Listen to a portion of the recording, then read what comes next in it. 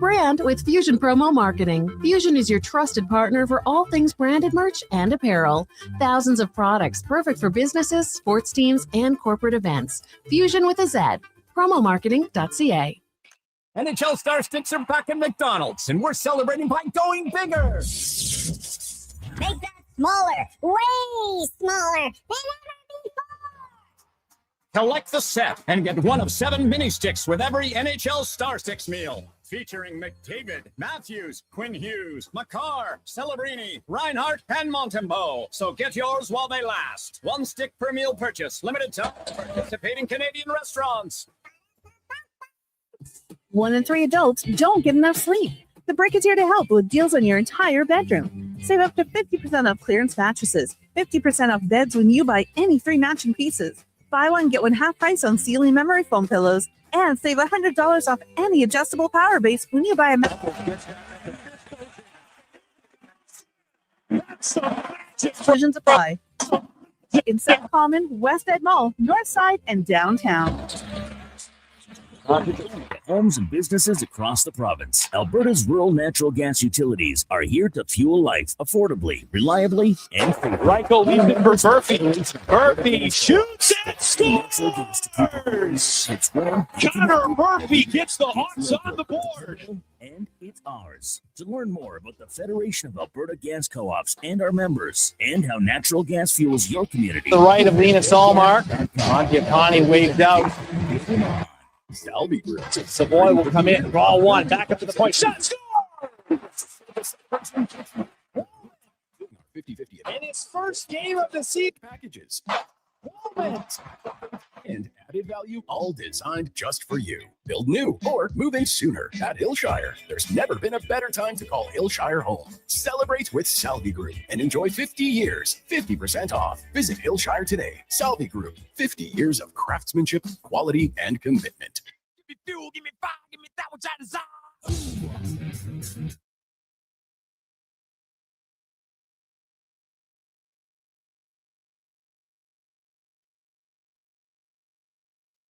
The Jason Gregor Show. Reichel leaves it for Murphy. Murphy shoots and scores! Connor Murphy gets the Hawks on the board. On Sports 1440.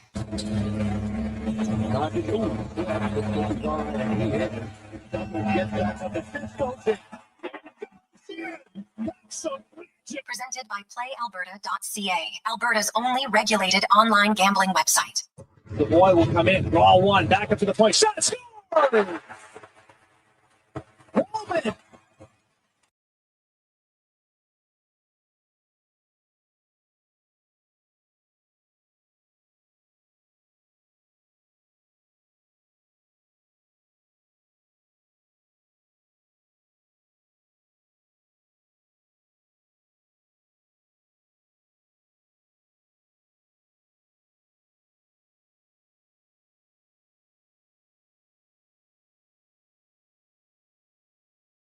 Hello, Wintry Tuesday. How are you? And welcome to the Jason Gregor Show, Sports 1440, sports1440.ca, YouTube, Facebook, X, and Instagram. Thanks for listening. Thanks for watching the show. And, of course, it is game day as the Oilers get set to take on the Ottawa Senators, a team they cannot overlook. Senators don't give up very much. There's actually 6-3-1 in their last 10 games. They've allowed 24 goals in their last 10 games. The Oilers have allowed 46. So do the math. Not ideal. Not ideal at all. The Gregor Show is always brought to you by PlayAlberta.ca. You know what would be ideal? Winning Lotto Max tonight. $75 million. What I like to call the rookie Evan Bouchard lottery. PlayAlberta.ca and 12 max millions. So you can get your tickets today at PlayAlberta.ca. The Oilers, you will not see, Oiler fans, Conor Murphy not playing tonight.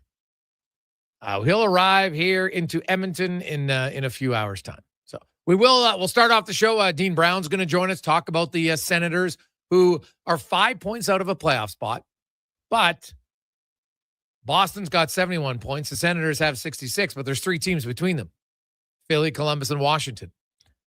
Now, the Sens are probably better than the record shows. When you look at how they've played at 5-on-5, like their goaltending has been awful. If you combine in their 51 starts between Allmark and Levi Marilainen, they have a combined minus 34 goals saved above expected. Minus 34. The Senators give up the fewest shots 5-on-5. They get the second fewest high danger chances. They've been let down by goaltending. The one difference here is since Allmark returned in his last 4 games, because he was off for a month, took a leave of absence, and since he returned, played 4 games, he's only allowed 7 goals. He has a .918 save percentage, a 1.73 goals against average. You get goaltending like that, then you got a chance. But the Oilers are going to be hard-pressed tonight. Now, hey, they can score.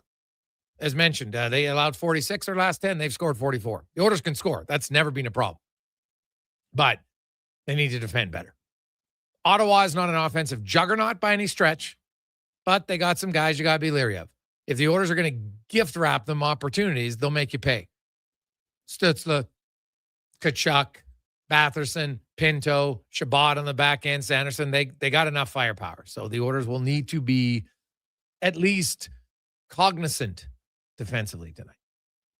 Terry Ryan will be by. We got Dave McCarthy, Struddy, Spec, DVD, Cam Tate, and the 2-minute warning. We'll get to some stats of the days. Always some good ones for you to chew on a little bit. I know we got texts coming in already. People, why isn't Murphy playing?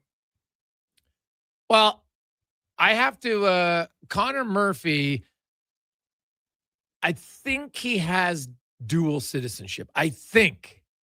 But, or he might be just, it might be American. I have to double check that. I know he was born in Ohio. So if he's American, keep in mind, then you got to get a work visa. So that might be part of the reason why he couldn't play anyway. You got to remember that it's not just as simple as, guy gets traded. Now, if he was playing, if the Orders were on the road and he was playing in the USA, well, then you have that. But now because he comes and he's playing for a Canadian team in a Canadian market, now he needs a work visa. So there's always some delays on that. So that might be part of it. Flights, everything else. He's a family guy. So he'll arrive into Edmonton late this afternoon, and they expect him to get everything clarified, and he'll be ready to go Friday night against the Carolina Hurricanes. Will there be another member of a new member of the Oilers by then? We shall see. Trade deadline is less than 3 days away. It's on Friday at 1 p.m. Edmonton time, which we all know kind of siphons into 1:30 as long as teams get it in the trade queue before then. I know we've done this trade deadline show, and there's times where a trade officially comes in at around like 2 o'clock. So basically it's 3 days away. And the Oilers tomorrow, I'm going to guess, is probably a day off for the team. Murphy might skate, who knows, but he'll get into town, get set up probably in a hotel for the first few days, and then we'll see what he's going to do with family, etc. And away you go. So no Murphy, but the D pairs that they practiced with yesterday, I think we're going to see tonight. Walman and Bouchard, Nurse and Emberson, Ekholm, and Stastny. Now, when Murphy comes in, and if everybody's healthy, Stastny's the guy coming out. They'll go 3 lefties and 3 righties. And we'll hear from Chris Knoblauch, because Knoblauch had a very interesting comment about didn't want to tip his hand on where he thinks Murphy's going to play. Said might depend a little bit on how things go tonight. And do I think eventually they get back to Ekholm and Bouchard? Probably. But why not try it? You have an Ekholm and Bouchard. So if they want to give a run for Walman and Bouchard for a few games, they might. Then we'll see. Is it going to be Nurse and Murphy? Is it going to be Ekholm and Murphy? But I know you can also maybe send a little message like, you know what? Nurse, you got to play better. Nothing wrong with that. And they're not going to put him in the press box. They shouldn't put him in the press box. There's no reason to do that. That's just emotion talking, not rational thought process talking. Okay? He's a better player than Stastny. It's not even a debate. So I'll be interested on that. As for the lines tonight, McDavid, Hyman, Nugent Hopkins practiced together yesterday. They didn't skate. It was an optional today, but I think they'll start. You had Kapanen, Podkolzin, and Draisaitl. Now, Szymanski didn't skate yesterday. He's going to play tonight. So him and Henrique are your two centers. And then that leaves Roslovic, Savoy, Frederic, Lazar. Now, you just could put Henrique with Frederic and Lazar. And you have Roslovic, Savoy, and Szymanski. Very possible. But I remember they had Podkolzin and Frederic. And I said, why not if you're going to keep Podkolzin and Frederic together, then put Szymanski with them, and they're kind of like a checking line. And I'll be curious if we don't see that at some point. I think Matt Savoy, his hot streak now, like, you got to keep him in the top 9, don't you? At least to start and kind of see where it goes. So the line combinations, we'll see. Connor Ingram is going to start his 3rd consecutive game. Now, this is the 2nd time this year that Ingram has started 3 games in a row. Tristan Jarry has yet to start 3 games in a row. And now this is the first time Ingram has started 3 in a row with Jarry healthy and in the lineup. To me, this is a clear message. Jarry's got to fine-tune some parts of his game. I watched practice yesterday, and I know it's only practice, but I was watching drill after drill, and Jarry was getting lit up in practice. I haven't seen a goalie give up that many goals in a while.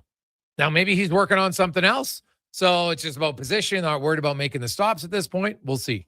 But I think Pete Aubry, the goalie coach, you got some work here to get Jarry in a position where they can rely on him. But right now, Ingram, he'll have the ball. They only play one other game this week. Now, I guess you could keep Jarry out, but then it's coming up on almost 2 weeks since he played after a 3-week break. So probably not ideal, but the Oilers need wins.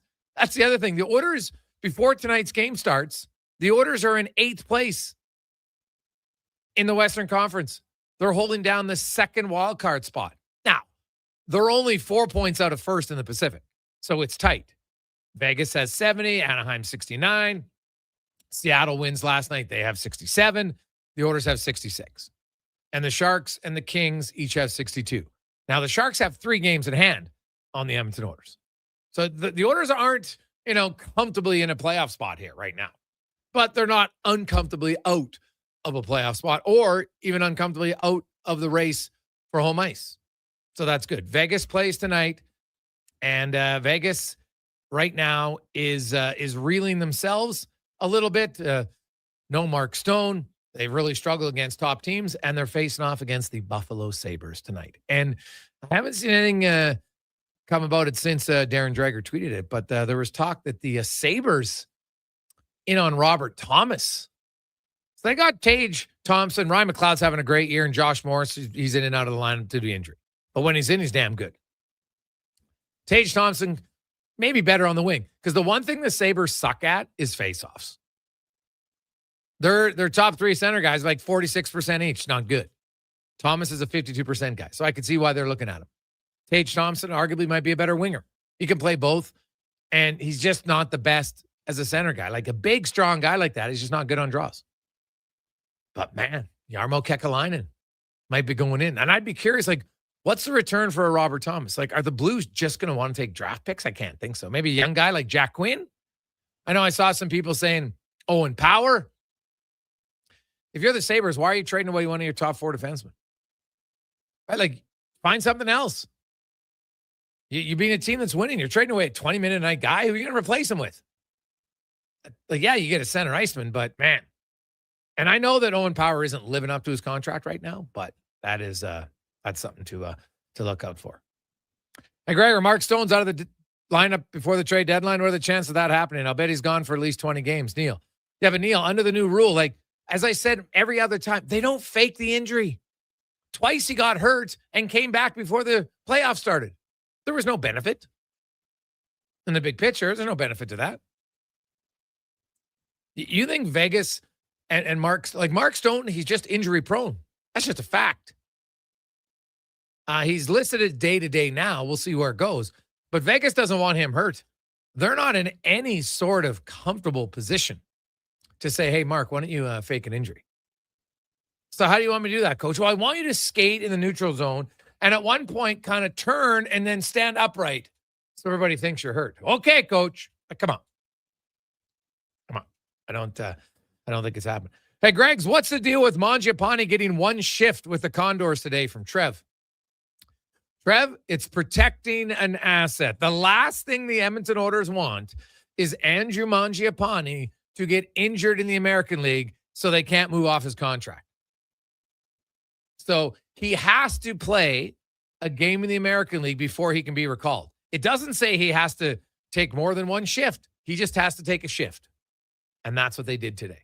So if you need any other sign that the Oilers are doing everything in their power to trade Andrew Mangiapane, you don't have to look any more than that.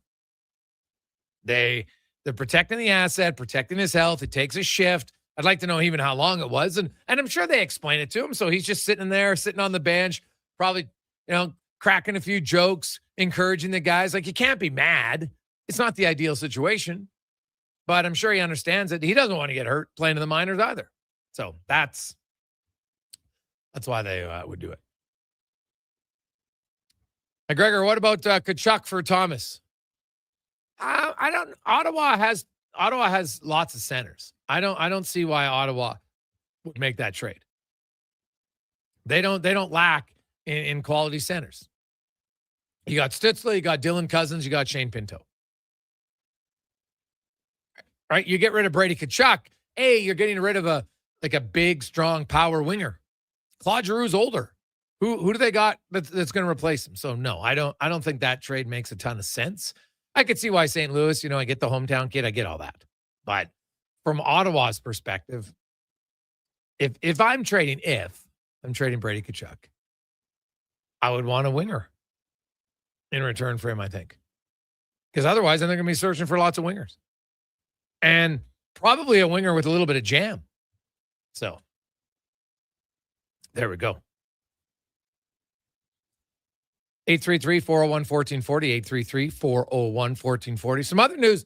In the NFL, Cons, I want to ask your thoughts. Are you surprised that Seattle decided to not franchise Walker III, and now he potentially is a free agent? Now, I know that they still have time to make a deal, but you could have franchised him at $14 million. The franchise tag for running backs is half the price of a franchise tag for a receiver. It's wild to me.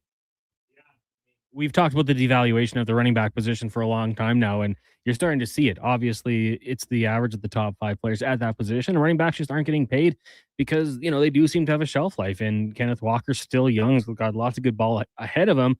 To me, it's hindsight. If they get a deal done and they're paying him, maybe it's annually $12, $13 million kind of front end loaded, then what they're doing is fine. But if they risk him for nothing, that's a huge loss because you're going to have Zach Charbonnet coming back from injury. I am someone who does believe that you can fill that spot through the draft and you can find guys that did an admirable job. But when you have someone who did it as well as Kenneth Walker did and show that he can be the guy, like when Charbonnet went down in the playoffs, Kenneth Walker elevated his game and did it on both ends and was absolutely massive for this team. So, I understand why you might not want to sign it from his end. He probably wants to get a long-term deal. If they get the job done, then hey, it works out fine. But yeah, if you're Seattle, there is that risk that some team comes along, throws a boatload of money at him, and he says, well, I've already got my MVP. I got my championship. Maybe I go get paid elsewhere. And that is an option as well. Well, I think he'll get paid. Dude, he's young. He just won a Super Bowl. He's a dynamic player. Look what happened when they decided to let him be the main guy and not split duties with Charbonnet. Look at his numbers in the playoffs. Where it matters most, man. Seattle's made lots of good decisions. I got to think maybe they got an extension here planned because it makes very little sense to me. Very little sense to just let him walk. I don't get it. Schneider's an incredibly smart GM. We've seen him build 2 Super Bowl rosters, 2 different head coaches with 2 starting quarterbacks. He knows what he's doing, but I'm with you. Why not at least get him to sign that franchise tag, place it on him, and then work on a contract extension from there? Yeah. To me, that kind of seems and then if he doesn't sign it, well, that second year, maybe you let him go. And at least you get another year of services with a good running back and a recovering Charbonnet. Yeah. Hey, Gregor, what about Robertson for Tkachuk? Yeah, I saw that rumor started, but you always got to take a step back and say, okay, why would Ottawa do that? So look at Brady Tkachuk. First of all, look at the style of player he is. And then look at Robertson. Yeah, Robertson, probably a little bit better of a finisher. But Brady Tkachuk has 2 more years at $8.2 million. 2 more seasons. He's a good value contract at that.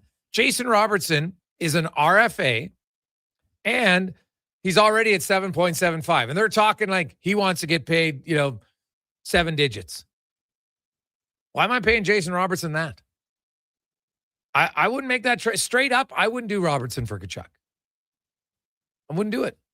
So, and I definitely wouldn't do it knowing that Robertson is going to cost me probably at least $2 million more. Right? Otherwise, you lose him. Like, you're trading a guy under contract for 2 years for a guy who's a pending RFA who's going to want a huge ticket. Like, I think that'd be a terrible trade for Ottawa. Absolutely terrible. Like, I don't see why they're in a rush to trade Brady Tkachuk. Maybe in another year, potentially, but not right now. And if I'm doing it, I'm not trading him for Robertson. No chance. Not me. I don't think that makes any sense at all.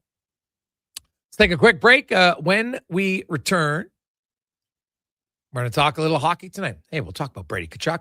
The Senators, one of the few teams who's overall, they play better than the record shows, but goalie's part of your team, and their goalies have let them down. We'll discuss it next on the Gregor Show, presented by PlayAlberta.ca. Support your circulatory health with NACA Platinum Natto.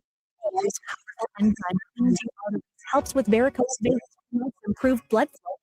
Find NACA Platinum Natto where customer Tuesday and Wednesday of every month. 60 years ago, we started selling trucks as Western GMC Buick. Today, we are Wolf GMC Buick. We're still located on the corner of 184th Street and Stony Plain Road with the same ownership for over 2 decades. Our customers have trusted our family-owned, community-driven business. And for that, we are thankful. If you're looking for a truck or SUV, pop in and one of our seasoned professionals will get you a great deal, hassle-free. Come trust our team at Wolf GMC Buick. Wolf GMC Buick. We're making it easy. Whether it's a house, a gas station, an apartment complex, or any new building going up above ground, the work always starts below ground. And that's where you'll find GS Construction. GS Construction ensures the first step, relocating utilities, installing new ones, and building the underground systems, is taken to make progress possible. But the work can't start without you. GS Construction is currently on the lookout for experienced top men, pipe layers, and operators. To apply, visit gsconstruction.ca. Booster Juice is going crazy for hazelnuts. No, not crazy. Nuts. Booster Juice is going bananas for hazelnuts. I mean, there are bananas in smoothies, but that's not the point. Banana juice is booster for hazelnuts. What? Just stop. Booster Juice is going nuts for hazelnut. Introducing the Nutty Monkey Smoothie, Holy Hazelnut Acai Bowl, and Nutty Booster Ball, all made with rich, creamy hazelnut spread. Try them today, only at Booster Juice. Canadian born, blending since 1999. Cantork has turned 25. That's right, 25 years of building tools so good, they practically torque themselves. Hard work and innovation equals problem solved. See our latest designs at cantork.com. You got a go-to coffee spot, a trusted barber, even a lucky game day jersey. But when it's about looking your absolute best, there's only one name you need. Mr. Dirk. Family run since 1939. We're experts in crafting impeccable tailor-made suits and offering a wide variety of everyday styles. Pair that with personalized one-on-one fittings and the convenience of on-site tailoring. Mr. Dirk elevates your style game. Visit our Edmonton store or explore MrDirk.com. Score big on style with Mr. Dirk. Oil Kings hockey at Rogers Place is family fun that's second to none. And this Sunday afternoon, the team gives back to you. The Fan Appreciation Game is back. One of the biggest games of the season. Fans in attendance receive a scratch and win ticket with thousands of instant win prizes up for grabs. Plus, all the Family Fun Sunday face painting, bouncy castles, and Calmont Kids food combos for $10 or less. Edmonton Oil Kings, Prince Albert Raiders, Fan Appreciation Game. Family Fun Sunday at 4. Great seats at Rogers Place start at only $20 at oilkings.ca. The job isn't done until the last load is hauled, and the trailer out of commission is not an option. Whether replacing or adding to the way, trailer has a huge inventory of new and used trailer, trusted by the gravel, logging, oil field, and fleet industries. Find a trailer right for you online or at one of their 3 locations. Parts, rental, and finance. We're in it for the long haul. Edmonton snow and ice, there's nothing to fear when the Lawnmower Hospital is in your corner. Keep pathways clear of snow with the Echo PP770T backpack blower. Or go even bigger, use the PP9010T. Right now, buy select commercial walking on PCS speakers and get the Echo PP9010T for free. Lawnmower Hospital has pet-safe, plant-safe ice melt too. It's Lawnmower Hospital at call. Lawnmower Hospital. Salvi Group is celebrating 50 years of building homes and communities, and we want to share the celebration with you. For a limited time during our 50/50 event, you'll enjoy 50% off select packages. That's special savings, select upgrades, and added value, all designed just for you. Build new, move in sooner at Hillshire. There's never been a better time to call Hillshire home. Celebrate with Salvi Group and enjoy 50 years, 50% off. Visit Hillshire today. Salvi Group, 50 years of craftsmanship, quality, and commitment. To hear your voice when you sleep next to me. I still feel your touch in my dream. Portions of this hour brought to you by On the Rocks. The Oilers push to the playoffs is on, and OTR is ready to be your hockey headquarters. 525 Molson Canadian, 69 cent wings. Play, score, and win every game. See more at OnTheRocksYET.com. The Jason Gregor Show, the best of Edmonton sports talk. And beyond. This is Sports 1440. Presented by PlayAlberta.ca, Alberta's only regulated online gambling website.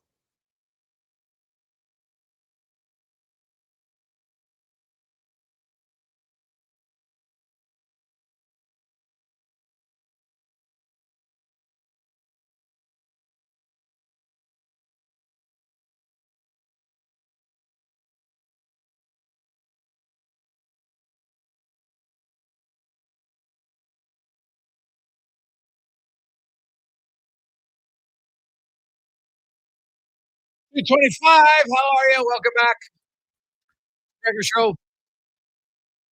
Sports 1440 Sports 1440.ca, YouTube, Facebook, X, and Instagram. Thanks for listening. Thanks for watching. Show is always brought to you by Alberta.ca. It's Tuesday. And that means Lotto Max. $1 and 12 Max millions up for grabs tonight at PlayAlberta.ca. The Oilers, hey, they're trying to get a win if they can. More importantly, maybe not give up 4.5 goals a game. That will be the goal tonight when they take on the Ottawa Senators, who are battling to stay in the race in the Eastern Conference. They're only 5 points back with the Bruins, and if you look at all their underlying numbers, if they would have just had average goaltending up until recently, because actually the last 10 games have been pretty good. Prior to that, it was not good enough. Despite them, the Senators have allowed the fewest shots on goal, 5 on 5. They don't give up a ton of high danger chances. Yet, the goaltenders have surrendered more goals than like. The two main kind of starters who have combined for over 51 starts at a combined minus 34 goals saved above the net. But Linus Hallmark, at some point, you can only do what you've done lately in his last 4 starts. Pretty good. He's only allowed 7 goals. Goals against average 1.73. And no surprise, the Sens are winning more games. So it helps. So, the Oilers will not have it easy tonight against the Senators team that's hungry and 6-3-1 in their last 10 games as we go around the NHL. Brought to you by McDonald's. NHL Star Sticks are back. Get one of 7 mini sticks with every Star Sticks meal and collect all of your favorite food. Good time at McDonald's. As Dean Brown from TSN 1200 joins us. And, Dean, obviously, lately the goaltending's been good, but it's fair to say that early in the year that was costing some games where they play really well as a group and just couldn't get a timely save. There's no question, Jason, that goaltending has been an issue here. It's been up and down, and when they got their big guy wasn't going well, and Marilainen went in. He struggled early in the season, in the preseason, and the start of the regular season, and they've had their struggles. This is a team last year. If you look at team, not just goaltender, but team save percentage, they were in the top 10 in the league, and now this year they're dead last and have been there almost the whole season. So yeah, it has been an issue. They've done a lot of things really well, but don't get the payoff because they just have not had consistent goaltending. Yeah, and that's got to be frustrating because you look at how the teams played. Like they were looking to build off of last season, to become now a regular playoff team. They find themselves 5 points out, which doesn't seem like a lot. And when you look at things and who they're catching, and I was looking at their schedule, and they definitely got some games against those teams later on that they want to catch. But like how patient do you think Steve Staios will be? Like how close does his team need to be Friday morning for him to decide if he's buying or selling? Or standing pat? Yeah, well, I don't, I think a lot of that is obviously going to have to do with the games between here and there. If they lose them all, then I think that means you're going to start moving some players that are on expiring contracts and some of your older guys, but I don't think that's going to happen. But you never know, it could. But I think that Steve is probably going to be more of the mindset to do something if he can, if the marketplace allows it, because the marketplace decides, you don't decide really. If the marketplace decides that, there's going to be a spot that's going to be somewhere for him that falls in the area of a hockey deal, not a deadline deal. Like he's not going to be somebody that's renting. If he's looking to make a deal, I think it's probably more than likely he wants to do something for a player that's on an existing contract, has some term, and is in the right age range. Somebody that, you'd like to make a deal for to stay on your team and be with your team. And a deal you could make at any time of the year. The question is coming into the deadline, prices can get pretty high for rentals. And if the player you're interested in is, in a lot of people's minds, a rental for them, then maybe that's a price you don't want to pay at this point. So I don't think he's going to stand pat. If he does stand pat, it's not on purpose. He wants to do something, but it's got to be the right deal for him. He's not just, I'm going to go and make a deal just for the sake of making a deal, Yeah, no, and that's fair. What about a guy like Claude Giroux? Obviously, I think it would be up to him. Would he have an appetite to want to chase a ring, or does he want to stay at home? I don't know. If I were betting, I would say stay at home. Okay. I think Claude is at that place in his career, where he tried that. He tried that with Florida, and it didn't work out. And, he really covets family time. He really covets the time with his kids. And I just don't know. And to be honest with you, I just don't think he has the appetite to live away from his family for a couple of months on the off chance he could go to a team that has the off chance of maybe getting to play for the Stanley Cup. Maybe I'm wrong, but I'm not sure that's something he's, hankering to do if I was a betting man. I'm looking at the Sens tonight, and they come in. They've been playing pretty good hockey lately. Obviously, now they've started to get some goaltending. When you look at Ullmark, how do you simplify it? What's changed for him since coming back? Because after a month away, he's come back and he's put together 4 really good starts. Well, one of the things that really helps him, Jason, to be honest with you, is that something that's completely out of his control. Like one of the things that he benefits from is the fact that this team has been first or second, and today I think, just give me a second here. Let me check. Tied for first. Tied for first in shot suppression. Nobody in the league prevents more shots than Ottawa does. They only average 24.4 against per game. Last little while, they've been giving up about 20 shots a game. So the great benefit for him is that he doesn't have to make many saves to have a chance at a win right now. Number one, but number two, he's done a great job, I think, coming back from his emotional and psychological problems, and he's been able to focus and really get his angles and all those other small technical things back in the same wheelbarrow you want to push towards the playoffs. So I think all those things have conspired to really help his game. But again, not the least of which is the fact that this team just doesn't give up many shots, and they don't give up all that many chances, like real solid chances.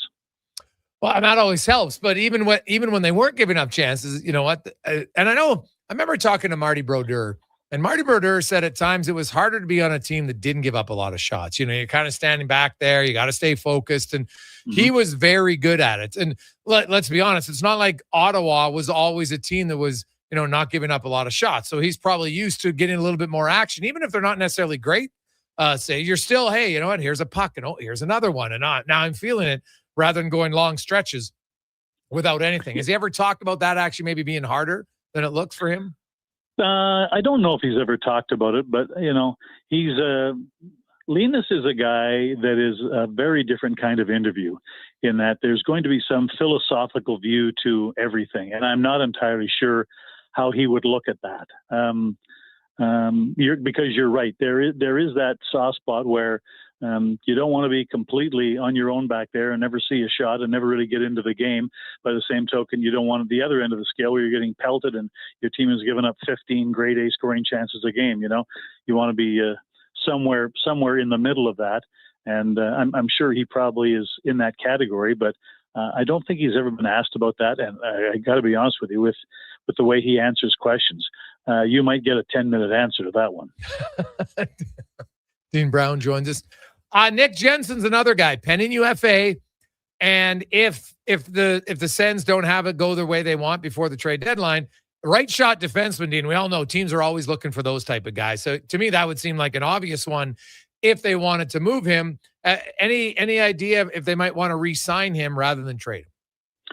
I would doubt that. You never know, but I would doubt that because at his age, and he's coming off hip surgery that he had last year, and the kind of surgery that he had, and I'm not a doctor and I don't know, but the kind of surgery that he had on his hip last year, not just for hockey players, just for athletes, very few of them have that surgery while they're still playing. Wow. It's a surgery that the majority of people get after you've retired, and he has struggled at times this year, and you can tell that just the whole hip surgery and everything has followed him along. But the other thing with him is I'm not sure. He's very committed to he's a pro's pro. He's very committed to his conditioning. He's very committed to compete level, and he's got all those things. And last year he and Shabbat were a great pair. They really were. But family is a part of it too. And he's from Minnesota, and last year, his first year here, his family and his kids stayed in Minnesota, and he would visit. This year again, his family and his kids staying in Minnesota, and he's here. So I think if there was any way that he could get closer to where he lives in the off season, or Minnesota or something like that, I think that would be something right in his wheelhouse, because thus far he has never been in a position where he and his family wanted to make the decision, do they want to live here, at least during the hockey season. And so I'm not sure that he would want to re-sign here, and I'm not positive they would want to re-sign him here, simply because they do have some younger right shot defensemen coming up that are going to be guys that challenge for NHL spots. And his career is, slowing down because of his age and that hip. And, their first round draft pick, Carter Yakimchuk, is probably going to be on this team next year. He's made great strides in his game down in Belleville. And I'm sure you know him from all West play junior hockey in Calgary. So I'm sure you've seen tons of them. So, they have right shot defensemen coming up. Nicholas Matenpalo here can't get back in the lineup, and he won a bronze medal at the Olympics for Finland, and he can't get in the lineup right now. You know what I mean? So they have other younger, bigger right shot defensemen that they have to make space for. And again, I'm not sure that Nick wouldn't love to finish his career somewhere closer to, if not in his home in Minnesota. Lastly, you look overall at the Sens, and last year was a big step, and so far this year hasn't been where they want, and we've talked about it's more on goaltending maybe than anything else. Their top six is pretty set, but what about Fabian Zetterlund? As they signed him to that 3-year extension, 4.275, and the numbers aren't necessarily there. How has he played for the Sens this year? You know what, Jason? It's been really sporadic. There's been times where you go, okay, that's the guy we talked about. That's the guy that they were looking for. And then other times you're checking your game notes after the game to find out how many shifts he had because you don't remember him. And so he's been everywhere on this roster. And right now he's the fourth line right winger, and just nothing's happening. There's just not a lot going on in his game, and they've used him a ton up and down the line, trying to find a spot that works. And he's been on the top line, but on the second line, but on the third line. And like I said, now he's on the fourth line playing right wing, and there's just not a lot going on. So you have to think they expected more, and you have to think that he expected more, out of himself. But, right now he's a guy who's got 2 points in his last 11 games. And, he's on the second power play unit at times every now and then, and just can't seem to get anything going offensively, and doesn't get a whole lot of ice time even on the fourth line. So that, I don't think that has come anywhere close to becoming what he thought it would be or what they thought he would be. So, I think that's still going to be a little bit of a work in progress. And lastly, I assume that it's going to be Sanderson and Zub who get a lot of the McDavid matchup. Which of the forward lines has matched up against the other top team's line usually? It's Cousins' line. Is it Pinto, Stützle? Who normally gets those matchups? It's Pinto. Yeah. Pinto is the guy. Pinto and Amadio And whoever's on the left side tonight, it'll be Nick Cousins. But, normally in the past, that has been Ridley Gregg has been over there on that left side. And actually, those three guys were fantastic in the playoffs last year against Toronto. They basically shut down the Matthews line. The Matthews line was really not nearly as penetrating as a lot of people thought it would be last year in the first round. And Pinto down the stretch last year in the second half of the season and in the playoffs really became a really good shutdown center, and that line became a really good shutdown line. So, Ottawa doesn't get a last change tonight, so it's not always going to be their choice. But, if Travis Green had his choice, Sanderson would be on the ice every time McDavid is, and Shane Pinto would be on the ice every time McDavid is. Because, right now in this league, I think probably the only guy who can skate with McDavid is Sanderson. He's in that stratosphere speed-wise that he can skate with him, which doesn't come close to being able to wholly contain everything that McDavid can do, but it gives you a chance. And, so that's the matchup you want from your defense pair. But if Travis Green had his druthers, McDavid would see a lot of Shane Pinto tonight. Dean, as always, appreciate the rundown, man. Enjoy the stretch run, and we'll see what happens with the Sens. They're either going to push for the playoffs or Steve Staios might have to wheel and deal. So big week coming up for the Sens. All right. We'll talk to you soon. Anytime, my friend. You betcha. That's Dean Brown, longtime voice of the Senators, and they're in a tough spot. And, that would be frustrating. They're a team, if you break down all the numbers, where you can look and say, man, goaltending has really let us down. They allowed the fewest shots, second fewest high danger chances, and their goaltending was just awful. Now, it's been better lately. No surprise, they're winning games. But Linus Ullmark, and then when he was out in Carolina, those two have started 51 games together. Between the two of them, they have a minus 34 goals saved above expected. Minus. It's hard to win games when your goaltenders just can't make even just an average save. Right? that's you're not looking for them to dominate, and obviously you'd love your goalie to carry you to some wins, right? But look at Tristan Jarry, for instance. In Edmonton, Jarry's goal saved above expected is 2. He's above. Connor Ingram is minus 0.5. Those two in Ottawa are minus 34.5. Because we hear all the time, there's goaltending, it's terrible. Yeah. Hey, I'm not saying it's been good, don't get me wrong. But terrible is what Ottawa's goaltending is. That's terrible. So, do the Oilers need a little bit more consistency from their goalies? Yes. But they need more consistency from their players. And when we come back, I'm going to break down the numbers to tell you why I think it's possible. I know right now, Oilers fans are pretty concerned about their team. Valid. But I'll show you some numbers why there's reason to believe they can actually be good defensively. We'll discuss it on the Gregor Show, presented by PlayAlberta.ca. Is your digestive system crying for help?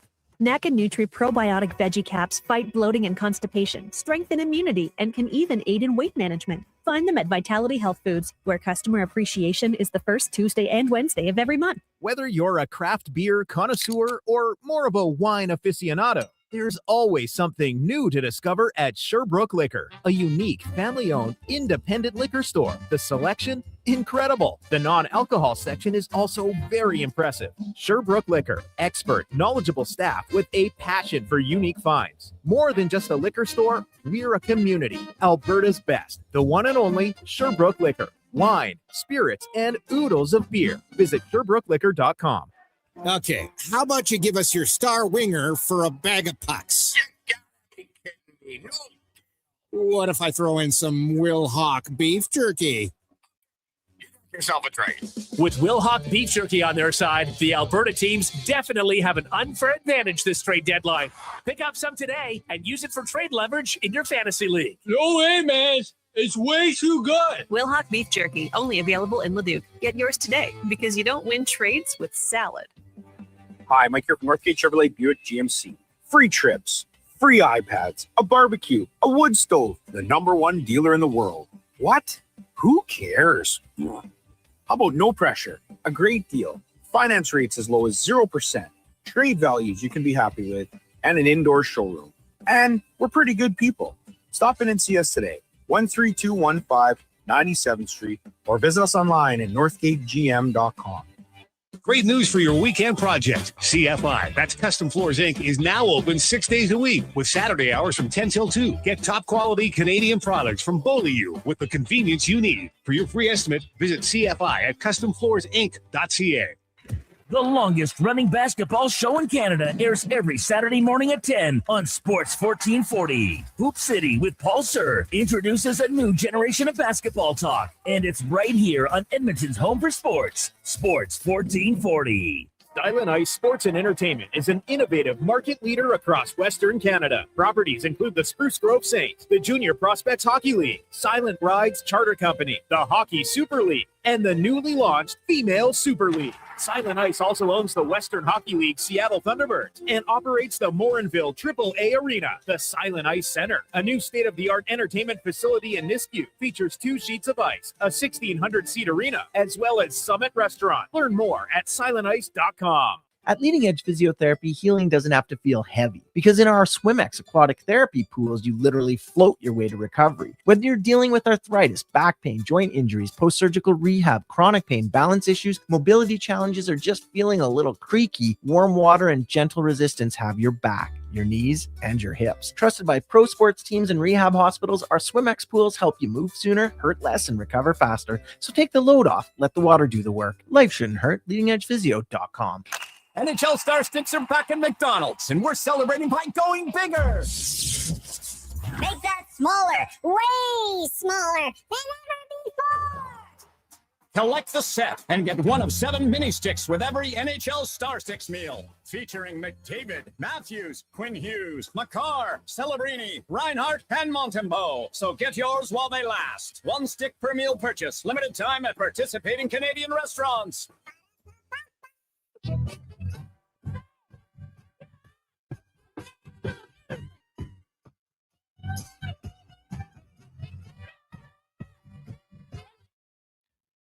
Portions of this hour brought to you by Cantork, made in Canada, made for Canada, where extreme isn't theoretical. Find your solution at cantork.com. This is Sports 1440, where Edmonton talks sports. On YouTube, Facebook, and X. Here's Jason Gregor. Brought to you by playalberta.ca.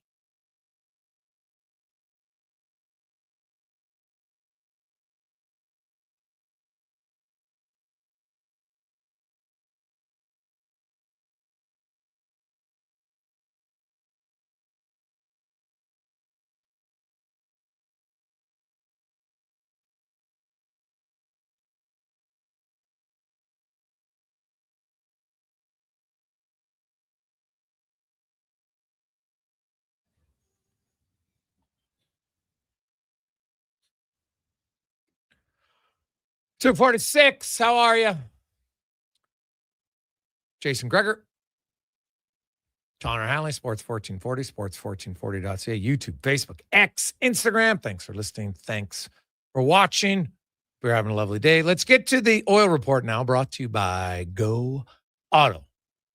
Looking for a vehicle?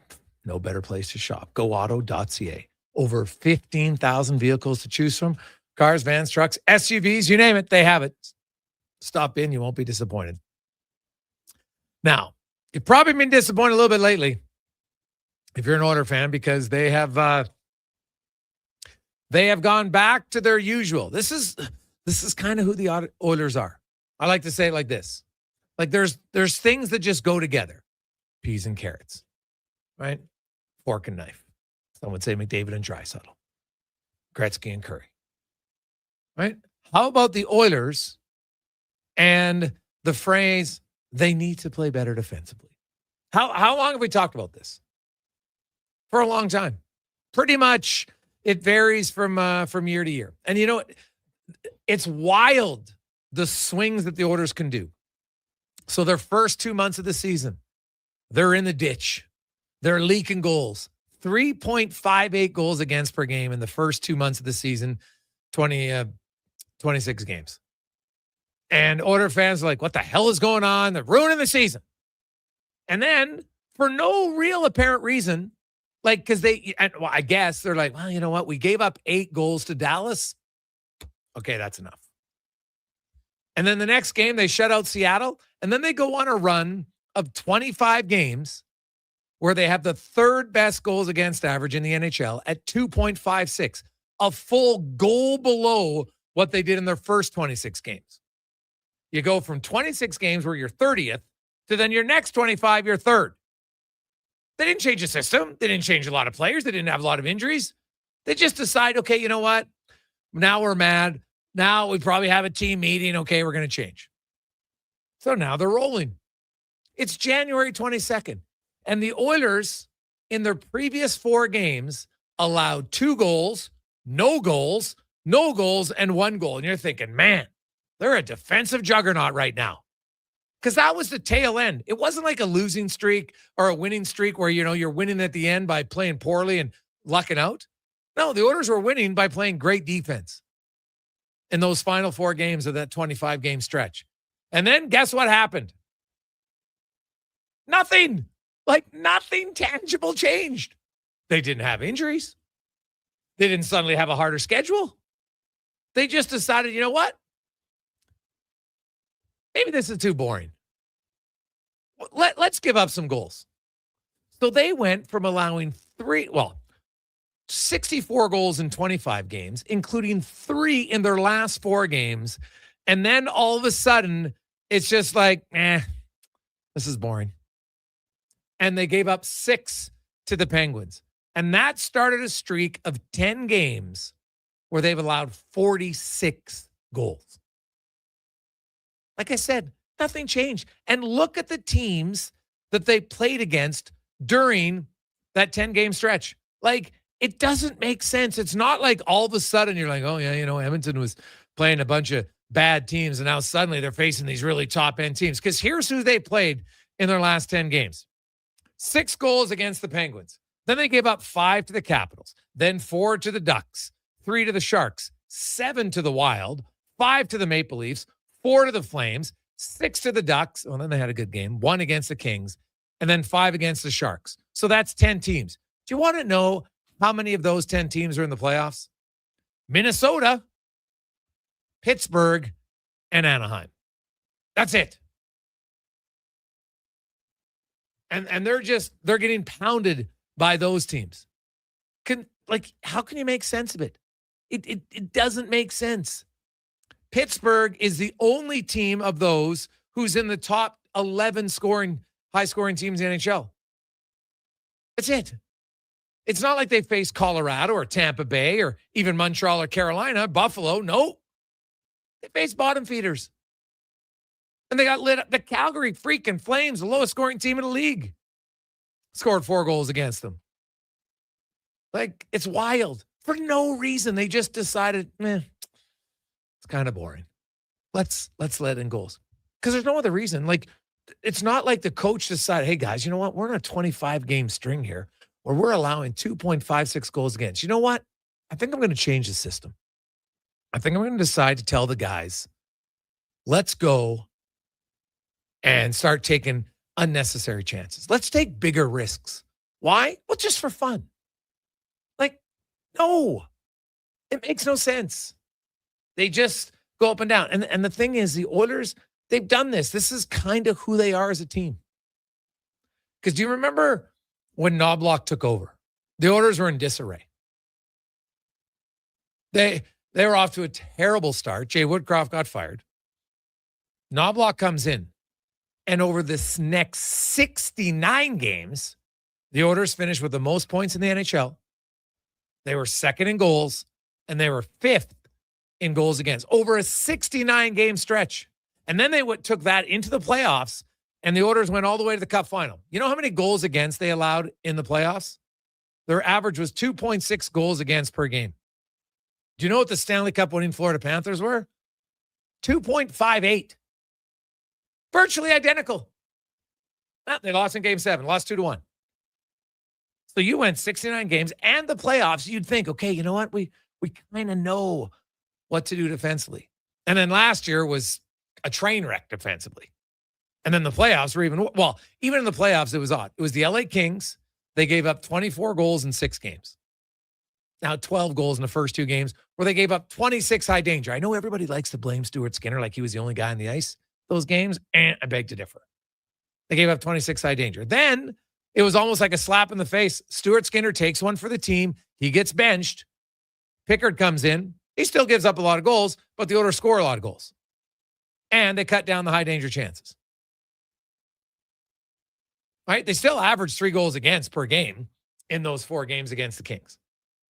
Then they go to take on Vegas. They only allow 10 goals in 5 games. Skinner has 2 shutouts. Then they take on the Stars. They only allow 11 goals in 5 games. Skinner gets a shutout. So you went from allowing 24 goals in 6 games to allowing 21 goals in 10 games against better teams. So you're thinking, okay, now they're back on track. And then they gave up 28 goals in the Stanley Cup final in 6 games. Nobody can run hotter and colder defensively than the Edmonton Oilers in the course of a season and from season to season. It just does, name a team. 26 games, terrible. 25 games, ridiculously good. 10 games, beyond bad. That's what they are. So could the Oilers, is tonight the night they say, okay, enough's enough, and we're going to start trending back upwards? I don't know. Because it's impossible to predict, because there's no predictors that show you, oh, look, they're trending in the right direction. They've given up 3 and 3, and now, boom, they're going to lock it down. Like, understand it. You can't always just blame the goalie or the head coach. Doesn't make sense. This is deeply ingrained in the psyche of who they are as a group. Now, they're very confident that they can pull themselves out of it. And they've done it time and time again. I get why they think that way. I understand it. It's frustrating, I'm sure, for the coach. I know based on the text line, it's frustrating for fans. But that's kind of who this is who the Oilers are. They are who we thought they were. Right? That's what they are. Dennis Green. Classic line. So could they start turning around tonight? Very possible. I think when Conor Murphy gets in the lineup, that should help.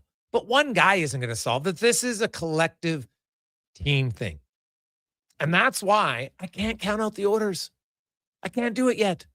Until the Oilers are officially out of the playoffs, I don't see how anybody can say they're not going to make the playoffs. Why would you bet against them to make it? Why? This team has shown you now for 3 years. This is who they are. They'll frustrate the hell out of you. Then they'll play great. They'll kind of tease you. And then they'll play great like that first year of Knoblauch, right? It worked for a long time. 69 games, then 24 in the playoffs. Pretty solid.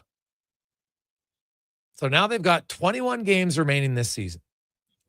They're 4 points out of a playoff spot, but they're also only 4 points out of first place in the Pacific. So they control their destiny. Make no mistake about that. It sounds odd to say, but the Oilers are actually in a pretty decent position because Vegas is struggling. The Anaheim Ducks are a young team. And the Oilers can run hot or cold. They might just be average. But, Ottawa, then they play Carolina. That's a tough game. They're in Vegas. Then they're in Colorado. They're in Dallas. And the Oilers, at times, it's almost like they have to feel like they've been embarrassed to turn it around. I mentioned that they gave up 8 goals, got spanked by Dallas. Enough's enough. Then they get a shutout the next game, and then they go on a 25-game streak where they're very good. It doesn't make sense. So when I look at their schedule, next week's really the only tough week remaining in the season for the Oilers. They play 4 games in 6 days. After that, they basically the rest of the month, they don't play any back-to-backs. They play 15th, 17th, 19th, 21st, 2 days off, 24th, 26th, 28th, 2 days off, 31st, the 2nd, the 4th, 2 days off, back-to-back, 2 days off, the 11th, 13th, 2 days off, 16th. It's a really good schedule. So all I know is if anybody out there can figure out when the Oilers are going to turn it up, let me know. Because there's nothing that will show you when the turn's coming. We just know it's coming. It's already happened twice this year. They went from the bottom, 30th, boom. Now up to 3rd. And then literally, Pittsburgh's in town. I don't know. Maybe it was the ghost of Stuart Skinner. I don't know.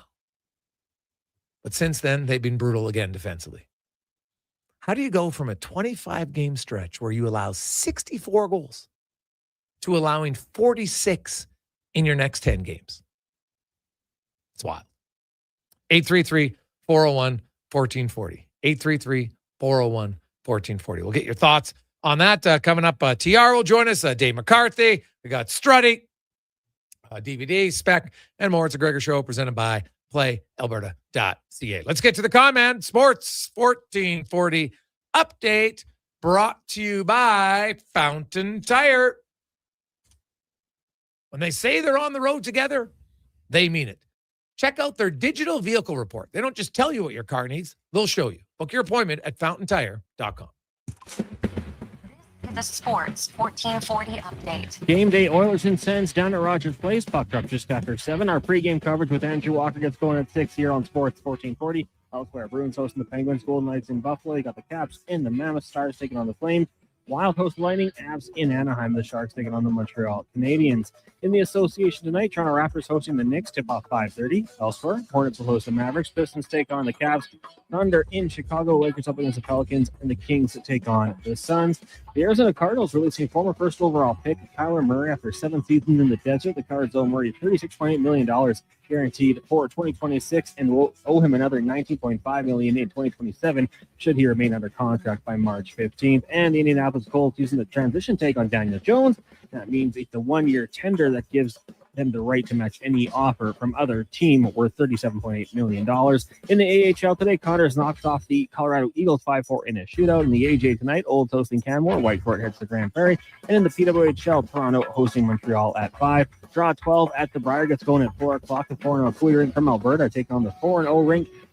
Dunstone rink from Manitoba. You also got the Northwest Territories up against New Brunswick. The Calvert Manitoba rink meets Yukon, and BC taking on Saskatchewan.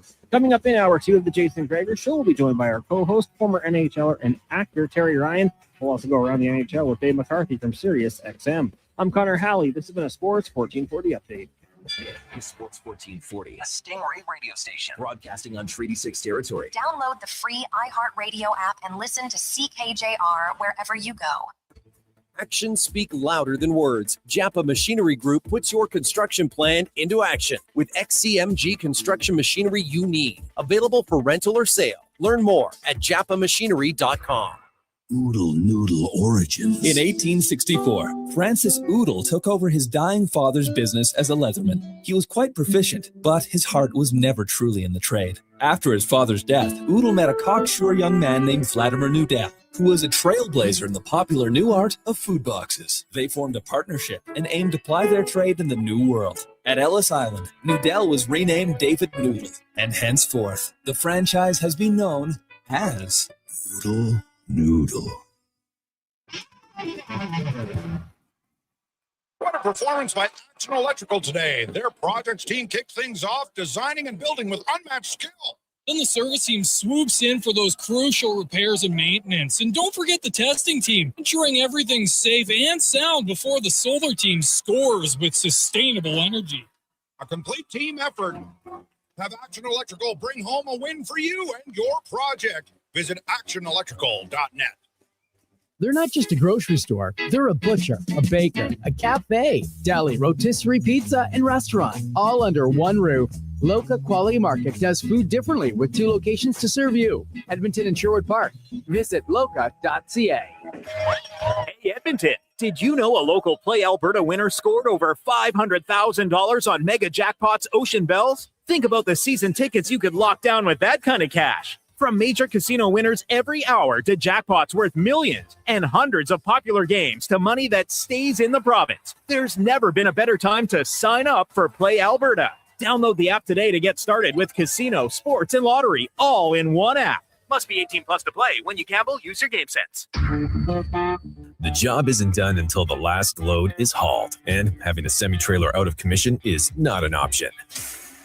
Whether replacing or adding to your convoy, Edmonton Trailer has a huge inventory of new and used semi-trailers, trusted by the gravel, logging, oil field, fluids, and freight industries. Find a trailer right for you online or at one of their 3 locations. For sales, service, parts, rental, and finance, when you're in it for the long haul, Edmonton Trailer. Support your circulatory health with NACA Platinum Nattokinase. This powerful enzyme cleans your arteries, helps with varicose veins, promotes improved blood flow, and more. Find NACA Platinum Nattokinase at Vitality Health Foods, where customer appreciation is the first Tuesday and Wednesday of every month. You see it?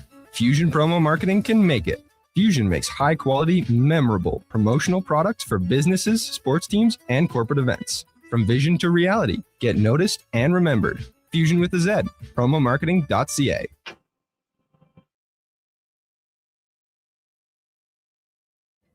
Portions of this hour brought to you by Culligan. For all your residential water needs, your local water treatment company. More than just big bottles. Culligan.com.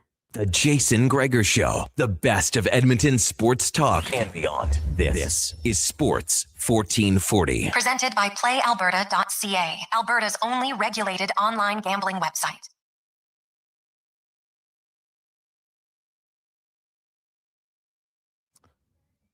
Just after 3 o'clock, it is game day. Oilers and Senators, how are you? Welcome to the Jason Gregor Show. Welcome back. If you've been with us in hour number one, it's always brought to you by playalberta.ca. We are about 70 hours away from NHL trade deadline.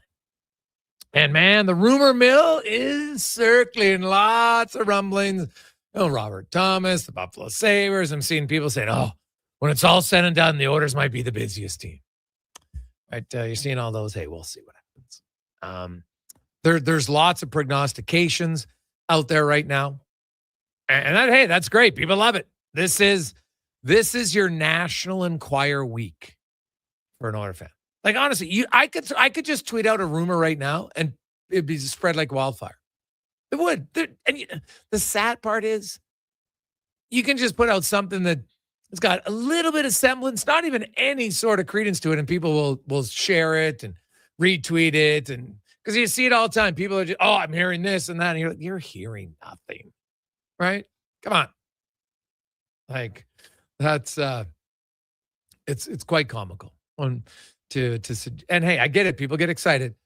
We get texts. Hey, Gregor, I'm reading online that this guy, the Oilers are going to trade this guy. Mangiapane here for and it's always a trade that benefits the one team, right? So I get why you like it because it's going to benefit your team. But no one's taking Andrew Mangiapane. But Andrew Mangiapane playing one shift in the AHL game tells you everything you need to know that the Edmonton Oilers, now he had to play a game. That's the rule in order to get back to the NHL. He had to play a game in the American League. Now he can't. Doesn't say how many minutes you have to play. So he took one shift. He plays the game. Don't risk any injury. That's the last thing they want. Him to get injured down there. Right? When he's got 2.45 cap counting against on the cap right now, that would be worst case scenario. So it makes sense why they did it. But they'll try everything in their power. This is not new. We've been talking about it for months to move Mangiapane. The problem is he's got $3.6 million for next season, and he hasn't done a whole bunch. So what would you have to do to either going to have to take back a bad contract, which doesn't really help them, or you're going to have to sweeten the pot. And how much sweetener will be enough? We'll find out. It's Gregor Show presented by playalberta.ca as we welcome to the show former NHLer. Stars as Hitch in Shoresy. He's in commercials, growing a mullet. He does a lot of things. Terry Ryan joins us. TR, how you doing? I'm doing all right. Just got back from a week and in Fort Lauderdale with my daughter. I had a little bit of work to do there, and I took her along. We had a great time. It's awesome. Trade deadline week, can be different for lots of different players, even guys in the minors, because you never know. There's maybe a little excitement. Hey, maybe I'll be part of a package, and another organization might view me or give me more of an opportunity. It's there's a lot of nerves, excitement, jitters over the next 70 hours. Yeah, I mean, it's generally an exciting time for a fan and a player. Of course, if you're a player, it might come with a lot of curiosity, a lot of nerves, and I know not every situation is the same, especially in today's NHL with so many people with no move clauses. I didn't realize this till I've really been looking into it lately because I hear all the scuttlebutt. They're going to be trying to stay up on trades, and man, it's tough to move people when so many players have these no moves.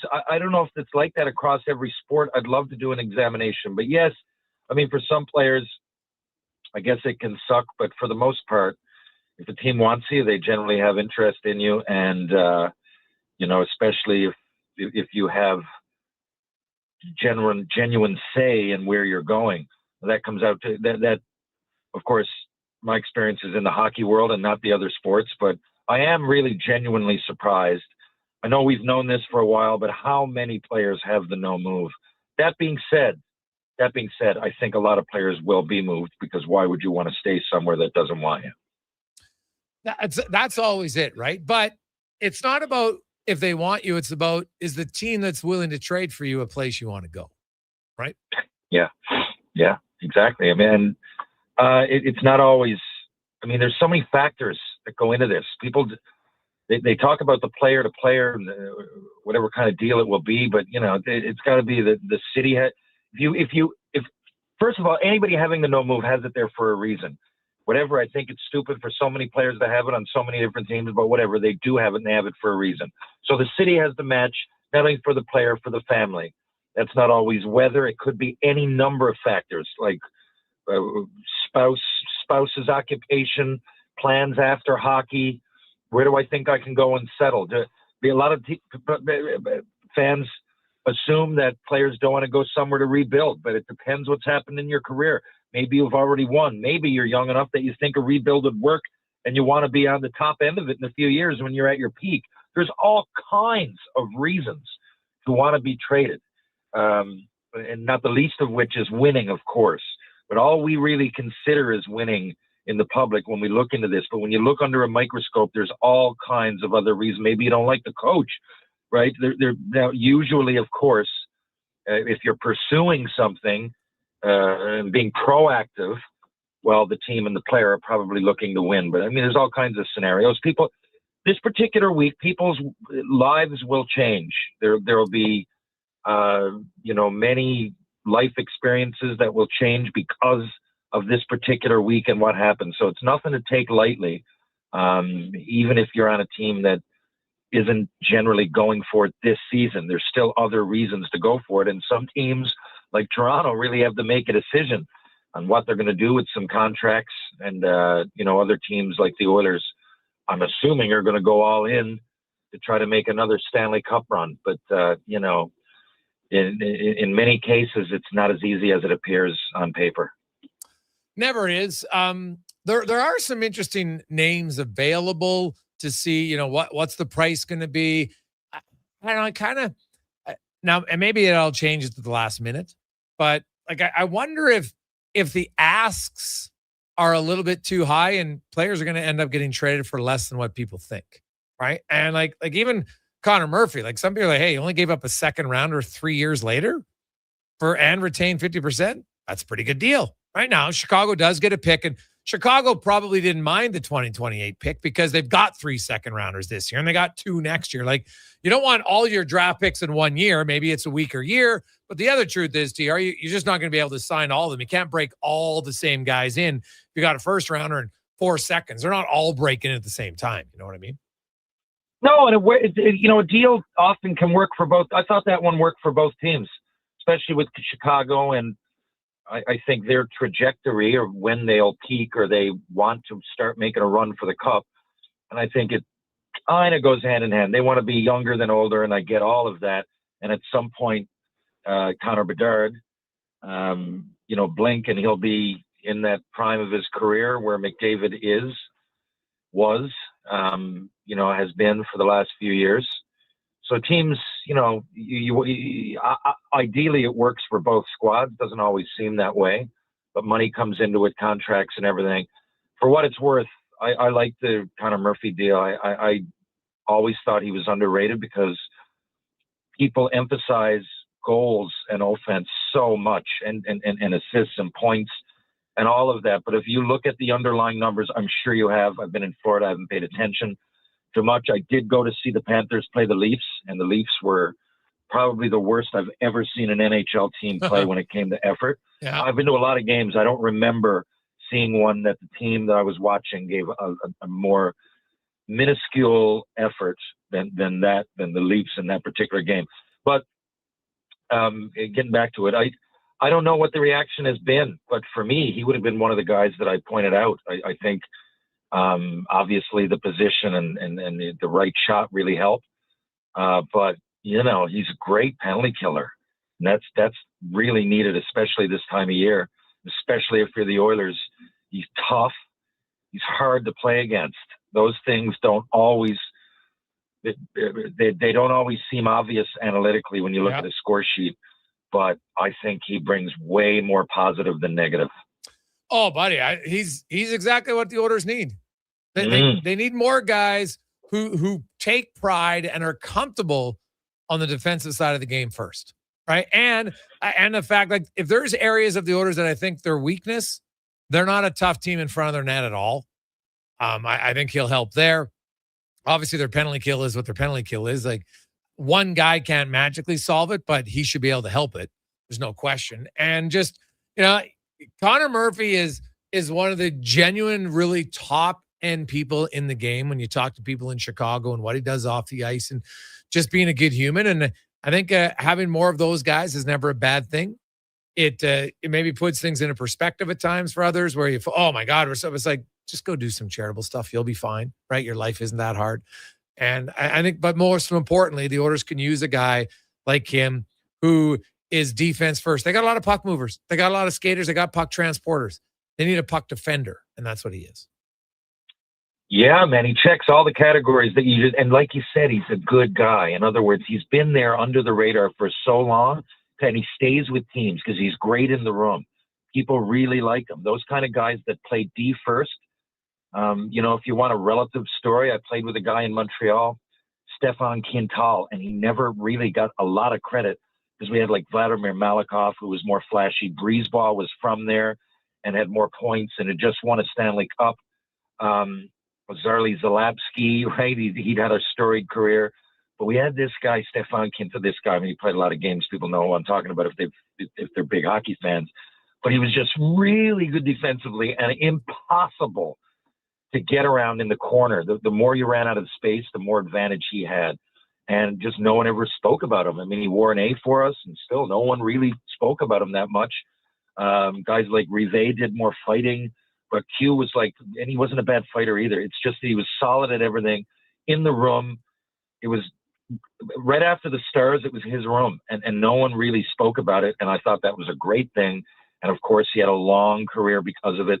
Same sort, right-hand shot defenseman, really similar characteristics. And for that reason, not that reason alone, I haven't met, well, I did actually, I met him once, but I don't know him that well. But Conor Murphy, to me, checks all of the boxes on and off the ice. I mean, he's exactly what the Oilers were looking for.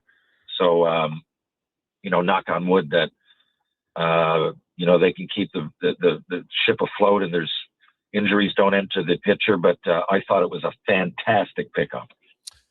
Terry Ryan joins us. The name out there today, TR, is Robert Thomas, maybe going to Buffalo. And, you look at the Sabres. The Sabres are the best team in the NHL since December 1st. And, they're number one in points. They're top 5 in goals against. They're top 5 in offense. Like, they're not just lucking it out here by the goalie standing on his head or anything like that. Like, they're playing really good hockey. And we've heard about the St. Louis Blues and, what they want to do. The Blues are in transition in management. Armstrong is moving on. Alex Steen is going to take over as the GM. We know this. They've already announced it. He'll be the next GM. And, there's already talk about Armstrong's going to leave and he's going to go to Toronto and, we'll see about that. But I'm really kind of curious to see the Blues because Robert Thomas he led the NHL in scoring after 4 Nations last year, 40 points in 26 games. And everyone's like, wow, breakout time for Robert Thomas. And as I always try to tell everybody, projections on points per game is great, but it's only a projection, right? I'll take the guys who do it, not what we think they're going to do. That being said, Thomas is like, he's got some skill. And if you could move Tage Thompson to the wing, which some would argue he's better at, I just wonder, because I saw some people say, it would be for Owen Power. And I'm like, how can the Bruins trade a top 4 defenseman who plays 20 minutes for a center right now? Like that, I don't think that'd be a good move. Do you? No. I was surprised, to be honest, I was surprised. I know they're rebuilding, but Robert Thomas is like 26, isn't he? He's got 4 years on that contract. I don't know. Like, if it's me, you'd rebuild around him, wouldn't you? I'm really surprised, but I guess you can get some. I mean, what could you get back? I'm assuming they're asking for the moon. Yeah, I was surprised. If you're Buffalo, you have a lot of pieces. I mean, Owen Power's out there, but you do have a lot of pieces that you could put together in a package. I hadn't heard Buffalo, but it doesn't surprise me because at this point, at some point, it has to work out, whether some picks don't work or, I mean, the Oilers, Yakupov era, but eventually, you land your stars. And I'm not just talking about McDavid. Didn't Nugent Hopkins go third overall? I mean, he's a big reason that the team is where they are. Nurse, I know people are down on him, but you build around something, and eventually it catches fire.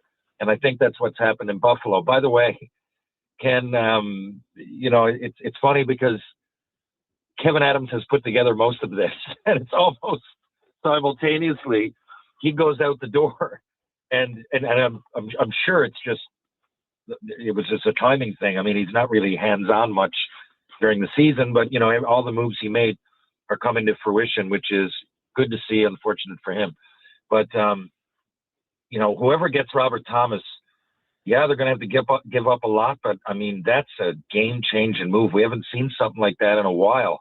I mean, thinking Matthew Tkachuk, the kind of difference he made when he went from Calgary to Florida, even though they had that team already there, right? And it was one out. It was Huberdeau out. It was Tkachuk in. Of course, there were other parts to that.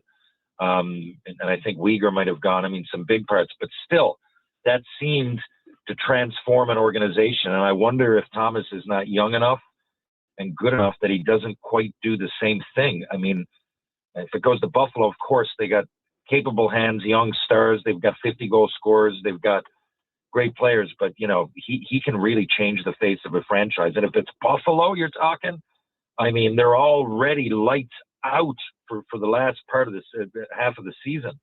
So they would be dangerous, and it's a bit of an oxymoron, but they would become a cup contender overnight, I would think. Yeah, it's going to be not already. Yeah, it's going to be fascinating to watch here the next 3 days. Well, really, it's only 70 hours now to get to the trade deadline. It's down. It's fun. It's we'll see some of the names. We'll talk about some more of them next with Dave A. McCarthy. It's the Gregor Show alongside Terry Ryan, as always presented by our title sponsor, playalberta.ca. Bringing every project to life requires the right team. By joining the Japa Machinery Group service or sales teams, you can be part of setting a new industry standard. Celebrating a legacy of excellence with Japa. Learn more at japamachinery.com. Booster Juice is going crazy for hazelnuts. No, not crazy. Nuts. Booster Juice is going bananas for hazelnuts. I mean, there are bananas in smoothies, but that's not the point. Banana juice is booster for hazelnuts. What? Just stop. Booster Juice is going nuts for hazelnut. Introducing the Nutty Monkey Smoothie, Holy Hazelnut Acai Bowl, and Nutty Booster Ball, all made with rich, creamy hazelnut spread. Try them today, only at Booster Juice. Canadian born, blending since 1999. Remember 2025? That's so last year. But seriously, St. Albert Dodge needs to clear some 2025 models off the lot to make room for new inventory. So they're having a huge clear out of all the remaining new 2025 Jeep Wrangler Saharas. The Sahara package is the best seller, so they have a great selection to choose from and priced from as low as $59.9. I don't have to tell you, these are going to go fast. So get there before they are gone. Just head up the trail and see how easy it is to do business at St. Albert Dodge. You got a go-to coffee spot, a trusted barber, even a lucky game day jersey. But when it's about looking your absolute best, there's only one name you need: Mr. Dirk. Family run since 1939, we're experts in crafting impeccable tailor-made suits and offering a wide variety of everyday styles. Pair that with personalized one-on-one fittings and the convenience of on-site tailoring. Mr. Dirk elevates your style game. Visit our Edmonton store or explore MrDirk.com. Score big on style with Mr. Dirk. Is your digestive system crying for help? NACA Nutri Probiotic Veggie Caps fight bloating and constipation, strengthen immunity, and can even aid in weight management. Find them at Vitality Health Foods, where customer appreciation is the first Tuesday and Wednesday of every month. A huge thank you for making Sports 1440 the most listened to sports radio station in Edmonton. From Gregor to Curious to Low Tide, we've got in-depth analysis on all your favorite sports. We are Sports 1440. At GS Construction, every winter plan becomes a spring project. Every repaired line and every improved system is how we build the next chapter of Edmonton's infrastructure. And we can't do that without the best and the brightest in the field. That's why right now, GS Construction is looking to hire experienced top men, pipe layers, and operators who can step in and hit the ground running. With a people-first mentality, career growth, and comprehensive benefits, why would you want to work anywhere else? To apply, visit gsconstruction.ca. Saturday at Rogers Place. Celebrate orange plastic tracks and the toy most likely to go through your washing machine. Don't miss the first ever Edmonton Oil Kings Hot Wheels game. Be there as your Oil Kings crash and bash up the Medicine Hat Tigers. There will be Hot Wheel car giveaways for the kids and more adrenaline-fueled fun. And Calmont Kids Feed combos are $10 or less. The value is monster truck sized. The Edmonton Oil Kings Hot Wheels game versus Medicine Hat, 7 p.m. Saturday. Great seats at Rogers Place start at only $20 at oilkings.ca. From the locker room to your radio, Sports 1440 is Edmonton's sports leader. Real talk, big personalities, and your texts. It's interactive. It's fun. It's where Edmonton talks sports. Sports 1440. Portions of this hour brought to you by Leading Edge Physio. We treat pain and injuries head to toe and some other issues that might surprise you, like incontinence, vertigo, neuropathy, and cognitive issues. We invest in the technology, technique, skills, and people that know how and what to fix. Life shouldn't hurt. LeadingEdgePhysio.com. The Jason Gregor Show. The best of Edmonton sports talk and beyond. This is Sports 1440. Presented by PlayAlberta.ca, Alberta's only regulated online gambling website.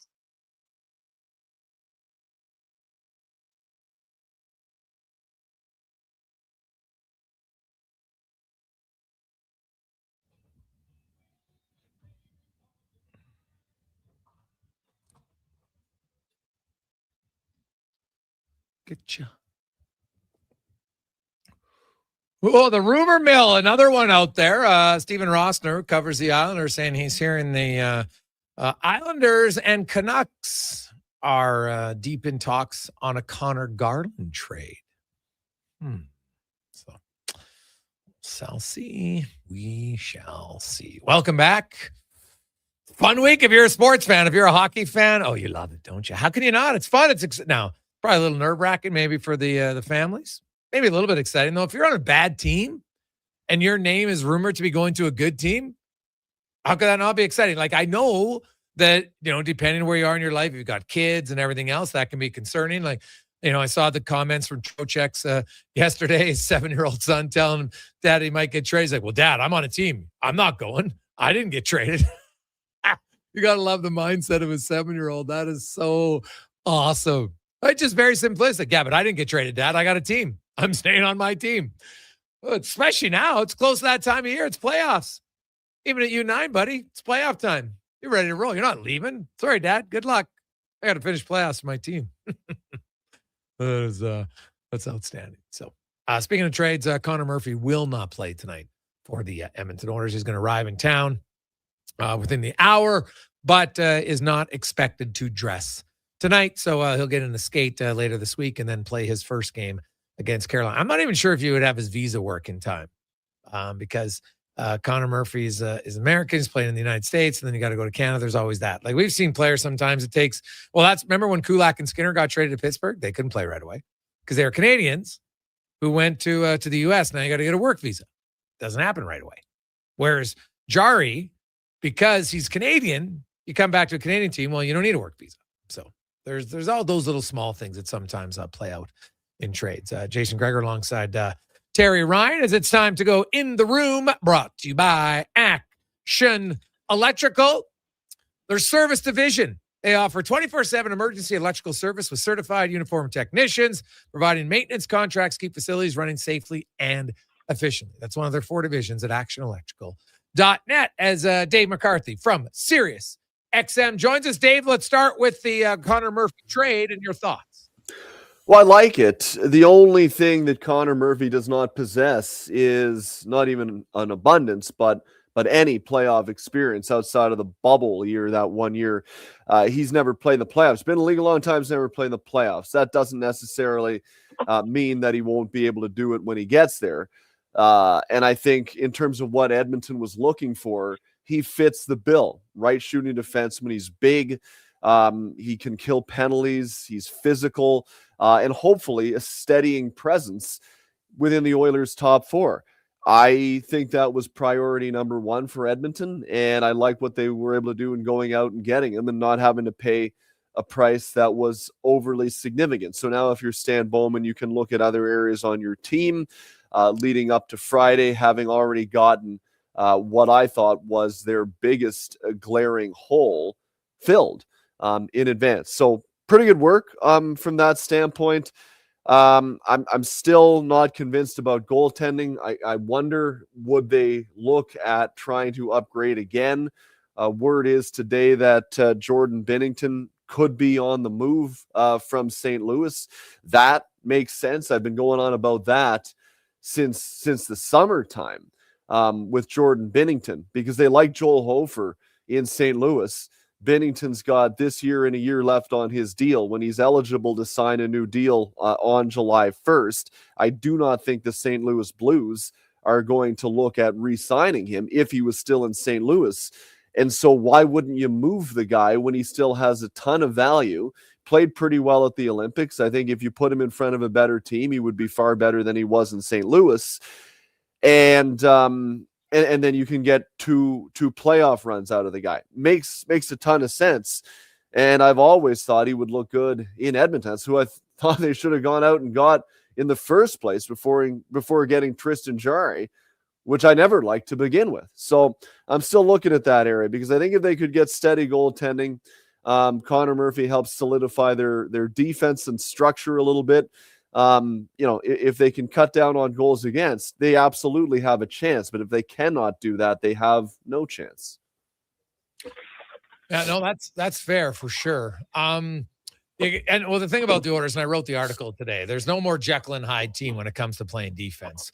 Start of the year, terrible. Then they were third best in the league for 25 games. And then for no reason, they just all of a sudden forgot to play defense again. So they've shown they've done that in the playoffs where they have a few bad games and it looks like, oh my God, they're done. And then they lock it down. Ask Vegas and Dallas, who could barely score against them last year in the playoffs. So yeah, it's wild for them. There's lots of rumors out there, Dave, which is exciting. There's one team though that has not been in this mix for a long, long time. That is the Buffalo Sabres. They're the best team in the NHL since December 1st. I know that Kekalainen took over on December 15th. I don't know what the hell he said because he didn't really change anything. The same players. I don't know. Maybe he just had some unique words that got them focused. I don't know. But either way, the Buffalo Sabres are legit. How big of a swing do you think Kekalainen should make before Friday? Well, I think they kind of owe it to their fans to try to take advantage of the position that they are in. Lord knows they've been patient in Buffalo. And I think it's time you repay the fans. So, you look at how their team is built right now. They've got some cap space availability heading into the deadline, projected cap space at around call it $2 million. So they've got some ability to do something. They've got their first round pick from this year, next year in 2028. Really, the only pick they don't have in the next 3 years is their own second this year. So they're not without capital to try to take advantage of the market. And, this is outside of Tampa Bay. I don't think anybody in the Atlantic really is a world beater by any stretch of the imagination. If you're Buffalo, you mean to say you're looking at Detroit and saying we can't beat them, or Montreal, we can't beat them? I think they absolutely should look at those teams as teams that they can beat. So if you can do that, win a round, man, that would go a long way in Buffalo. And as long as you're doing something that helps your team not only this year, but in the years to come, I'd have no problem with that at all, because you got a lot of guys on the roster right now that are kind of in the window to win, like Tage Thompson. Josh Doan has really risen to prominence this year and turned himself into a legitimate player. Josh Norris, when he's healthy, is very good.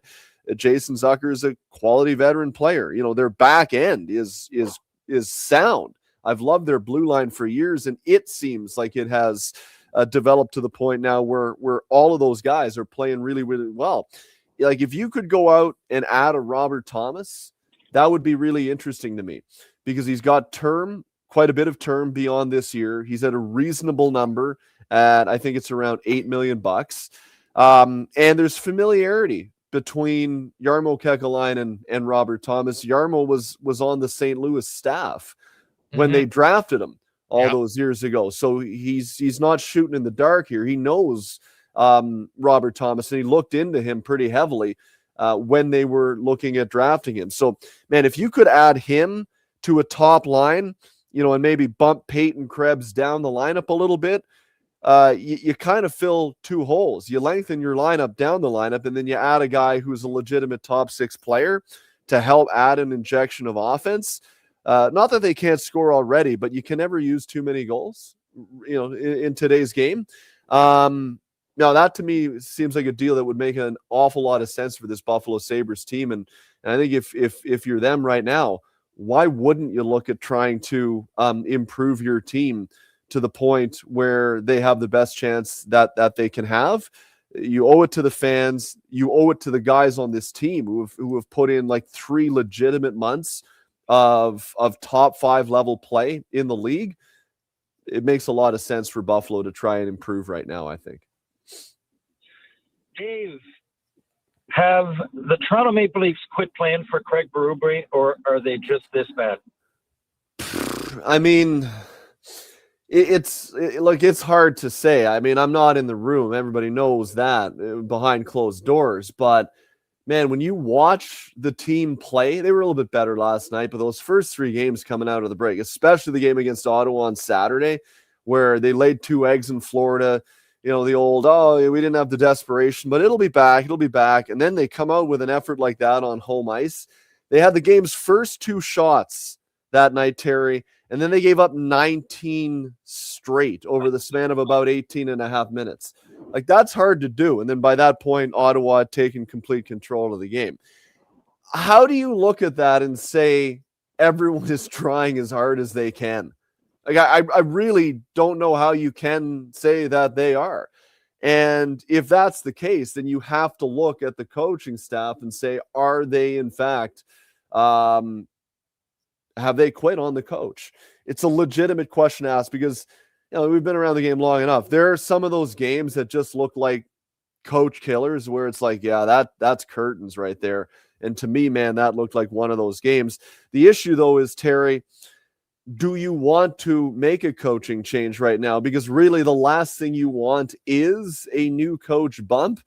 The joke around the morning skate yesterday was that in order for them to make the playoffs, they probably have to go 16-5. Well, they're not going to go 16-5.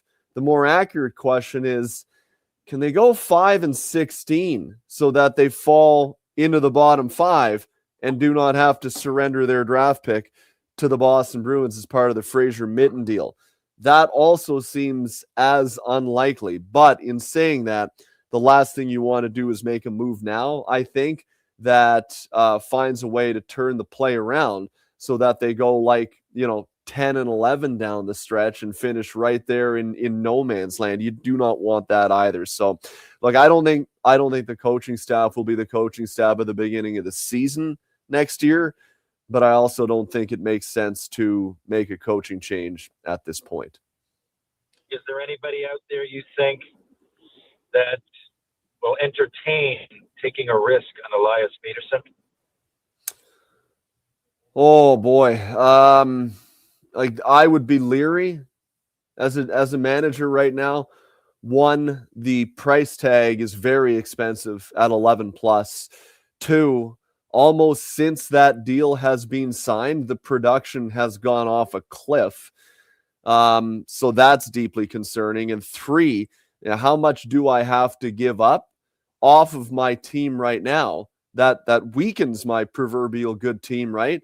To bring in a guy that, if he plays like he did 4 years ago when he was 100-point Elias Pettersson, absolutely improves my team. But I do not know that I am getting that guy. And if I'm a team that feels as though I am a cup contender, I don't want to take that risk now. Maybe I'll look at taking that risk in the off season when, you have more time to do due diligence and, you think that fitting him into your system, you get him up and running, you go through training camp, will be able to help him rediscover his game. It's tough to rediscover your game at this point in the season, especially on a team that is hell-bent on contending. So to me, that's more of an off-season deal. If I was the manager, call me risk-adverse, but I'd like to think that I'm not. I just think there's too much risk there to go out and acquire if I'm a contending team. If I'm a team that is not in a cup contending window right now, then maybe I'd look at it because there's not as much risk, right? It's a move designed for next year. It buys him a little bit more time to get acclimated. He has familiarity then when he comes back at the end of August, right? To your program and that type of stuff. So in that sense, maybe, but if I'm a team looking to bring him in as a guy that'll help put us over the edge as a cup contending team, not now. Dave McCarthy from Sirius XM joins us. David, there are, you mentioned the Oilers and they made a move, and I won't be surprised if they make another move. There'll be lots of rumors. I know there's lots of Darnell Nurse talk. I think people have to remember he's got a no movement clause, and him and his wife just had a child. Is he going to want to uproot and move away from his wife and young family at this point? I guess anything's possible, but I'd be surprised. I think you always have to remember situation stuff like that. If there's a Nurse trade, I could see it maybe plausible in the summertime more than it would be right now, less than a week after your wife gives birth to a baby. So that's where I'll say on Nurse. That sounds like the Mitch Marner routine from last year at this time, quite honestly. I mean, that was a big reason why he didn't want to move his no trade, is because he just had a baby in the playoffs. It makes sense. I get it. Why would you? Yeah, it totally makes sense. I want to look at teams in the East, like Tampa Bay. I really like. They're good. What about Montreal and Detroit? What do you think? What are they looking at? And do you think Montreal swings and goes and gets a goalie? Yeah, like Detroit, I want to see what they have with their group right now. I think this is going to be a really good opportunity for Steve Yzerman to be able to get more information about his group. They're in a good position right now. They should be able to steer this home. They are not winning a Stanley Cup this year. So again, unless you're making a move that not only helps you this year, but in the years to come, going out and getting rental players, if you're the Red Wings, to me makes zero sense. The group they have should be able to steer this over the finish line. If they can't, I want to know that before I throw good capital at what might be bad. So, and again, unless it's for down the road, no, I'm not picking up rental players if I'm Detroit. Montreal, I mean, they can score. It's that, and that's exciting. Who they could end up playing in the playoffs right now, if they started today, would be the Tampa Bay Lightning.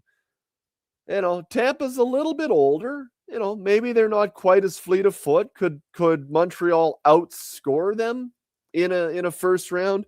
Maybe, but they're not going to be able to do it unless they can get a save a little bit more consistently. And so, they like Cam Fowler, or when I'm blanking on the guy's first name, the guy they called up in Montreal. It's not Cam the goalie. The goalie. Not Dobish, the other guy. Yeah, I can't remember. Yeah, I don't think he's ready either right now. No. But I think they look at him as a guy that is going to be part of the future. Like you need a stopgap guy right now.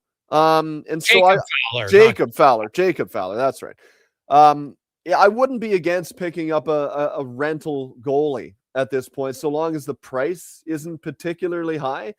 Just because I think if you can put someone in there who's a little bit more consistent, and just make the stops that you need to make, why couldn't Montreal maybe outscore a team in the first round. Like if they play Carolina, I really like that matchup. That's speed versus speed, which would be really, really interesting. Carolina's a little bit more aggressive on the forecheck, defensively maybe a little bit sound, but they don't have a ton of bruisers either, and I don't think Montreal likes to play a bruising type game. That would be a really interesting matchup, and one that if I'm Montreal, I'd look at and say, why can't we beat them? I wouldn't favor them, but I wouldn't rule it out either. But they need to be able to get a stop. So yeah, I'd look at trying to get a goalie, a short-term type guy, and see if that can help Montreal out a little bit, because they've been impressive to this point this year. Lastly, who do you think will be the biggest name dealt in the next 3 days? That is interesting. I'd probably go back to Robert Thomas, just because it does seem like there's a lot of smoke and fire there, and I see some good fits for him. Looking at other guys that might be available, like there's not a lot of big names. I was looking at the board on The Athletic that they had their top 50 last night. Like there were not a lot of guys that really truly excite me.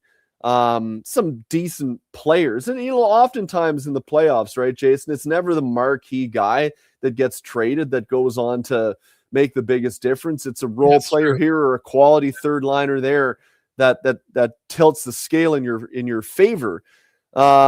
So I don't know. It's so hard to make big deals at this time of the year, but I look at Robert Thomas and say he's a guy that could be available. I look at Jason Robertson as well in Dallas. There's another guy that I'm kind of focusing on, because he's getting to a point where they want to have some certainty with his contractual status moving forward. I talked to Jim Nill last summer on my show, and he said they're intending to try to lock him up. And he said, we don't need to make a decision, at that point in time, that being the end of the summer. But he's going to be an arbitration eligible RFA at the end of the year. He's going to command a lot more money than the 7.75.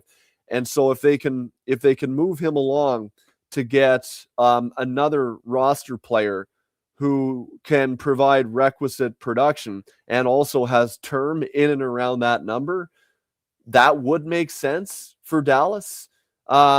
So I wonder if there's something to be made there, because if they can't get him signed, last thing I think they want to do is take him to arbitration and then walk him right to free agency. He could be a guy that, if there's a hockey deal to be made, maybe he's someone who's on the move if they can't get him signed. Davey, enjoy the next 2 days, buddy. We will talk to you Sunday on the brunch, and we'll break it all down, and then here next Tuesday. Have a great day. Should be good. See you, buddy. There you go. That's Dave A. McCarthy from SiriusXM. We'll return. Jason Gregor, Terry Ryan. We're going to get to 5 questions when we return to the Gregor Show, presented by PlayAlberta.ca. Noodle, noodle, nood, noodle, nood, noodle, nood, noodle, noodle, nood. Noodle, noodle, nood, nood, nood, nood, nood, nood, nood, noodle, noodle, nood, noodle, nood,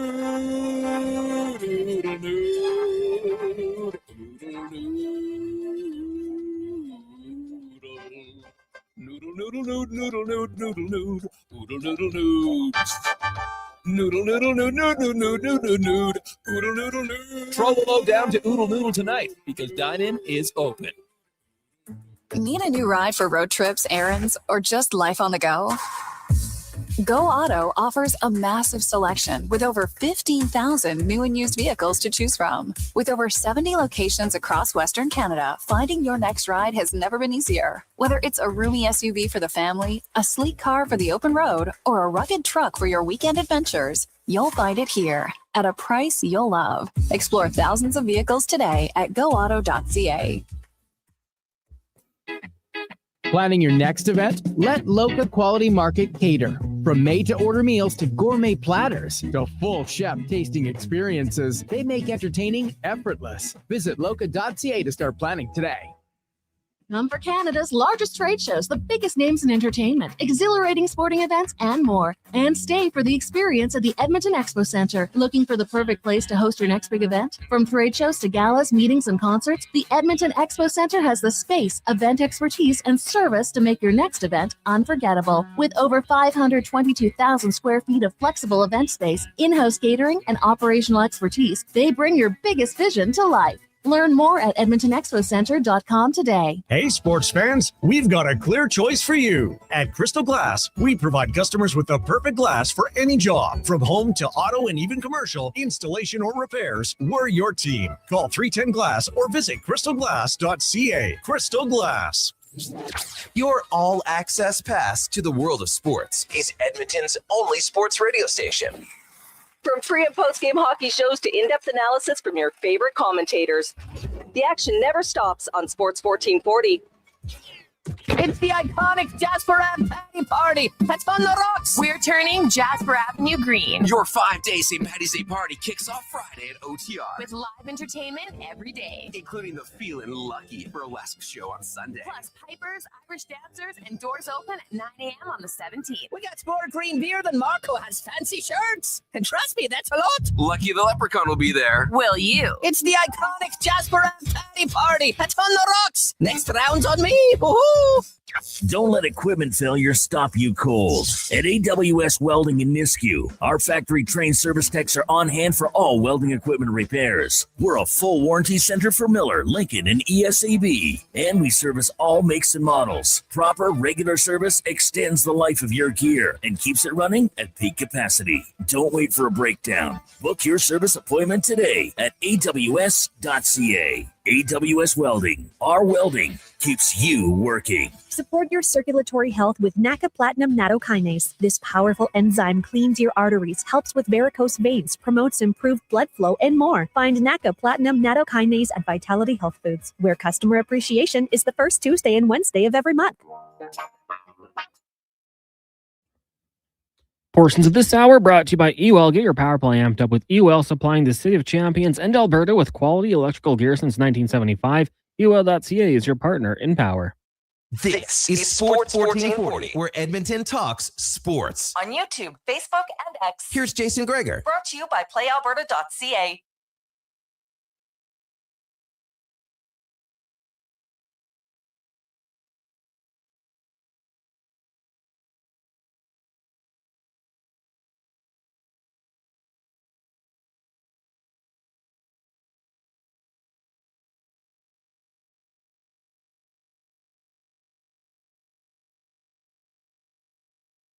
$350. I do want to read this. I got this email in at Gregor at sports1440.ca. Hey, Gregor, did you happen to see Darnell Nurse's press conference today? I don't know if you're there or not, but he actually took accountability. Maybe he was listening to your show yesterday. He actually took accountability and said he needs to be better and he has to play way better. I did see that. I was not down there today. I was doing some show prep and articles and didn't go there today, but yeah, it's refreshing. It's about time. Right? And that's it. I think if players just say the truth, you know what? I'm not happy with how I'm playing. I need to play better. He outlined some of his own statistics, said, hey, if we're going to go anywhere, I got to play better. And it's the truth. He plays the most 5-on-5 minutes on the team. He's got to play better. It's that simple. Like the coach clearly thinks he's good. Otherwise he wouldn't play in the minutes. Actions speak louder than words. So yeah, it's about time. And you know what? Once you say it, it stops it. Like, what are people going to say? Oh, yeah, he needs to play better. Well, yeah. And everyone's like, well, thanks, Tips. He just said he had to play better. Like, there's nothing left to say. When you try to pretend like you're not playing poorly, that's when people get upset. It's like, I don't know if anybody watched the Elias Pettersson interview. I don't know if you did, TR, or not, but you should go watch it. It was 3 minutes and I think 12 seconds long. And he was asked 14 questions. 14 questions. Like it's like a 10-second answer every time. Like, never want, just given the most generic. And so, people say, he doesn't want to be a story. Well, he becomes a story by just not being honest and say, you know what? I'm frustrated. This is what I'd like. Talk openly and honestly, because then because I truly believe that most fans have empathy. They do. And they're like, hey, you know what? Like Stuart Skinner. Some people get mad at Skinner, but Skinner, if he played poorly, he was the first one to say he played poorly. I still remember the Tampa game. God, we played great except me. I sucked. I cost us the game. Like, what? No one can get mad at him. He just told the truth, right? So, Nurse, hey, maybe this is a coming of age for Darnell Nurse to speak like that. Because if it is, right, you naturally, and if you put it out there, I need to play better, I think you got a better chance of playing better rather than on the record, you're like, oh, you know what? Next question, whatever, good analysis, right? You're not putting anything out there. And some people might think that's a little too deep, and that's fine. But I'm a big believer. If you put it out there, you got a much better chance of it coming true. Well, if you're asking me, I set my clock by that. I carry that motto into each facet of life, man. It's manifesting things. It's being honest with yourself. And once that happens, now that being said, of course, I feel like finally he's honest, because it's always his fault. It's not always his fault. It gets exaggerated, but he did play very poorly. And when you're in a bit of a funk, a bit of a slump, I think that you probably gain more respect. You feel better about yourself. And it's a new slate of sorts. I find as an athlete, I need a reset. Like if anything like that's happening. And sometimes even if you're riding an ultimate high, you need some sort of a reset, because it's easy to take chances and you might leave yourself open defensively or whatever it is. There's always, like, they say, not too high, not too low, peaks and valleys, try to keep the train on the tracks. But when it comes to Darnell Nurse, I really thought that was a mature perspective and the way he approached those questions. And I think that, because we know he's still got it in him. It's not like he's 40 years old and he's hanging on and he's trying to make excuses. I think it's somewhat of a clean slate when you need it. Yeah, I would agree for sure. Let's get to 5 questions brought to you by The Brick. Do you need to sleep better? Maybe you're restless. Maybe it's just because it's trade deadline week, but maybe you're like, I need a better sleep. Well, 50% off mattresses. Also save up to 50% off beds when you buy 3 matching pieces right now at The Brick and thebrick.com. It's time for 5 questions on the Jason Gregor Show. All right, guys, since it is game day, let's get a score prediction for Oilers Sens and a goal score from each team, assuming each team is scoring a goal. I'm going to say 5-3 Oilers on an empty netter. Stützle is going to get 2. And let's see, Matt Savoy is going to get 1. Well, I did actually have my Oilers Nation was that Matt Savoy would extend his point streak to a career high 4 games. But I will say, for the first time in 11 games, the Oilers and their opponents don't combine to score 7 goals. That the Sens don't give up a ton, and the Oilers are desperate not to give up some. So I think it's a lower scoring game. I agree with you, an empty netter, like 3-2 empty net. So I guess that makes it 4-2. All right, the Sens 6-3-1 in their last 10, but do sit 5 points back of Boston for the final wild card spot. Do you think they have a chance to get in? And if you're Steve Staios, GM, what is your plan going into the deadline? TR. Well, I definitely think they have a chance, because they've been playing well above average all year. It's the goaltending has really let them down. I think more so than any other team in recent memory when I look at those numbers. Am I looking at something wrong? Have they really dropped the ball? So much so that we talk about Darnell Nurse. If the Senators don't get in, you could point a finger directly at the goalies and say, all we needed was adequate goaltending and we're in. So, and they're better than that. And they got a track record that's better than that. There's no reason to think that they don't just play adequately. So I would think the Senators have a decent chance to get in based on that. I look at the Sens and, I got it. It's going to be really tough. You just look like they're 5 points back, but they've got to pass 4 teams to get there. And that's just the truth. That's a challenge to do it. Now their goaltending is playing better, and that will really help them. and they got a West Coast swinger after Edmonton. They play Calgary, Seattle, Vancouver. You know what? You think, hey, those are some games, but like they don't have a lot of games against the teams they're chasing. They do play the Habs once. They play the Penguins, but I'm not sure that's really a team, that they're chasing. They're more in the third spot. So I think they're not going to make it because they're going to need a lot of help from other teams, and they don't play the teams they're chasing.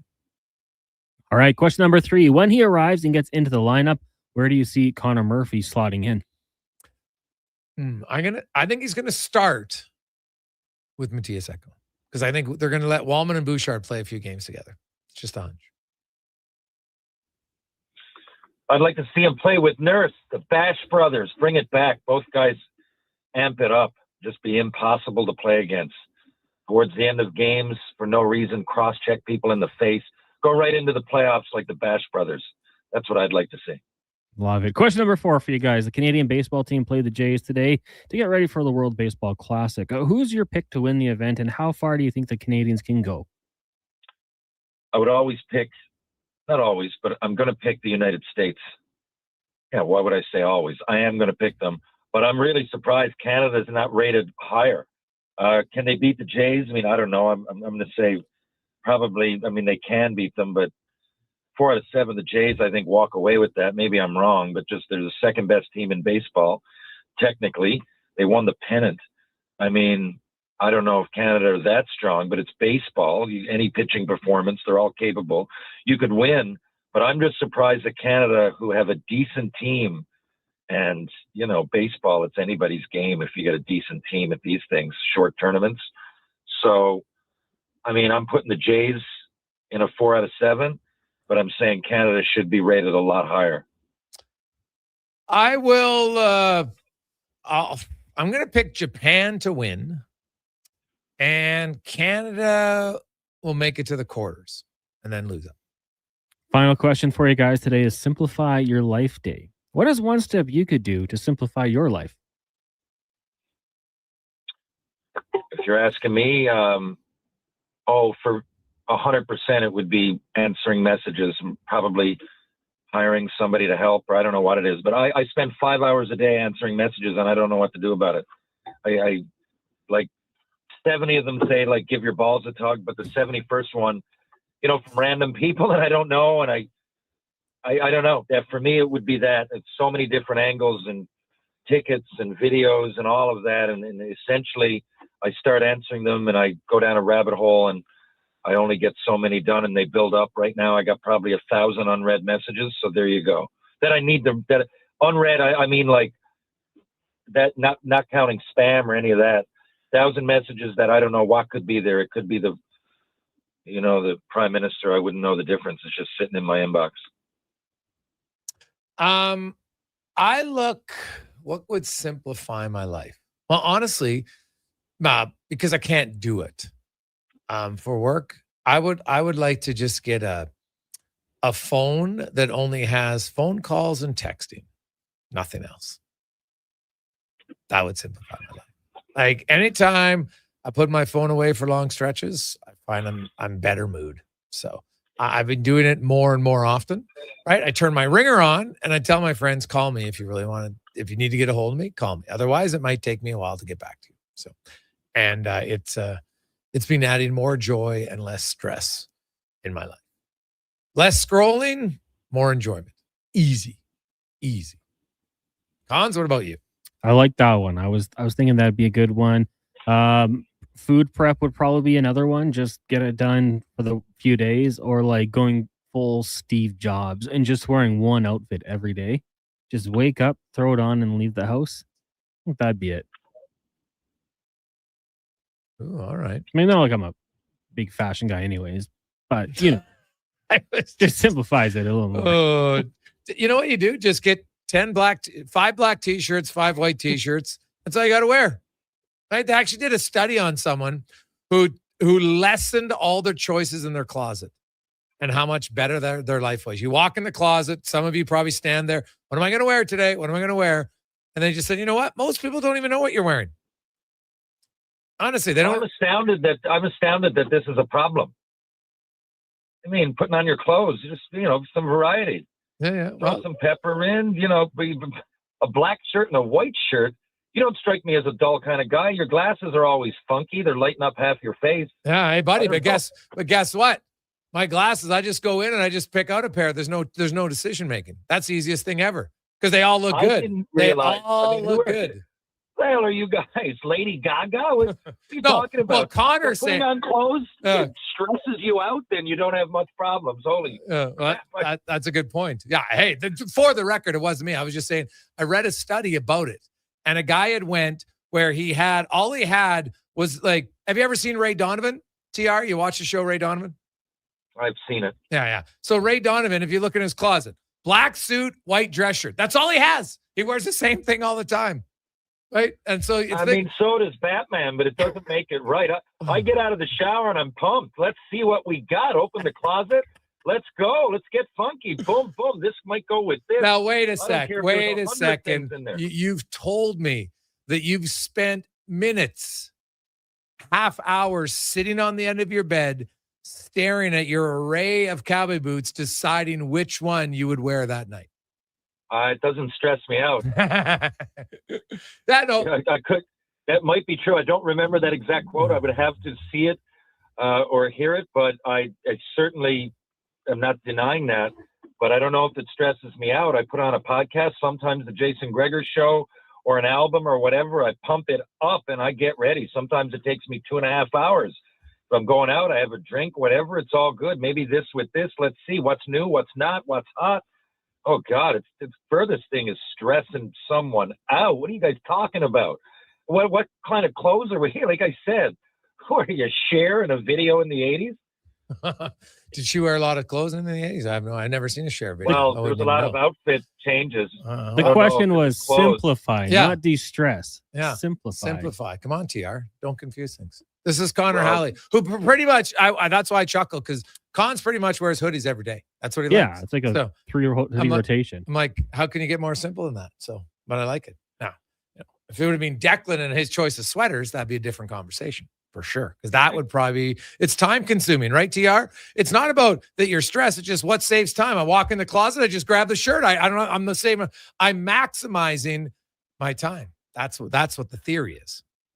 Right? Yeah, maybe so. I mean, I could argue I'm doing that as well. I'm listening to a podcast. I'm making notes. I'm doing all kinds of things. Now, it's to each their own. If that's what you want to simplify, then we're all good. But I would argue go out and have a bit of fun. Add some flavor to your life. If that's what you want to simplify, it means you'd rather be more bland. And we don't need Connor at more bland. We need more inspirational Connor. We need to pepper his life with colors. We need like the odd Skittles commercial kind of thing. We need inspiration and color, not more bland, in my opinion. Awesome. TR, how many trades, if any, do the Oilers make between now and Friday? I'm saying at least 3. Oh, wow. Okay. All right. Yeah. Okay. Well, we'll chat with you on Thursday, see how many of those are coming true. Have a great day. We'll chat you on Thursday. Thanks, Connor. Thanks, Jason. Thank you, Edmonton. Talk soon. Let's get to the con man. We got Struds coming up. We got Spec DVD and more on a busy Thursday. Also Cam Tate, Tuesday edition of the Gregor Show presented by PlayAlberta.ca. Here's Connor Halley Sports 1440 update brought to you by Loca. If you're looking for good food, great place to go in person, Sherwood Park, or West Edmonton on 142nd Street, or go online, meals.loca.ca. They'll deliver them right to your door. They have over 200 chef-prepared healthy meals. Meals.loca.ca. This is a Sports 1440 update. It's game day. Oilers taking on the Ottawa Senators down at Rogers Place. Puck drop at 7. Pre-game coverage with Andrew Walker, Donovan Paulson, and Landon Fargo gets going at 6 right here on Sports 1440. Elsewhere, the Bruins will host the Penguins. Golden Knights in Buffalo. Caps taking on the Mammoth. Got the Jets and the Blackhawks. Flames, Stars, Lightning in Minnesota. Ducks host the Avs. And the Canadians taking on San Jose. In the association, Toronto Raptors in action, hosting the Knicks tip off 5:30. Also, Magic up against the Wizards, the Spurs take on the Sixers. Timberwolves host the Grizz. Lakers meet the Pelicans. And the Suns are in Sacramento. The Arizona Cardinals are releasing former first overall pick Kyler Murray after 7 seasons in the desert. Carzo Murray, $36.8 million guaranteed for 2026, and it would be another $20 million in 2027 should he remain under contract through March 15th. And the Colts are using that transition tag on Daniel Jones, meaning it's a 1-year tender that gives the team the right to match any offer from another team, currently worth $37.8 million for the 2026 season. In the AHL, earlier today, Condors get past the Colorado Eagles 5-4 in a shootout tonight. In the AJ, Olds will host Canmore, and Whitecourt heads to Grand Prairie. 7 o'clock starts for both of those. And then the PWHL, Toronto hosting Montreal just after 5. Coming up in hour 3 of the Jason Gregor Show, we'll hear the stat of the day and be joined by former NHLer Jason Strudwick. I'm Connor Halley. This has been a Sports 1440 update. Sports 1440, Stingray radio station. CKJR broadcasts from West Edmonton Mall and Wetaskiwin. Download the free Stingray music app and listen wherever you go. Hey, Edmonton, did you know a local Play Alberta winner scored over $500,000 on Mega Jackpots Ocean Bells? Think about the season tickets you could lock down with that kind of cash. From major casino winners every hour to jackpots worth millions and hundreds of popular games to money that stays in the province. There's never been a better time to sign up for Play Alberta. Download the app today to get started with casino, sports, and lottery all in one app. Must be 18 plus to play. When you gamble, use your game sense. Mr. Rooter kinda speaks French. Je m'appelle Monsieur Rooter. Je suis plombier. Très bien, Mr. Rooter. Your name is Mr. Rooter, and you are in fact a plombier, a plumber. You are an excellent student. Au contraire, mon frère. Je suis Tuesday, how are you? And welcome. Also, I'm not here for a French lesson. I'm here because someone clogged up the toilets. Ah, oui, right this way. For a plumber who speaks your language, call Mr. Rooter. Scott McGilvery here, HGTV host and renovation expert. The Is one your upgrade digest- I know homeowners will love, better, fresher Culligan water straight from the tap. Jason Culligan's Gregor. Aquessential reverse osmosis filtration system takes your water to the next level. With up to 7 stages of filtration and 14 filter options, they're certified to reduce over 90 contaminants. Your tap water is about to get a major upgrade, safer water that tastes great. Get started with a free in-home water test at Culligan.com. Culligan, water you love. Start your day with a blast of sports. Kevin Carius, along with Brandon Douglas, brings the fire, the fun, and the fearless takes. Weekdays, 7 to 11. Text Kevin, 883-401-1440. Mornings with Sports 1440. At Fountain Tire, success is a team effort. They're committed to their team members and their customers. And that means treating your vehicle like it's their own and finding solutions that suit your needs. Because whatever the road brings ahead, they're on it with you. Visit fountaintire.com today. Is your digestive system crying for help? NAC and Nutri probiotic veggie caps fight bloating and constipation, strengthen immunity, and can even aid in weight management. Find them at Vitality Health Foods, where customer appreciation is the first Wednesday of every Senators, month. how are you? Welcome. NHL How are you? Stars are back in McDonald's, and we're celebrating by going bigger. Make that smaller, way smaller than ever before. Our Collect the sets and get one of 7 mini sticks with every NHL Star Sticks meal. I do want to. McDavid, Matthews, Meal Quinn stop. Hughes, Makar, Celebrini, Reinhardt, and Montembeau. So get yours while they last. 1 stick per meal purchase. Limited time at participating Canadian restaurants. 1 in 3 adults don't get enough sleep. The Break is here to help with deals on your entire bedroom. Save up to 50% off clearance mattresses, 50% off beds when you buy any 3 matching pieces. Buy one, get one half price on ceiling memory foam pillows, and save $100 off any adjustable power base when you buy a mattress over $9.99. Plus, check out other incredible savings in every department. Some exclusions apply. Check out The Brick in South Common, West Ed Mall, North Side, and downtown. When your driveway's covered in snow, Toro and the Lawnmower Hospital have you covered. Toro's gas or battery-powered single-stage power-clear snowblowers make it easy to clear right down to the concrete with incredible Toro-powered Propel technology. Face the next snow day without fear thanks to Toro and the Lawnmower Hospital. Visit lawnmowerhospital.com. The Lawnmower Hospital. Smart, connected, community-driven. Jason Gregor sets the standard for sports talk in Edmonton. Join the conversation on Sports 1440. Text Gregor, 833-401-1440. Sports 1440, where Edmonton talks sports.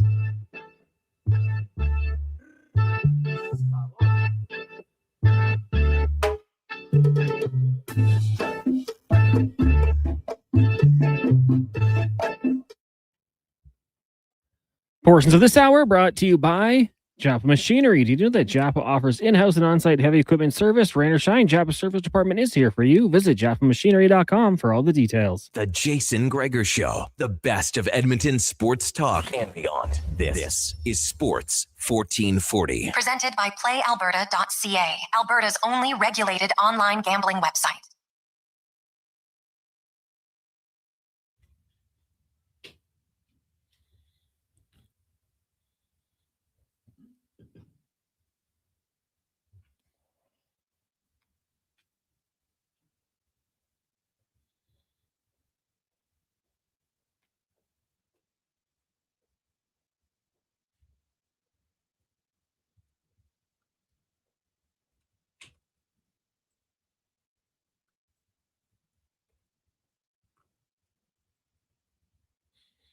.412, welcome back. Jason Gregor, Connor Halley, Sports 1440, sports1440.ca, YouTube, Facebook, X, and Instagram.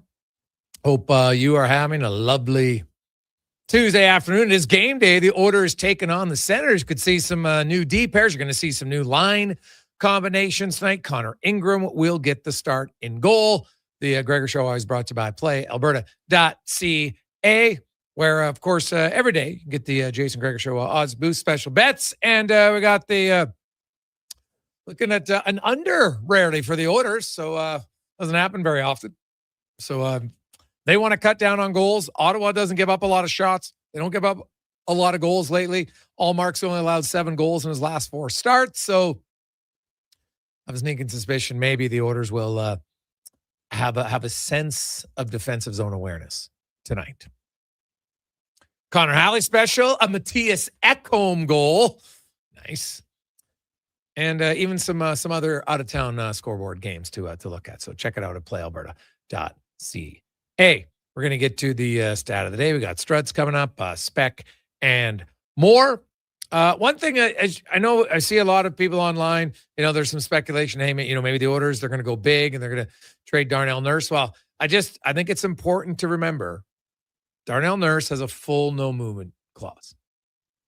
He and his wife just gave birth to their 3rd child a few days ago. Agreeing to a trade now would cause significant upheaval to him, his wife, and his family. Totally understandable from my vantage point if he isn't interested in that right now.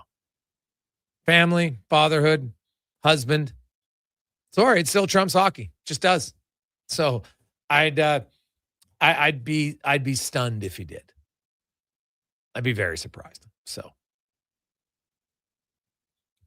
just my thought on that. I think you always have to look at everything. You see the rumors, everybody gets caught up. Oh my God, they're going to trade Nurse. Well, think about it. You're a dad, right? Regardless of what your livelihood is, when you have a new child and it's your 3rd, and so that they got three boys now. I think his 2 oldest are boys, right? So what are their ages? Like 4.5, 2.5, and a week old? Not even. That's a lot. Ask anyone. That's a lot. And you know what? It's tough enough going on a road trip. I'm sure his mom or his mother-in-law come in to help. But now you throw in a move and a trade and everything else. Like when you have the choice not to do it and you're on a team that can win, like it just doesn't make any sense to me. Why would you do it? Right?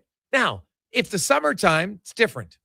Right? It's different. You've got multiple months to plan and decide and have conversations. You're home every day with your wife. It's a different time. Right now, I would be floored. And even if they didn't just have a new baby, I think Darnell Nurse in that group, he's like, you know what? Let's take another run at at that. So let's see where it goes. But Nurse did speak today and said that, hey, man, I got to play better. Not happy with my season. I got to play better. And you know what? You put it out there, you got a way better chance to play better. That's just the way I look at it. So we'll see. Let's get to our stats of the day brought to you by All Star Construction. They not only help and shape, build, and Edmonton communities. They also give back a ton. The Wellspring, Alberta Edmonton House Cancer Treatment Center. They donate all the lighting there. Also, the Climont Hall Hockey Rink in Spruce Grove. Help that one as well. That's All-Star Construction.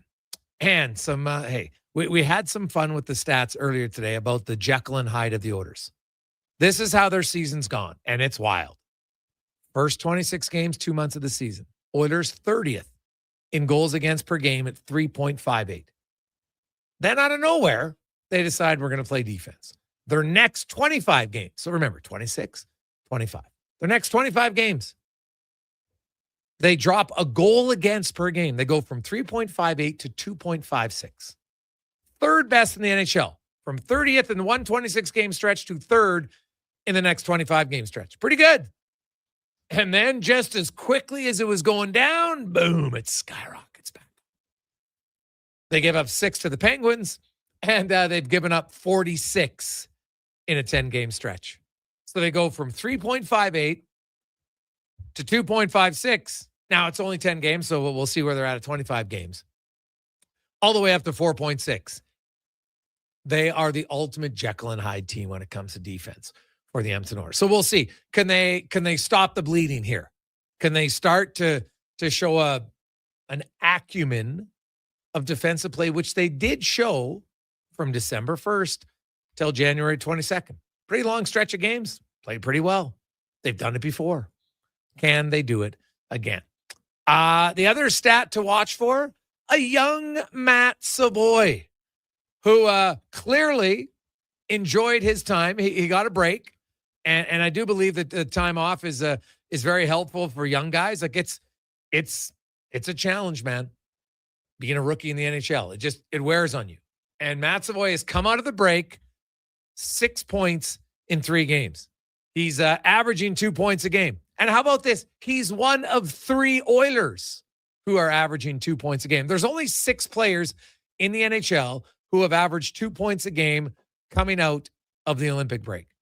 Marty Necas, Nathan McKinnon in Colorado, Matt Boldy in Minnesota, McDavid, Bouchard, and Savoy in Edmonton. So it's off to a pretty good start. Also, most goals out of the Olympic break. Speaking of rookies, Matt Schaefer. He's got 4. Marty Necas has 4. And Necas has played 4 games. Schaefer has only played in 3 games. The other stats to look for, and we talked about Ottawa's goaltending. It's been awful. Who the Oilers play tonight? Like awful. When they had 2 goalies for their first 51 games. Allmark, Miralainen, they started 51 games between the 2 of them. They had a combined minus 34.5 goals saved above expected. Minus 34.5. To put that in perspective, in his 26 games in Edmonton, Tristan Jarry is above goals saved expected, even with his numbers, because his environment's been awful. But Tristan Jarry actually is +2 goals saved above expected since coming to Edmonton. Actually, no, that's not true. That's Edmonton and Pittsburgh. My bad. I knew that seemed off. That's the whole season for Jarry. But even how he's played in Edmonton, he's still +2 on the season. And the Senators, those 2 guys were minus 34. Now, since coming back from his personal break, where he dealt with his his personal wellness, Linus Ullmark has made 4 starts. He's only allowed 7 goals. He has a .918 save percent. He has a 1.73 goals against average. And no surprise, the Senators are winning because they've been playing pretty good defensive hockey. They've allowed the fewest shots on goal in the NHL 5-on-5. They're tied for the fewest shots on goal overall. Tied for the fewest high danger chances. They don't give up a ton. But they're still giving up the 13th most goals because their goaltending just simply wasn't good enough early on this year. And that's the reason they're not in the playoffs. So I know you'll look at the standings and say, oh, the standings not very good. This is a game the Oilers should win. Well, yeah. But keep in mind that the Senators and the Oilers have the exact same amount of points. Right? Edmonton is lucky this year. The Pacific Division has been a good division for the last 3 seasons. It's not good right now. And that's lucky for the Oilers. Because the Oilers, well, they're only 4 points up on 9th place San Jose, 10th place, Nashville, 11th place, LA. They all have 62. The Oilers are only 4 points out of 11th in the West. They're also only 4 points out of first in the Pacific. And depending on what happens tonight, they win. Vegas loses in Buffalo against the hottest team in the NHL. Suddenly, the Oilers could be 2 points out of first. It's wild. Like, they haven't played up to their potential. I think we'd all agree with that. But they could find themselves 2 points out. The opportunity to finish strong is still there for the Edmonton Oilers. Basically, starting out the final quarter of the season, the stretch run, the final 21 games, they just got to play better. And it starts in their own zone. Goaltending, yes, but more so the defensive zone and coverage. Because Mike Kelly, I'll leave you with our final stats of the day from Mike Kelly and from Sports Logic. Because here's the numbers that tell you why it's not just goaltending. The Oilers are in the bottom 5 in quality shots against, expected goals and goals against at 5-on-5. They're last in rush chances against. Last. So, hey, why do you think they got Conor Murphy? People are like, why'd they get Conor Murphy? Because they need a defensive defenseman who prides himself on trying to limit those areas. We know the Oilers can score. That's not a problem. But expected goals against, not good. So the Oilers, defensively, when they improve their goalie numbers will probably improve, but their wins will start to come. And we'll see if it starts tonight. That's our stats of the day, brought to you by All-Star Construction. Come back. Jason Strudwick joins us on the Gregor Show, presented by PlayAlberta.ca. Legacy Heating and Cooling is the #1 heating and cooling company for people who want heating and cooling, because you'll save a bundle by bundling. Then you can use hot, cold. Come on, thermostat, do what you're told. Turn up the heat, turn up the cold, till the vents start pushing out tornadoes. Bundle my furnace with some AC. Gonna get a new from Legacy. Oh, yeah. Save a bundle when you bundle your new furnace and AC from Legacy today. Plus no payments and no interest for 1 year. That's how you build your legacy. Legacy Heating and Cooling. Summit Restaurant, located in the heart of the Silent Ice Center and just minutes from South Edmonton Common. Summit is your destination for exceptional house-made pizza, delicious entrees, and expertly crafted cocktails. Experience the perfect blend of flavor and ambiance in a modern setting. Join us for a straightforward yet elevated dining experience where our commitment to quality speaks to every bite and sip. Make Summit Restaurant your next night on the town. Who's that working on the underground utilities over there? All-Star Construction, that's who. What about the street lighting? Yep, All-Star Construction. And the directional drilling, hydrovacking, neighborhood renewal, and telecommunication work? Yep. Since 2009, All-Star Construction has been doing all that and more, shaping and building Edmonton communities for land developers all around Edmonton. That's what All-Star Construction is all about. It's the iconic Jasper Avenue Party. That's on the rocks. We're turning Jasper Avenue green. Your 5-day St. Patty's Day party kicks off Friday at OTR. With live entertainment every day. Including the Feelin' Lucky burlesque show on Sunday. Plus pipers, Irish dancers, and doors open at 9 a.m. on the 17th. We got more green beer than Marco has fancy shirts. And trust me, that's a lot. Lucky the Leprechaun will be there. Will you? It's the iconic Jasper Avenue Party. That's on the rocks. Next round's on me. Woohoo! Support your circulatory health with NACA Platinum Nattokinase. This powerful enzyme cleans your arteries, helps with varicose veins, promotes improved blood flow, and more. Find NACA Platinum Nattokinase at Vitality Health Foods, where customer appreciation is the first Tuesday and Wednesday of every month. Welcome to Uncommon. Welcome to Subaru. Engineered for Canadian winters, built for real-life confidence. Tackle the ice and snow with Subaru's symmetrical all-wheel drive, delivering the power, control, stability, and grit you need. And when the temperature plummets, you'll cruise in comfort with heated seats and heated steering wheel. All this plus peace of mind with Subaru's top safety pick status for 19 years running. This winter, it's time to get you into a Subaru. Visit Subaru.ca. Portions of this hour brought to you by Papa John's. Papa John's is making you 2 or more items from the $9.99 each Papa Pairings menu. Enjoy a medium 1-topping pizza, boneless wings, cheese sticks, and more. Better ingredients, better pizza. Papa John's. The Jason Gregor Show, the best of Edmonton sports talk and beyond. This is Sports 1440. Presented by PlayAlberta.ca, Alberta's only regulated online gambling website.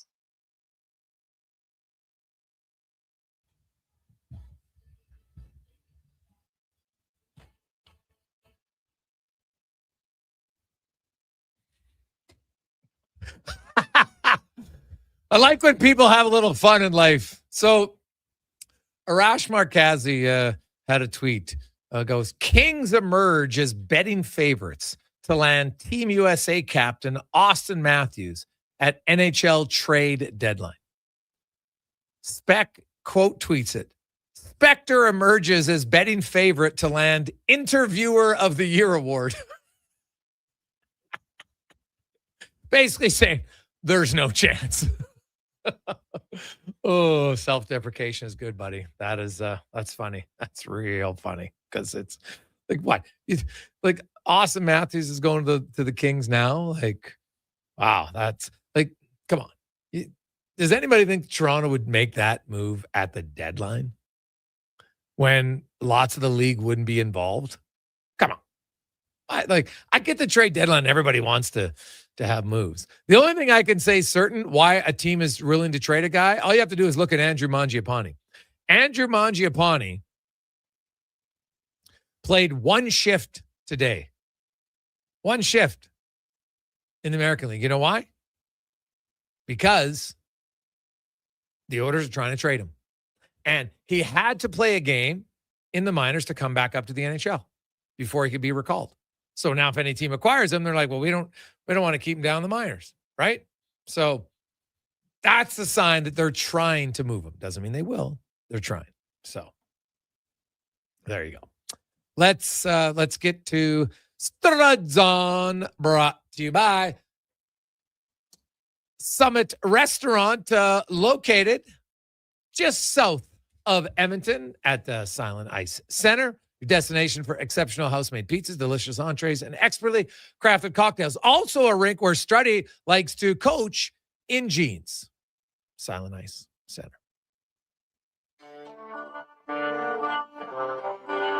The Jason Gregor Show presents Struds On. I don't believe in tea bags. I use loose leaf tea. It is so much better than the tea bags. I'll eat tea bags. I'll Struds On. I'm not a huge DJ guy. I mean, I guess if you hand me a couple glow sticks and a tight white t-shirt that I can get wet, maybe I'd be into it. Struds On. There's a lone steakhouse I used to go to down in Kentucky, and they had bowls of peanuts. I wasn't sucking on those ones. Dude, I mean, you need to have clean nut. I'm talking about the kind you get in a bag at an Elks game. You know what I mean? It's time for Struds On.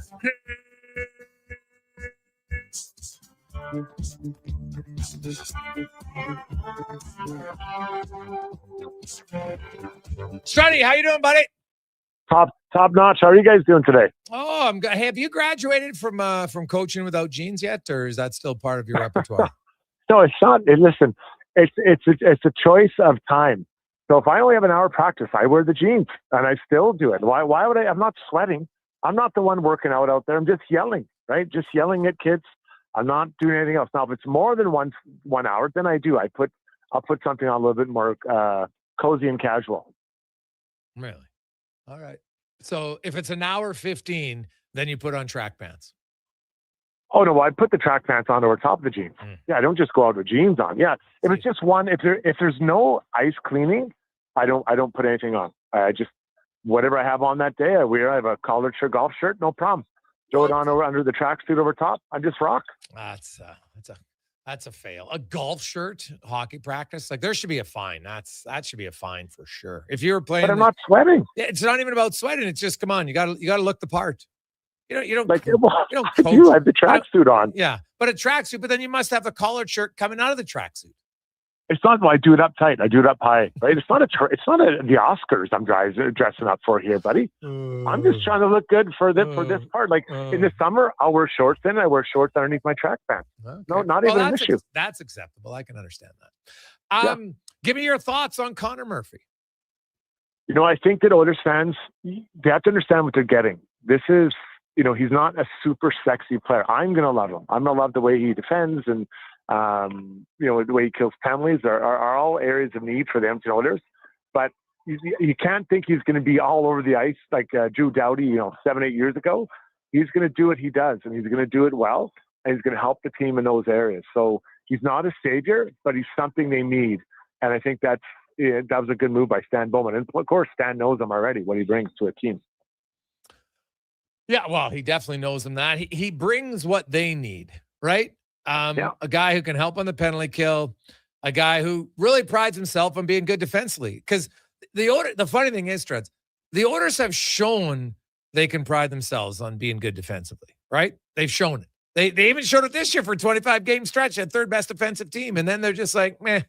It's like they lost interest. It's wild because it's not like the system has drastically changed when they went from October and November where they couldn't defend to suddenly, like, remember they got blown out by Dallas. They gave up 8 goals. And it was almost like they said, okay, you know what? This is embarrassing. Because in the next game, they shut out Seattle. And then after that, they went on a 25-game run where they were third best in the NHL. Like, it's wild to me how quickly they've been able to go from bad to good right back to bad. It's a choice. You know, defending is a choice. It's not a skill. It's a will and a desire to do it. I mean, it's, you know, people are like, well, you know, the coaches are asking to do something different. No, there's no coach that asks you to lose your man coming out of the corner. There's no coach that says, yeah, it's okay not to pick up the right guy in the back check or to defend or to box out in your own zone. Like that's the staple of any system. There's not a system that doesn't happen. Or there's not a plan for it. So it is a choice by the group to get it done. And you know, even going back further, this core, they've committed to defense at different stretches. You think back to on the penalty kill, some of the incredible runs they had in the regular season and playoffs. So they can do a much better job than they've shown. And I would expect they got to find this pretty quick because you look at the specific division, there's no barn burners in here. You know, maybe, you know, there's some decent teams, but no one you're like, oh my God, like imagine if you had to play the Ducks in the first round. You're not losing sleep over them. They've got some good players, but they make plenty of mistakes. So I think that this team should now see it. With 20-some games left, let's get organized defensively. And I think Connor will help them maybe remind them, right? Maybe remind them what it looks like. Because when Ekholm came here, he talked about being comfortable winning or going into the third period being up or down 1 goal. Mm-hmm. Right now, it's not like that. It is high-scoring action. They got to get back to that defense-first mentality. They can score, defend, and that'll get your group on track. Who would you play Murphy with his first game? I've been kicking this around so much. I think I've turned it inside out about 5 times. You know, I think Wallman is probably the right guy for him. If without anything else going into it, because I think Wallman allows him to be maybe a little bit more offensive. He has some risk in his game, and I think Murphy doesn't. Murphy does not have risk in his game, so that feels like a good pairing. But then that puts Nurse on the third pairing, and he's with Emberson. So do you play the top 2 guys, Ekholm and Bush, together a bunch, and then just split the other ice time between the other 2 guys? Maybe. You know, I'd like to see, you know, Nurse maybe beside Murphy and for them to have an identity as a group that they go out there and they shut down, you know, cycles, they shut down, they defend hard and all that stuff. So that's on their mix there. I think ultimately it's probably Nurse he starts with, but I like the idea of Wallman beside him for the reasons I outlined, buddy. What do you say? Well, I also have been looking at it, and the one thing I looked at was Darnell Nurse when he was paired with Cody Ceci for those 3 seasons, Struds. Yeah. And they played a lot of minutes against elite pairing play because that was, you know, when Duncan Keith and Bouchard were kind of your top pair, or not your top. They were the other top pair. And that was Young and Bouchard. He wasn't ready yet. So they played a ton. And actually, Nurse and Ceci had actually really good numbers I know people got upset about him, but anybody who looked deeper and looked and said, look at the quality of opposition they're playing. They played against the elites, right? Puck IQ is a fantastic website if you want to see who guys are playing against and how they fare. And he was good. And guess what? Cody Ceci is a defensive defenseman. I think Nurse and Murphy ultimately, I think the coach is going to try things. I think they might try this Wallman Bouchard thing just because, right? Just because Ekholm and Bouchard have been leaking some goals against lately. And you know what? They could easily go back to Ekholm and Bouchard. But I wouldn't be shocked. Now, I wouldn't be shocked if they tried Ekholm with Murphy because, until Nurse, kind of finds his game again, if he does. But I still think at the end, in the playoffs, I think we could see Murphy and Nurse and Ekholm and Bouchard. Yeah, and you know what? I think this gives them a lot of options. I really do. I think the play of Emerson, who's quietly had a good year, I think that also feels pretty good. Then you got Stastny still, right? So you kind of had your 7, you have your 5, and then the other 2. And I want to see different looks, and I want to see it, hopefully grow and have different options for different looks if or when they're in the playoffs, or what it can look like. So I hear what you're saying, and I think that he's a good comparable to Ceci. But again, I think Oilers fans understand this guy isn't a savior. He is a piece of what they need. Yes. And I think he can help them. And it'd be very quiet. If you go through a game like, damn, I never noticed Conor Murphy. That'll be the best thing you can say about him, because he's good. He's going to be a quiet contributor to this group. Yes. No, that is totally fair. You look at the order. What about the lines? They probably have, if you had to, if we're going to assume McDavid's line stays together, I would try Josh Szymanski, Struds, as my third line center. And I'd play him with Frederick. And I'd try him, maybe it's Podkolzin. The problem is then Matt Savoy's not in my top 9, and right now I can't do that. But I think eventually I would like to see that. That's a heavy line. And guess what? Podkolzin can play defensive. Trent Frederick, I looked at his numbers when he was in Boston. He had outscored opponents to 2 years that he'd scored 17, 18 goals. He outscored opponents 90-60. He's a good defensive player. So that line gives you, because when I even looked at the Olympics, who is Canada's second best line? The straight ahead line, bigger guy. Now, these guys aren't as skilled, and they don't need to be that scoring, because I know Draisaitl is going to score in the playoffs. But the Oilers need a heavy third line, and I'd be interested to see if they can do that. Now, maybe they go and get a veteran third line center. Easier said than done. But if they don't, I'd try Szymanski. What about you? Yeah, I agree. And I think that he's had some pretty good experience. You think about what he had before he went to Olympics and being at the Olympics. I think that obviously they value him, and they brought him and hired up. So I agree with that. I'd like to see that. Here's my worry about trading for a veteran third line center. Reality, it'll be one you hope can be a third line center, and he's actually a fourth line center. The Oilers have a lot of fourth line options. They don't need a fourth line option. You need a clear third line center. And if not, maybe I trade for a winger further up the lineup. I just worry they're going to trade for someone who they hope can be a third line center. And that is a dangerous game, because they've got that covered many times over. Yeah. I know a lot of people are talking about the Columbus Blue Jackets. They got a big win last night. They played Nashville tonight. They play Florida. Yeah. I think if they split their next 2 games and they're still within 3 points of Boston, I don't think they trade either one of their guys. I think that's an organization that says, we'd rather make the playoffs than get another pick or prospect and give away Boone Jenner and Charlie Coyle. Yeah. Yeah. And those are 2 that I really like, especially really like Charlie Coyle, because he's had success besides Trent Frederick, right? So you're kind of putting the band back together. Yeah. People are talking about Cody Glass. And, okay, I like Cody. I don't know that is he a third line center? I mean, I guess we can all be anything we want to be, but I'm not sure that's a massive upgrade on what you have. Now, the problem with Szymanski, you don't really know how he's going to react, and he's a very young player. But I guess the good thing is that, he's a guy that's trending in the right direction and, could be an NHL player for the Oilers next year. Full time. Yes. No, I don't. I agree with you that it's a little bit of a risk. Yes, there's no question about it. But I'm intrigued sometimes. We've seen other teams do it. He's an older guy. And the biggest thing is he knows how to play defense.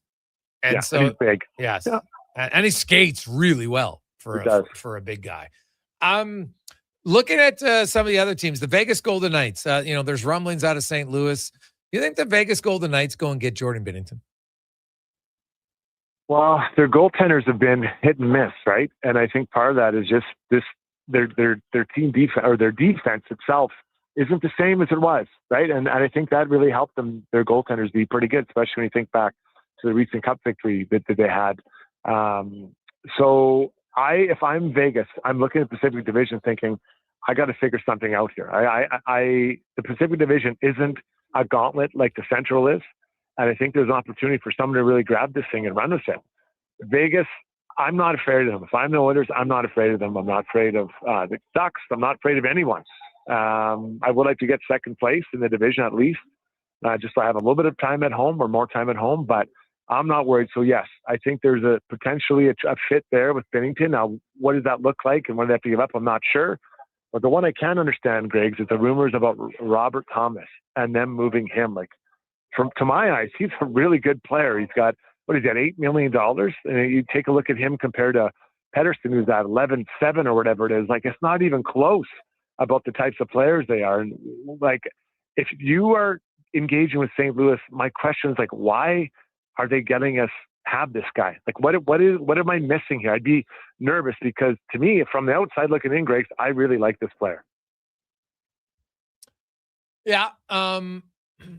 Hey, Robert Thomas, it's like last year, everybody thought, okay, here's his breakout year. He comes out of the Four Nations. He leads the NHL in scoring, 40 points in 26 games, which puts him on 120-point pace. And people are like, damn, okay, this guy's going to be good. And it hasn't come to fruition this year.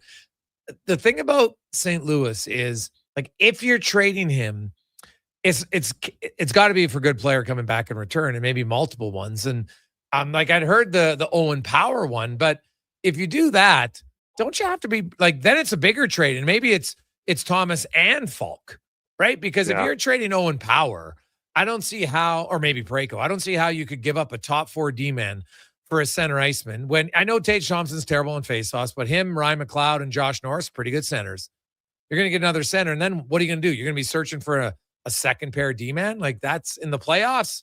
That's pretty tough. So if it becomes a bigger trade, then that would make more sense to me if Falk's involved. Yeah, and that's fair. And when you look at Buffalo from their side, I'd like to see Robert Thomas dishing to Tage Thompson. That'd be a pretty decent combo right there. And you know what their money's going to be for a while. But Owen Power, I think there's quite a bit of upside there still. I watch him play. I sure like the way he moves and his size. But that's a really interesting one for me. Just why? Why does St. Louis want to move? Because I thought it was Kyrou. I thought for sure Kyrou would be the one to leave. Well, right now it sounds like it might be Robert Thompson getting more traction. Well, it'd be fascinating, man. Lots of names gets pushed out there. St. Louis seems to be Jeremy Rutherford. If you like to follow a guy, he's pretty tapped in St. Louis, so he'd be a guy to follow because hey, they got a lot of players that people I think could be interested in. Robert Thomas being the top of it. Lastly, Struds, what about let's say the Oilers can't get a big name? Would you have interest? Do you think Michael McCarron could be the third line center? Or is he more of a fourth liner? Well, I think that's a guy that you're okay, this guy, you can ask him to be a third line center, but I don't know that he is. Now, I like his size. I'd like him on the fourth line. When he brings a little bit of grit, or it's quite a bit of grit, actually, pretty physical guy. He fights. You've seen him fight Nurse a few times here, and that's gone, pretty well for both guys. So yeah, I would, but I don't know that he's a third line center. A third line center, it's a pretty big jump from the fourth line in minutes, responsibilities, matchups, all those types of things. So, I don't think it'd be too much to get him. And the guy I really want is Ryan O'Reilly out of there, but it sounds like he doesn't want to go anywhere. So that changes things quite a bit. But that to me is a big jump. You go from McCarron to O'Reilly, big jump there. Oh, yeah. And last, do you think Nazem Kadri gets dealt before Friday? Yeah, I do. I really do. And I have no insider. I'm not an insider at all. So this is just my gut. When I'm looking at this Calgary Flames team, it's important to have vets around, but eventually going to trade Nazem. So is his value? In my opinion, it's only going to go down from here to the end of that contract. So if there's someone that is giving you a good deal now, and you are open to it, I think I would move him now because his value is high, as high as it's going to be. And that team, they're probably a couple of years away still from being what they want to be, which is competitive. Struddy, Enjoy the game tonight. We will chat with you next week, and maybe before or see if there's some trades. We might have to call you up again. You know what, buddy? I'll be here. Talk to you guys later. It's Jason Strudwick from Got Your Back podcast. Quick break. We'll return. It's the Gregor Show presented by PlayAlberta.ca, and we'll hear from Chris Knoblauch, Darnell Nurse, and more. Gregor Show presented by PlayAlberta.ca. A pizza from Papa John's is already pretty great, but you know what's even better? 2 pizzas from Papa John's. For a limited time, get a medium one-topping pizza for only $6 when you order any large specialty pizza at regular menu price. Whether you're feeding your family, your team, or yourself, get your next meal from your locally owned and operated Papa John's with a $6 one-top medium when you order any large specialty at regular menu price. Better ingredients, better pizza, Papa John's. Legacy Heating and Cooling is the #1 furnace install company for sailors because they know the value of a warm port. And they sing, there was a ship who bought the coal to sail the sea with a furnacey load. She brought the heat to YEG and her name was Legacy. Through icy wind and winter squall, her fire she burned for one and all with a comfort chugging guarantee, and her name was Legacy. No payments, no. Yep, no payments and no interest for 1 year on your new furnace. Don't trust just any ports in a winter storm. Trust Legacy Heating and Cooling. Need a new ride for road trips, errands, or just life on the go? Go Auto offers a massive selection with over 15,000 new and used vehicles to choose from. With over 70 locations across Western Canada, finding your next ride has never been easier. Whether it's a roomy SUV for the family, a sleek car for the open road, or a rugged truck for your weekend adventures, you'll find it here at a price you'll love. Explore thousands of vehicles today at goauto.ca.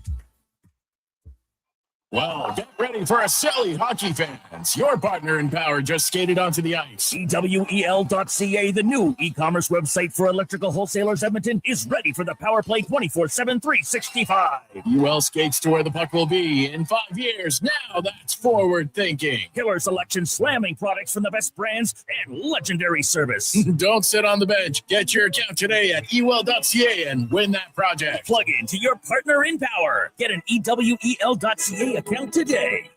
The longest running basketball show in Canada airs every Saturday morning at 10 on Sports 1440. Hoop City with Paul Sir introduces a new generation of basketball talk, and it's right here on Edmonton's home for sports, Sports 1440. Is your digestive system crying for help? NACA Nutri Probiotic Veggie Caps fight bloating and constipation, strengthen immunity, and can even aid in weight management. Find them at Vitality Health Foods, where customer appreciation is the first Tuesday and Wednesday of every month. When life unexpectedly changes, it can leave us feeling unbalanced, uncertain, and unsure of how to move forward. But you don't have to go through it alone. I'm Corey Anderson with Fairway Divorce Solutions. Our team helps reestablish balance, guiding you through your divorce with compassion, clarity, and support. Fairway has helped more than 6,500 families across Canada find a path towards a peaceful, fair resolution. With 2 offices in Edmonton, we're here to make your journey easier. Discover your options at Fairway Divorce. From the first face-off to the final, Sports 1440 is your home for hockey talk. With live coverage, expert analysis, and pre- and post-game shows, we bring you closer to the game. Tune in 24/7, only on Sports 1440, Edmonton's sports station.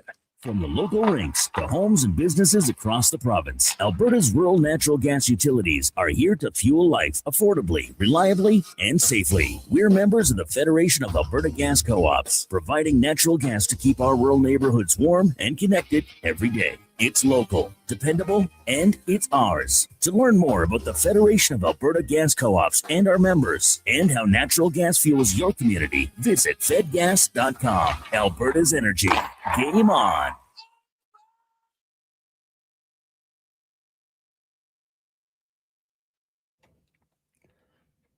Portions of this hour brought to you by Elks Nation. Check the new website, elksnation.ca. Articles, podcasts, and more breaking down the green and gold, the most in-depth Double E football coverage online, elksnation.ca. The Jason Gregor Show, the best of Edmonton sports talk and beyond. This is Sports 1440. Presented by PlayAlberta.ca, Alberta's only regulated online gambling website.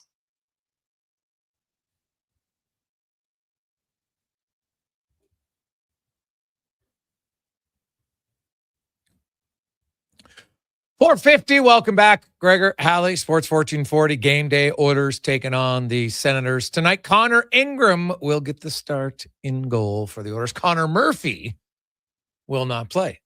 Connor McDavid, he will play. So there's your Connor update. If you, not that was the plan, but just came that way. 833-401-1440. 833-401-1440. You can always text us. The Gregor Show, presented by playalberta.ca. Now, let's go in the Oilers dressing room. Let's hear from, first of all, Darnell Nurse and his thoughts on the Conor Murphy addition to the team. Yeah, no, it's exciting. I think anytime your group can get better, you definitely adds a really good component to our group. Steady back there, hard to play against. So, yeah, he'll be great for us. What about the overall defensive game from the team and how they can improve it? Yeah, we could be much better in that department. I think we've shown stretches and in areas, throughout the season that when we check, we play really good hockey, and it's supposed to stay in that inconsistency. And our group has it. I know individually, we all feel we have it. I know for me, just going out there being hard to play against and having fun on that side of the ice, that's gonna help our group. So we're excited about the last 21 games, and there's a lot of hockey to be played, and making the most of the opportunity that we have at hand. And what about the thought that, hey, the Oilers have been there, they got a lot of experience, they know how to turn it on, they know when to turn it on. Is that how they feel? Is that true? Well, let's hope so. I don't know if there's so much to switch, but I think, like I said, there's been stretches over the course of the year where we've played the way that we wanted to play. And show that we can't do it. Now it's about doing it each and every night. That's there's no more runway. We just got to go out there and do it. And we talk all we want, but just go out there and play. And lastly, talked about his game and what needs to change, improve down the stretch. I mean, I'm not. It's 61 games, and I think I'm minus 12 and have 20 points. I'm not happy about that at all. With that said, if we're going to reach the goal that we want to reach, I got to step up for sure. And there's a lot of hockey to be played. And I think that's the excitement, the opportunity, and that's the accountability. And who I owe that to is those guys in the room. That's it. No one else. And showing up here each and every day and giving everything I have for each guy in there and enjoying it. Nurse can play better. He needs to play better. I get the frustration. I think it's valid this year in his game. It's not where he wants to be. But the coaching staff still believes in him. Look at the minutes they play him. So, and I don't think that that's massively going to change with the addition of Conor Murphy. I think it'll come down a bit because now you'll have Ekholm, Wallman, and Nurse on the left side. So I think you'll see the left side minutes spread out a little bit. And because Nurse plays the most right now at 5-on-5, I could see that number going down somewhat. Not massive amounts, but maybe it goes down a minute, right? Shift here, 2 shifts, maybe something like that. Murphy, I think when it's all said and done, and you look over a 10 or 15 game stretch with Conor Murphy in Edmonton, although I guess he doesn't play tonight, he could play the final 20 games of the year.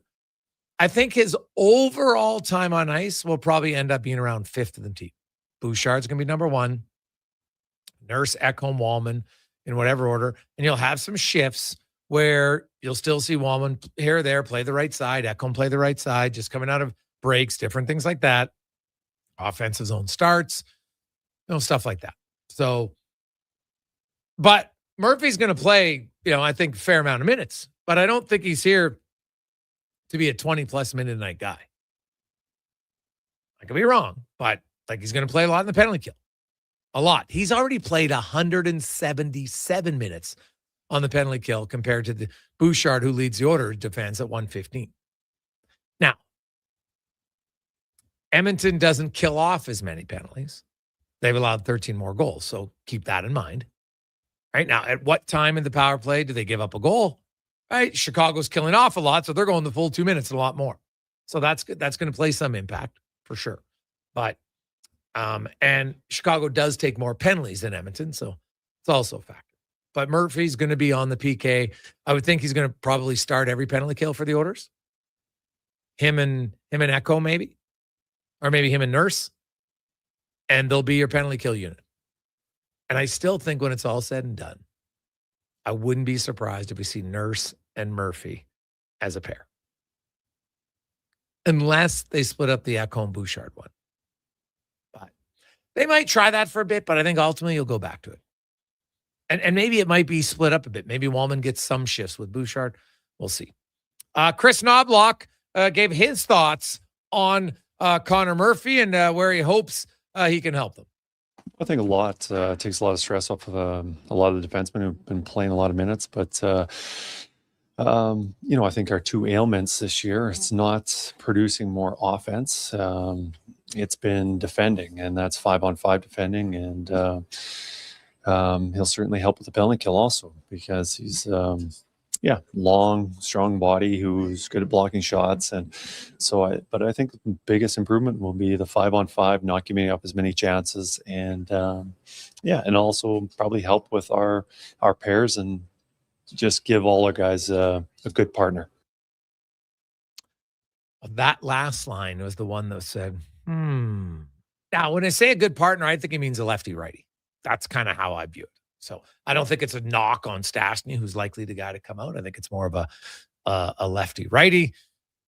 He didn't say who he thought he'd play with. He said might depend on tonight. So I think they're going to try a few different pairs. That's the only thing that makes sense, right? What about just the fact that you're adding a pure defensive defenseman in Murphy, and how that maybe can change the dynamic of your decor?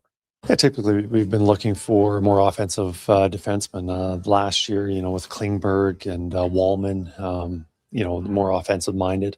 This year, I felt that we had enough offensive guys, and scoring goals has not been a problem for us this year.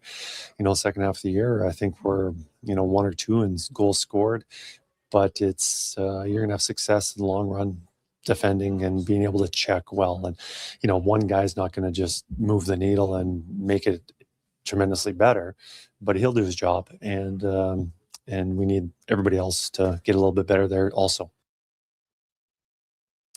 Yes, very much so. Does he see Murphy as a shutdown D-man who's going to go up against the other team's top lines? No, I think he can absolutely handle that, but it just, I guess he might complement an offensive defenseman, or maybe he's with another defensive defenseman who is in that shutdown role. So, I think it's too early to say this is exactly where we're going to put him with and how he's going to play. I think safe to say, be a little bit of trial and error to find out who works with who. Let's take a break. When we return, Spectre will join us. He's up for an award. I didn't even know it, Cons. We'll see how he's going to do in that award coming up next. But first, we get to the Con Man and a Sports 1440 update brought to you by Northgate Chevrolet Buick GMC. And March Madness is here. No joke, no giveaways, no phony prizes, just a good old-fashioned deal. Northgate Chevrolet Buick GMC. Check it out, northgategm.com. This is the Sports 1440 update. Game day down at Rogers Place. The Oilers host the Sens. Puck drop just after 7. Our pregame coverage with Andrew Walker gets going at 6 right here on Sports 1440. Elsewhere, you got the Devils and the Panthers. Golden Knights in Buffalo. Preds taking on the Jackets. Winnipeg hosting the Blackhawks. Stars and Flames. Wild Lightning Avs in Anaheim. And the Sharks taking on the Canadiens. In the association, Toronto Raptors taking on the Knicks. Tip-off 5:30 from Scotiabank Arena. Also the Nets and the Heat. Spurs meet the Sixers. Bulls taking on the Thunder. Lakers host the Pelicans. And Suns meet the Kings. The Arizona Cardinals are releasing former first overall pick quarterback Kyler Murray after 7 seasons. They'll owe him $36.8 million guaranteed next season. And the Colts using the transition tag on quarterback Daniel Jones. It's a 1-year tender that gives them the right to match any offer from another team. In the AHL, Condors knocked off the Eagles 5-4 in a shootout earlier today. In the AJ tonight, Olds hosting Canmore, Whitecourt hitting Grand Prairie.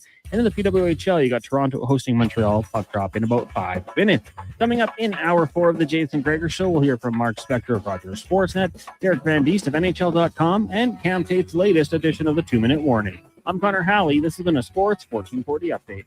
Sports 1440 in West Edmonton Mall and Wetaskiwin. CKJR is a Stingray radio station. Download the free radio player app and listen wherever you go. A pizza from Papa John's is already pretty great. But you know what's even better? 2 pizzas from Papa John's. For a limited time, get a medium one-topping pizza for only $6 when you order any large specialty pizza at regular menu price. Whether you're feeding your family, your team, or yourself, get your next meal from your locally owned and operated Papa John's with a $6 one-top medium when you order any large specialty at regular menu price. Better ingredients, better pizza, Papa John's. Hey, Edmonton, did you know a local Play Alberta winner scored over $500,000 on Mega Jackpots Ocean Bells? Think about the season tickets you could lock down with that kind of cash. From major casino winners every hour to jackpots worth millions and hundreds of popular games to money that stays in the province, there's never been a better time to sign up for Play Alberta. Download the app today to get started with casino, sports, and lottery all in one app. Must be 18 plus to play. When you gamble, use your game sense. Legacy Heating and Cooling is the #1 heating and cooling company for people who want heating and cooling, because you'll save a bundle by bundling. Then you can use hot, cold, hot, cold. Come on, thermostat, do what you're told. Turn up the heat, turn up the cold, to the vents start pushing out tornadoes. Bundle my furnace with some AC. Gonna get a deal from Legacy. Oh, yeah. Save a bundle when you bundle your new furnace and AC from Legacy today. Plus no payments and no interest for 1 year. That's how you build your legacy. Legacy Heating and Cooling. Silent Rides is one of Alberta's premier specialty charter companies. With our luxury motor coaches, we provide our customers with the safest and most reliable ground transportation services. Our seatbelt equipped, top-of-the-line motor coaches have become the preferred carrier for many local sports teams, tours, corporate outings, and other various travel needs across Western Canada. For more information and to request a quote, contact sales at 877-748-0991 or visit silentrides.ca. Support your circulatory health with NACA Platinum Nattokinase. This powerful enzyme cleans your arteries, Jason Gregor, helps Connor. with varicose veins, promotes improved blood flow, and more. Find NACA Platinum Nattokinase at Vitality Health Foods, where customer appreciation is the first Tuesday and Wednesday of every month. 1 in 3 adults don't get enough sleep. The Brick is here to help with deals on your entire bedroom. Save up to 50% off clearance mattresses, 50% off beds when you buy any 3 matching pieces. Buy Gregor, one, get Halley, one half price on Sealy memory foam pillows, and save $100 off any adjustable power base when you buy a mattress over $9.99.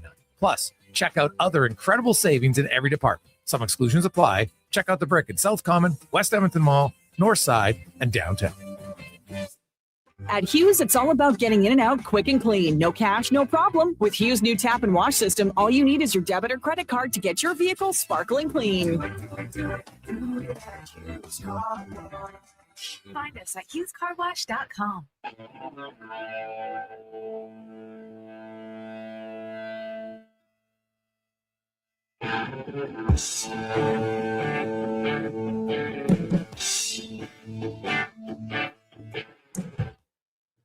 Portions of this hour brought to you by Can Torque. We offer sale, rental, repair, and calibration of hydraulic, pneumatic, and battery-powered torque wrenches, stud tensioners, and flange maintenance equipment. Order today at cantorque.com. This is Sports 1440, where Edmonton talks sports. On YouTube, Facebook, and X. Here's Jason Gregor. Brought to you by playalberta.ca.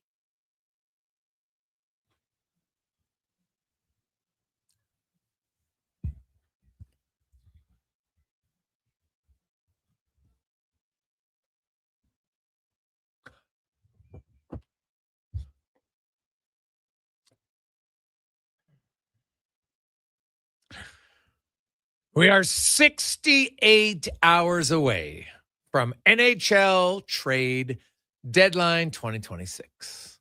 Oh, let the excitement begin. Let it build a little bit. There are some teams like the Columbus Blue Jackets. They played tonight in Nashville. They had a 4-0 lead in New York last night, gave it up, and then won it in overtime. So they got the 2 points. They needed the 2 points. They won it without Werenski. Now they got Nashville tonight. They got Florida on Thursday. They'd love to win both. I think if they win one, I don't see them being a seller. So all of a sudden, Boone Jenner, Charlie Coyle, unlikely. But what if they lose both? Then the Jackets might be like, it's too big of a hill to climb. Let's take some assets. So we'll see. I think there's a few teams in that boat. There's some other teams that are clear sellers, right? We know that. And there's obviously some clear buyers. The Oilers are a buyer. We know that. They bought yesterday. Conor Murphy. Who else can they get? We'll see. But 68 hours, actually just under now, the official end. Although we all know the trades trickle in later. But away we go. We'll have wall-to-wall coverage here on Sports 1440 on Friday. So tune in, watch on YouTube. Should be a lot of fun.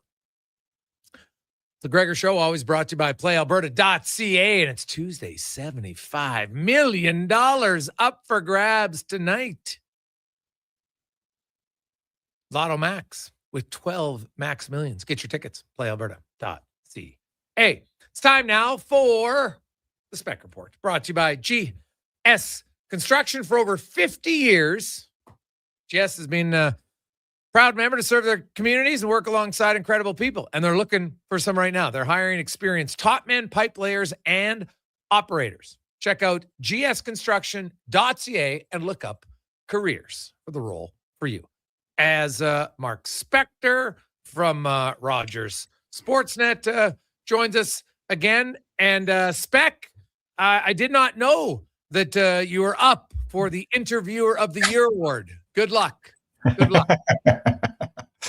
Well, you know what? If you can't laugh at yourself a little bit, Jason, where the hell are we in this world, huh?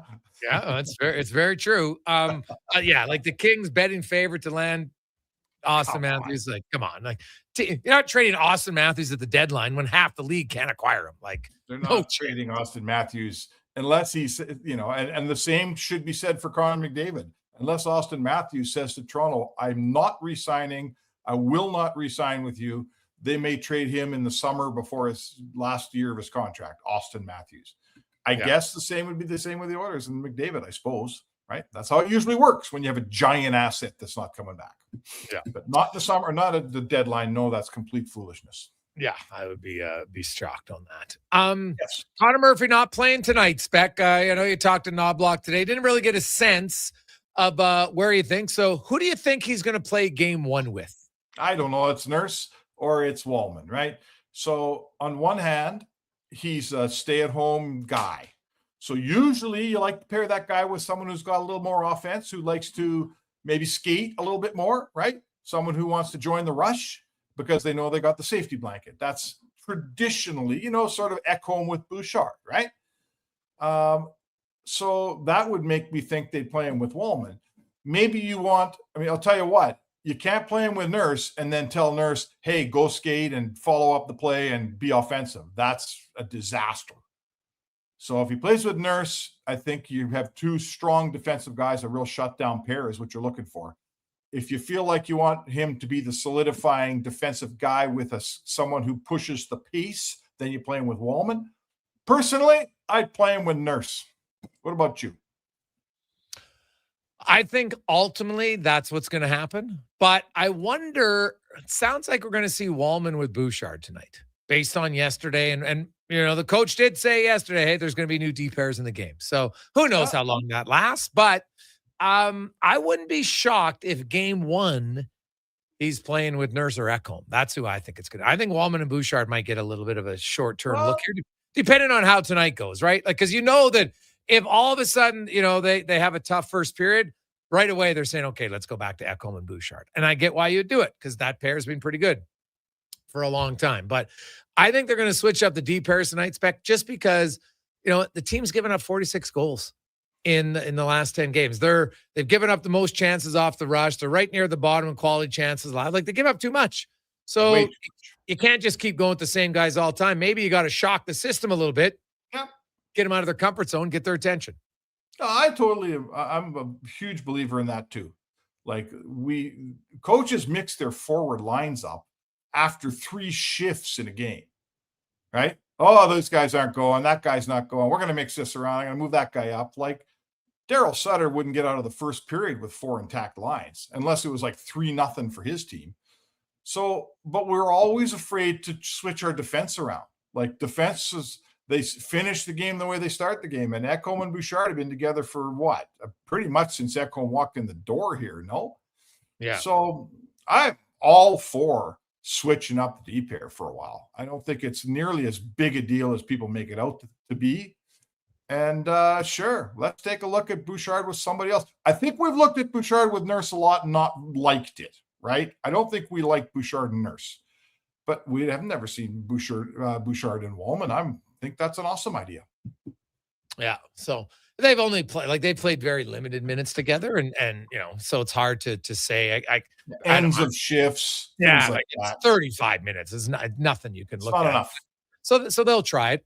The forward lines tonight. Szymanski's obviously up, so he's going to play center. Did Knoblauch give you any insight on what his lines are going to be? Nothing. We got no lines out of the morning skate whatsoever.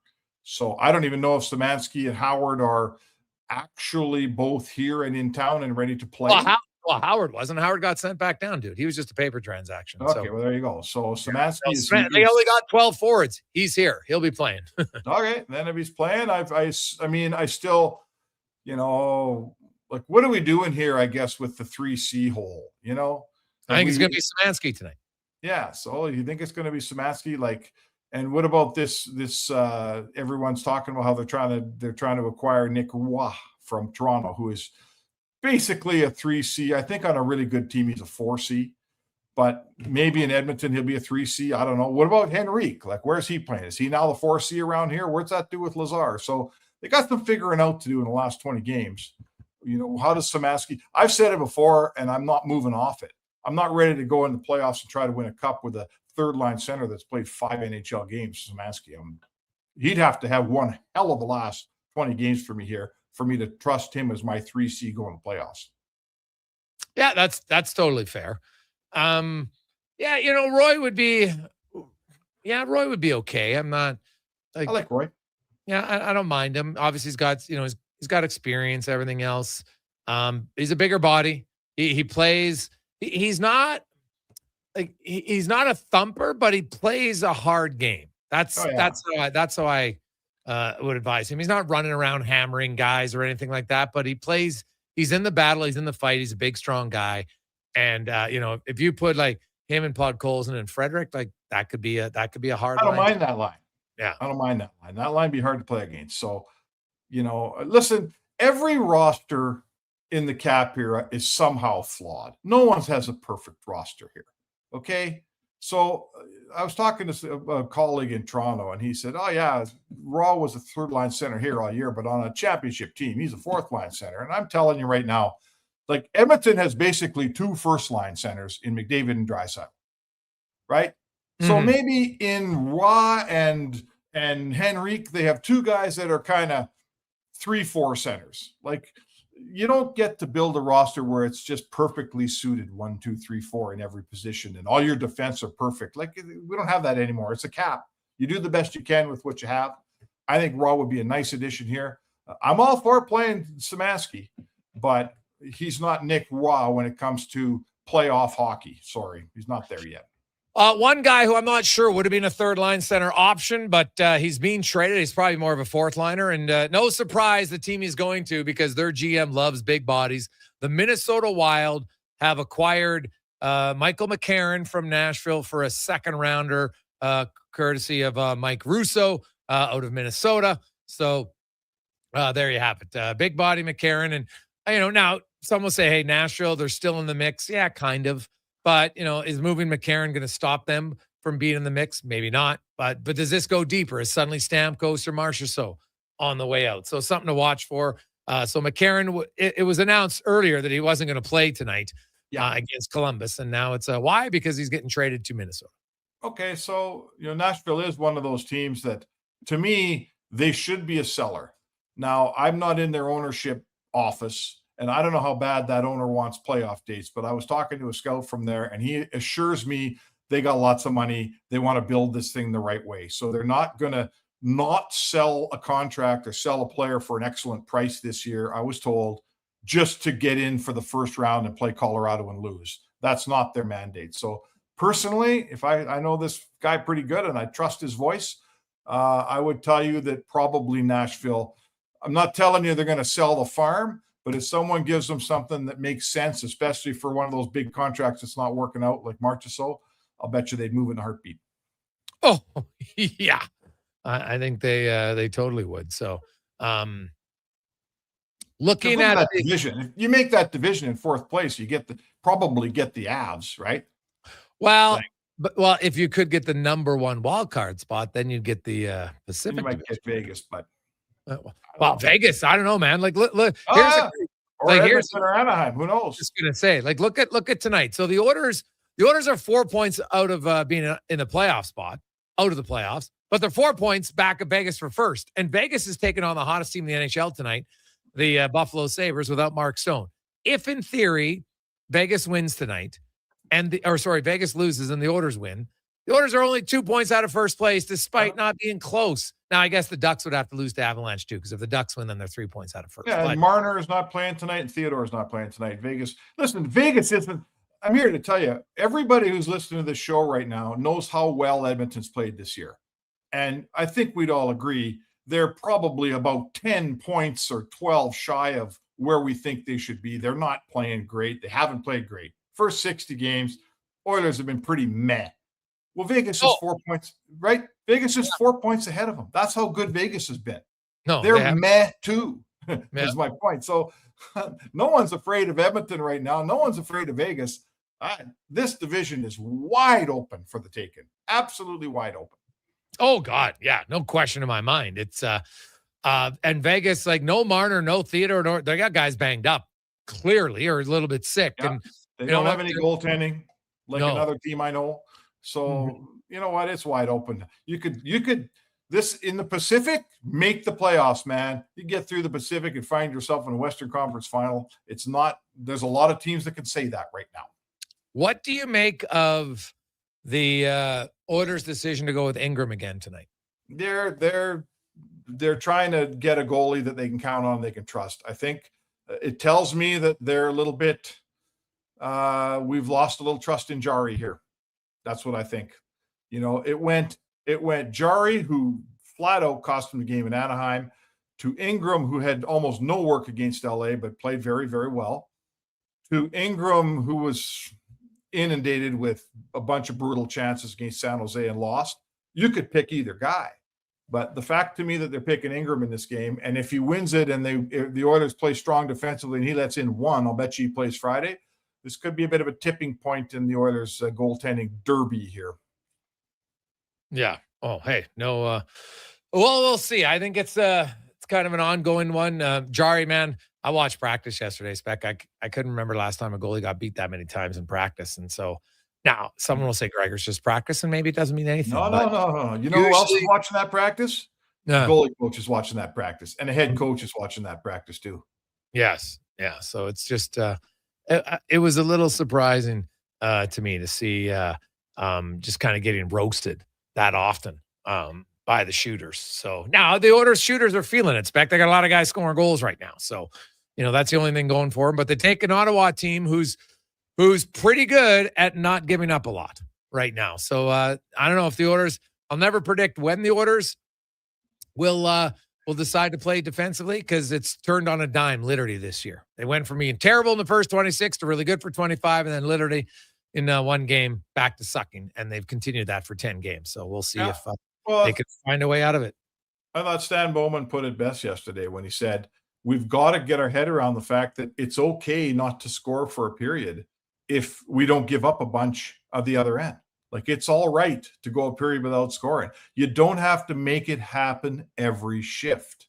And the top guys on this team, that's how they've been playing lately. And we know that's a recipe that doesn't work. Like, you can't, high event hockey. The Oilers' first line guys were on the ice for 8 out of 9 goals the other day in San Jose. That is the very definition of high event hockey. They're putting it in on the power play, and they're watching it go in at even strength. And that ain't gonna. No one's winning that way, man. The GM knows it, the coach knows it, all the players know it.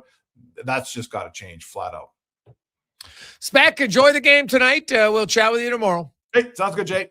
There you go. That's Mark Spectre, the Spectre Board, brought to you by GS Construction. DVD will join us again. There's just a trade coming down. The Minnesota Wild have acquired Michael McCarron. You know why they acquired him? Because the Wild are terrible in defensive zone faceoffs. 27th in the NHL. Brutal. McCarron, really good. 56% in the D zone. So there's lots of times you look at very specific little details of, hey, what can help our team?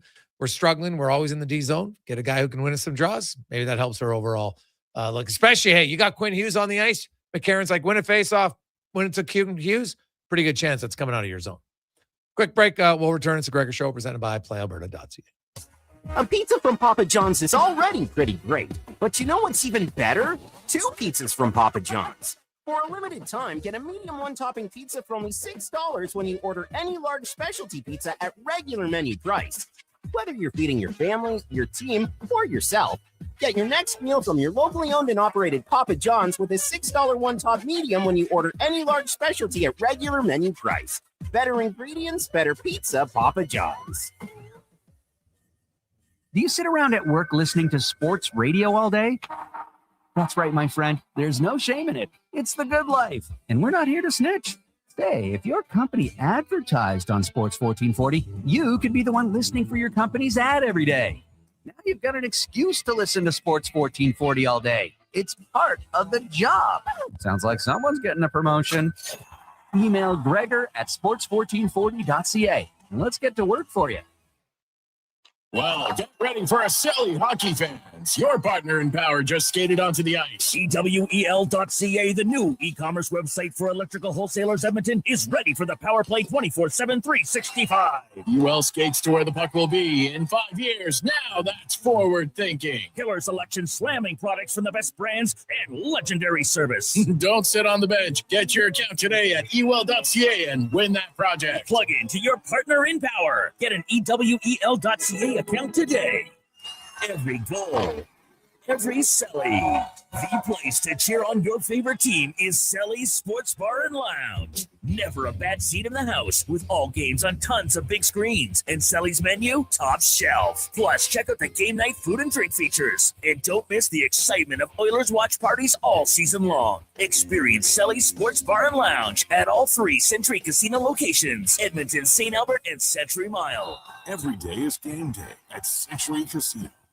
I'm Rick Showers from No Bull RV, and if you want your trailer to be ready for May long weekend, the time to make your plan is not in the spring, it's now. Everyone wants to be ready to hit the great outdoors at the same time, right, Rick? That's right, Bob, but a little foresight can have your camping plans firmed up while everyone else is putting it off for later. At No Bull, we're building our spring startup schedules now, so it's a good time to get on our list. And there's only so many RVs you can work on between then and now, right, Rick? It's a zero-sum game, Bob. We have a finite number of RV techs and service bays. We're working every day from now until the busy season, and there's one thing I'll guarantee. Every spring startup slot for May long weekend will be reserved by April 1st. So if you want to spend Victoria Day in the great outdoors instead of wishing you were in the great outdoors, drop by or give us a call now. You'll thank me later. And that's No Bull. NobleRV.ca. Edmonton's go-to station for all things sports is Sports 1440. From Low Tide to Kevin Carius and Jason Gregor, we deliver the latest on your favorite teams. Tune in 24 hours a day, 7 days a week. To Sports 1440.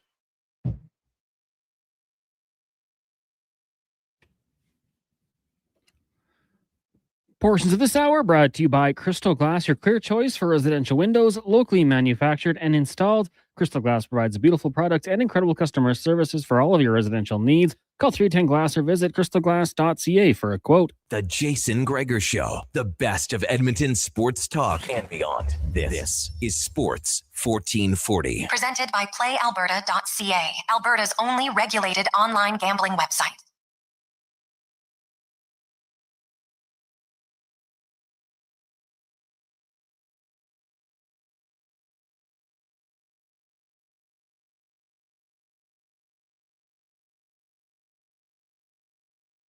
Man, the con man's killing it on some good old school tunes today. I'm loving it. Love that air of music. Welcome back.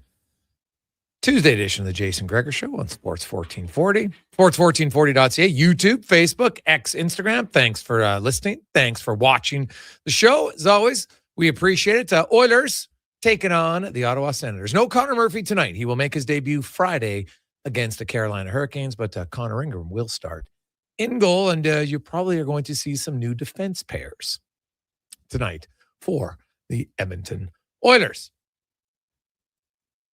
Let's get to the oil report now, brought to you by Go Auto. They love selling cars, but more importantly, they like giving back and helping out in the community. They've donated over $25 million to local charity initiatives in the communities that they work. That's goauto.ca. As we are joined by Derek Van Diest from NHL.com. DVD, how you doing? Good, Jason. How you doing today? Oh, I'm good, man. We're getting closer to NHL trade deadline. We just had another trade come down. McCarron's going to the Wild for a second rounder to Nashville. So, you look at that. Guy he's making just above league minimum, and I like that as a fourth line center for them. Cost him a second rounder. It really looks more and more like the Conor Murphy deal to get a really good defensive defenseman who's probably going to play 17, 18 minutes for a second rounder 3 years down the road. It's a pretty good trade. Yeah, it's a pretty good trade. And I think it's an indication of the market, like where it sets the market. So now if you want to get a third line center, it's probably going to cost you a first rounder, right? If a 5 or 6 defenseman or 4 or 5 defensemen cost you a second rounder, then the prices are pretty high for guys that are going to play, that 3-line center or in that bottom 6 role. But just really jostling here. I think it's setting up for a really busy Friday, because usually you get a few big trades by this point. And everyone just kind of seems to be, okay, let's see who's going where, who's doing what. And I think one of the reasons here in the West is that a lot of teams are still in it. A lot of teams still think that we can put a streak together, we can get back in it. So usually in the past at this time, you had your buyers and sellers that were pretty well defined. I'm not sure they're so defined this time around. So I think maybe that's kind of what's holding things up, and teams are trying to figure out, okay, do we make a run here, or are we going to try and rebuild for the future, or what's our strategy here? And I think more often than not, teams think, hey, if we put 3 or 4 wins together, we're right back in the mix, particularly in the Western Conference. Oh, yeah. Well, we were joking about it tonight. If Vegas loses and the Oilers win, they're 2 points back of Vegas. And Vegas is playing tonight without Stone, without Marner, without Theodore. So, and they're playing the best team in the NHL since December 1st in Buffalo. So a lot of the numbers would suggest that maybe the Sabres win. DVD, I know it's going to – I'm only saying for game 1 because I think we're going to see different pairings. But Conor Murphy on Friday night, who do you think he starts the game with? I think he starts with Wallman. I really do. I think him and Wallman will be a pairing. And I'm not sure if you want to play him with Nurse right off the bat. I think you want to kind of ease him in. And I think Conor Murphy, he's a stay-at-home guy, big guy, can block shots, break up the cycle. I'm not sure how well he moves the puck out of the zone. So I think you need some guy with him that can move the puck, that can get the puck up the ice. And you have to give him some time to kind of adjust of how the Oilers play. They're not a chip off the glass and out type team, and they're a team that will kind of come back, recycle the puck, hold on to it, and look to beat you on the rush. So I think that's something he's going to have to get used to. I'm not sure what the situation was in Chicago, but I think he was more of a win the battle, get the puck up, win the battle, get the puck up type guy, off the glass and out type guy. So I think he's going to have to make an adjustment. But I see him and Wallman starting as a pairing. I could be wrong. It could be him and Nurse. Who knows? But yeah, it'll be interesting to see. But I think this is a guy that the Oilers needed. The Oilers needed basically a guy to break up the cycle. Like, they don't have a lot of those guys. That Ekholm can do it. Nurse used to be able to do it. Not so much anymore. This guy can do it, and he'll come in here and block shots. He'll get in the way. He'll clear the front of the net. And I think that's been one of the biggest problems with the Oilers this season, is that they don't clear the front of the net. Guys stand there for as long as they want, do whatever they want in front of the net, and there's no one there to kind of clear him from there. So I think he's gonna be able to do those little things. He's gonna do a lot of the grunt work on the blue line, and I think it was a pretty good acquisition. Derek Van Diest joins. DVD, how busy do you think Bowman's going to be in the next 67 hours and change?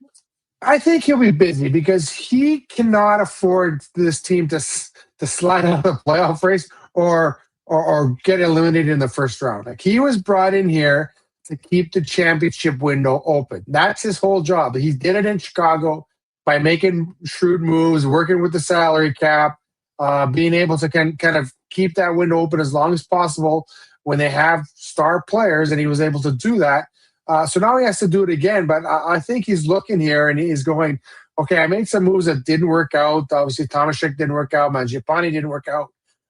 There's some, and so I think he has to come in here and show the team, if anything, saying, hey, guys, I'm going to do whatever I can to help this team win today. He was talking about they're still in the championship window. They're still in win today mode. They have to be because they may only have Connor McDavid for another 2 years after this one. So they have to keep that window open for the next at least 2 seasons while McDavid is here. So yeah, I think he's going to be very busy, but he's got to work the cap. He's got to work the system. He's got to convince teams to retain salary. And I always worry when GMs start trading draft picks 2, 3, 4 years down the road. I always think that might eventually end up catching up to you, but they've given him the green light to do that. He traded a 2029 pick, and then now he's got to trade a 2028 pick. So he's got some picks to work with, but I think he's going to be very busy, but he's got to work with the cap, within the cap, try and figure all that out. So he's got to convince some GMs who brings a guy that's making some money in to retain some of that salary. Derek Van Diest from NHL.com joins us. DVD, I know you're looking at all the other teams, Vancouver, Winnipeg, Calgary. How busy do you think the other West teams, who all of them look like they're not making the playoffs, are going to be here in the next few days? Yeah, I think they're going to hold out for as long as possible to try and get some of the best deals for some of their top guys. So it'll be interesting to see, if Coleman goes somewhere from Calgary, if Kadri's, they're interested in him to go somewhere. I think Winnipeg's got to look in the mirror and say, okay, you know what? We may have to move some pieces out to get some draft picks to kind of try and reload this thing because it's not working. And Vancouver's a mess. Like, I don't know what Vancouver's going to do, how they're going to deal with it, but it's falling apart there. And you look at the situation, and if I'm the owner of Vancouver Canucks, you look at it and go, okay, these guys, it fell apart under this regime. Rutherford and Albion. Do I want these guys to try and put it all back together? I guess that's always the tough question is the guys that kind of blew it up. Why do you want them to try and put it back together? But they have some contracts there that they probably want to move. And I'm not sure what the direction they're going to go, but I think they have to take a long, hard look in the mirror and say, okay, how do we get out of this mess? Because this was a team 2 years ago that were in the playoffs. They were challenging. They took the Oilers to Game 7, and it just kind of all fell apart from there. So it's going to be interesting to see what happens in Vancouver. Well, like you see some of the reports and teams are interested in Elias Pettersson. Yeah, I'm sure if Vancouver's going to retain some salary on him, I don't think anybody's taking his full boat at $11.6 million. There's the Garland rumor, maybe going to the Islanders. Steven Rossner is reporting that out of Long Island, and he's got a new contract that kicks in at $6 million in the summer. Like, I like Connor Garland. I don't like if it's $6 million at all. No, I don't. No, he's not a $6 million player. Like, he's a very useful bottom six guy, and he's a very competitive guy, and he's a guy you want on your team, but not at that price. Like, that's pretty steep for a guy like that. And so that might be tough to unload unless, it's going to be tough to unload a guy like that. But yeah, they have some guys like that. Yeah, what happens with Patrick Kane? I don't think, does he have any value around the league? Is he a playoff guy? Who knows? But I think they're just going to try and strip that down as much as possible and try and get whatever assets they can get. So I expect them to kind of wait to the last minute as well. Yeah, Evander Kane. It's his agent. They've already been granted permission to search out a trade. Remember when the Oilers did that for him, and they ended up signing with the Edmonton Oilers. Yeah, exactly. I look at Evander Kane, and I think a team, because he's a unique player, but like Evander Kane probably has to recognize that he's going to have to alter his personality and how he goes about things if he wants to stay in the league, and make any sort of salary.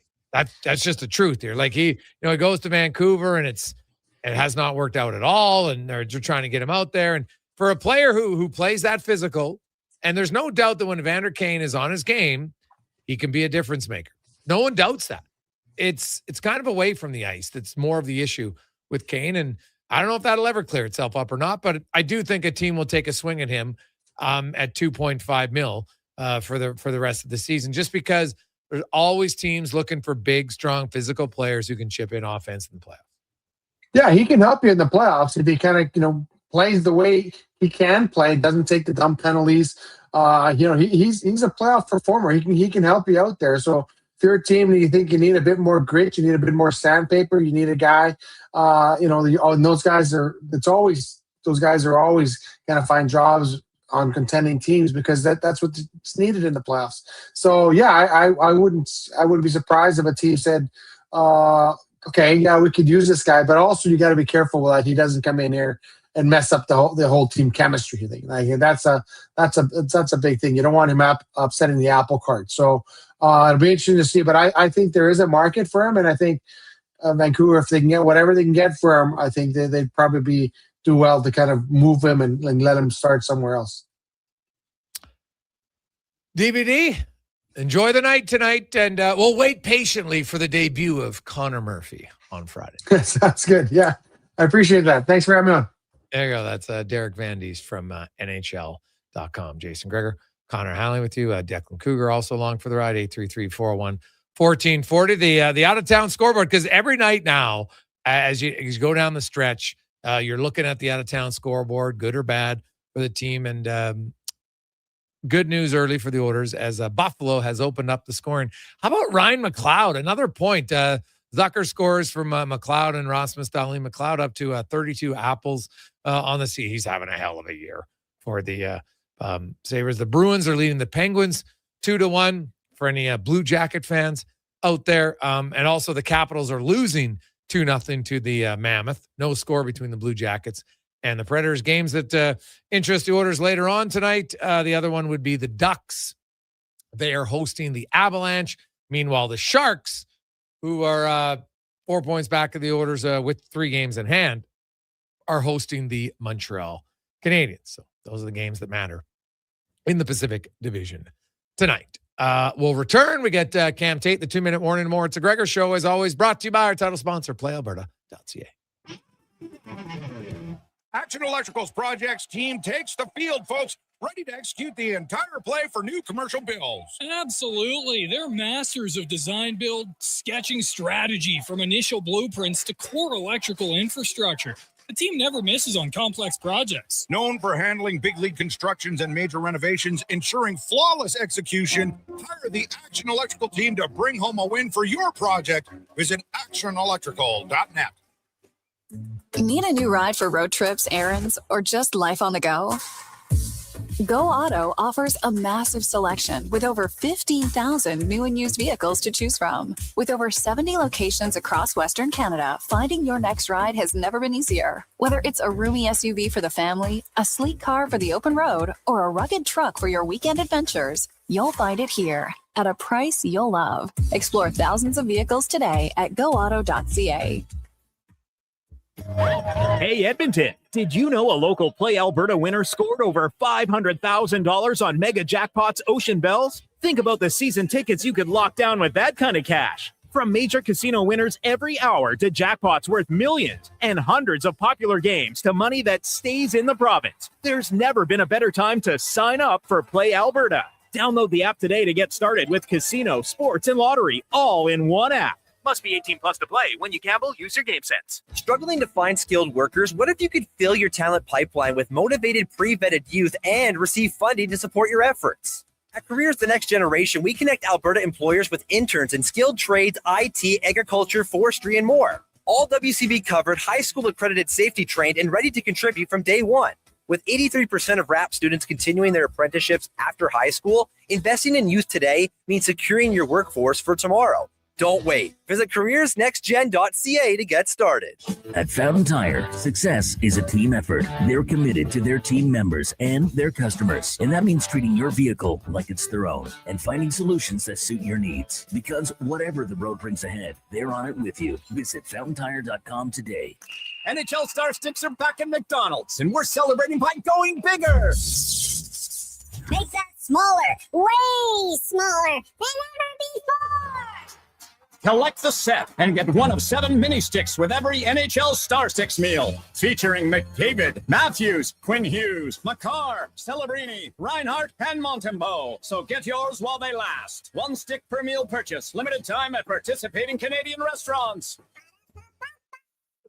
1 in 3 adults don't get enough sleep. The Brick is here to help with deals on your entire bedroom. Save up to 50% off clearance mattresses, 50% off beds when you buy any 3 matching pieces. Buy one, get one half price on ceiling memory foam pillows, and save $100 off any adjustable power base when you buy a mattress over $9.99. Plus, check out other incredible savings in every department. Some exclusions apply. Check out The Brick in South Common, West Ed Mall, North Side, and downtown. Hey, Gary, is that your dad? No, this is Evan, the new sales rep I hired. Oh. First impressions matter, but when hair loss takes over, it can feel like you're not being seen for the maverick you truly are. Hi, I'm Dr. Vance Elliott. At Advanced Hair and Skin Surgery, we know that hair loss is more than just a cosmetic issue. It's personal. Let's discuss all the cutting-edge options available so you can make a great impression every time. Book a free consultation today at drvanceelliott.com.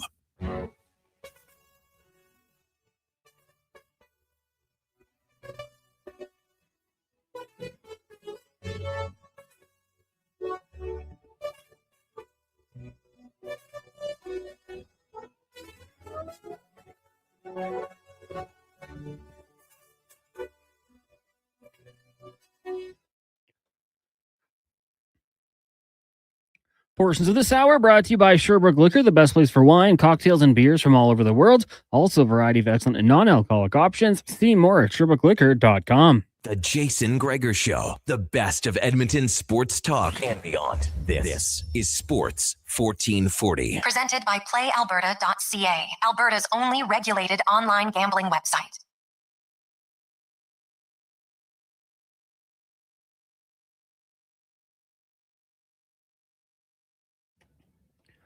Well, welcome back. It is the Jason Gregor Show here on Sports 1440. Connor Halley, Declan Kruger, wrapping up the show. Brought to you by PlayAlberta.ca. Of course, reminder, use your game sense. But tonight, some great opportunities. The Connor Halley special. Matthias Ekholm. Maybe he's due. Go check it out. PlayAlberta.ca. Of course, you can buy lotto tickets and more there. And again, make sure to use your game sense. It is game day. Oilers taking on the Ottawa Senators. The Sens playing some good hockey as of late. 5 points out of a playoff spot. So, they'll be desperate. Tim Stützle leading the way for them offensively.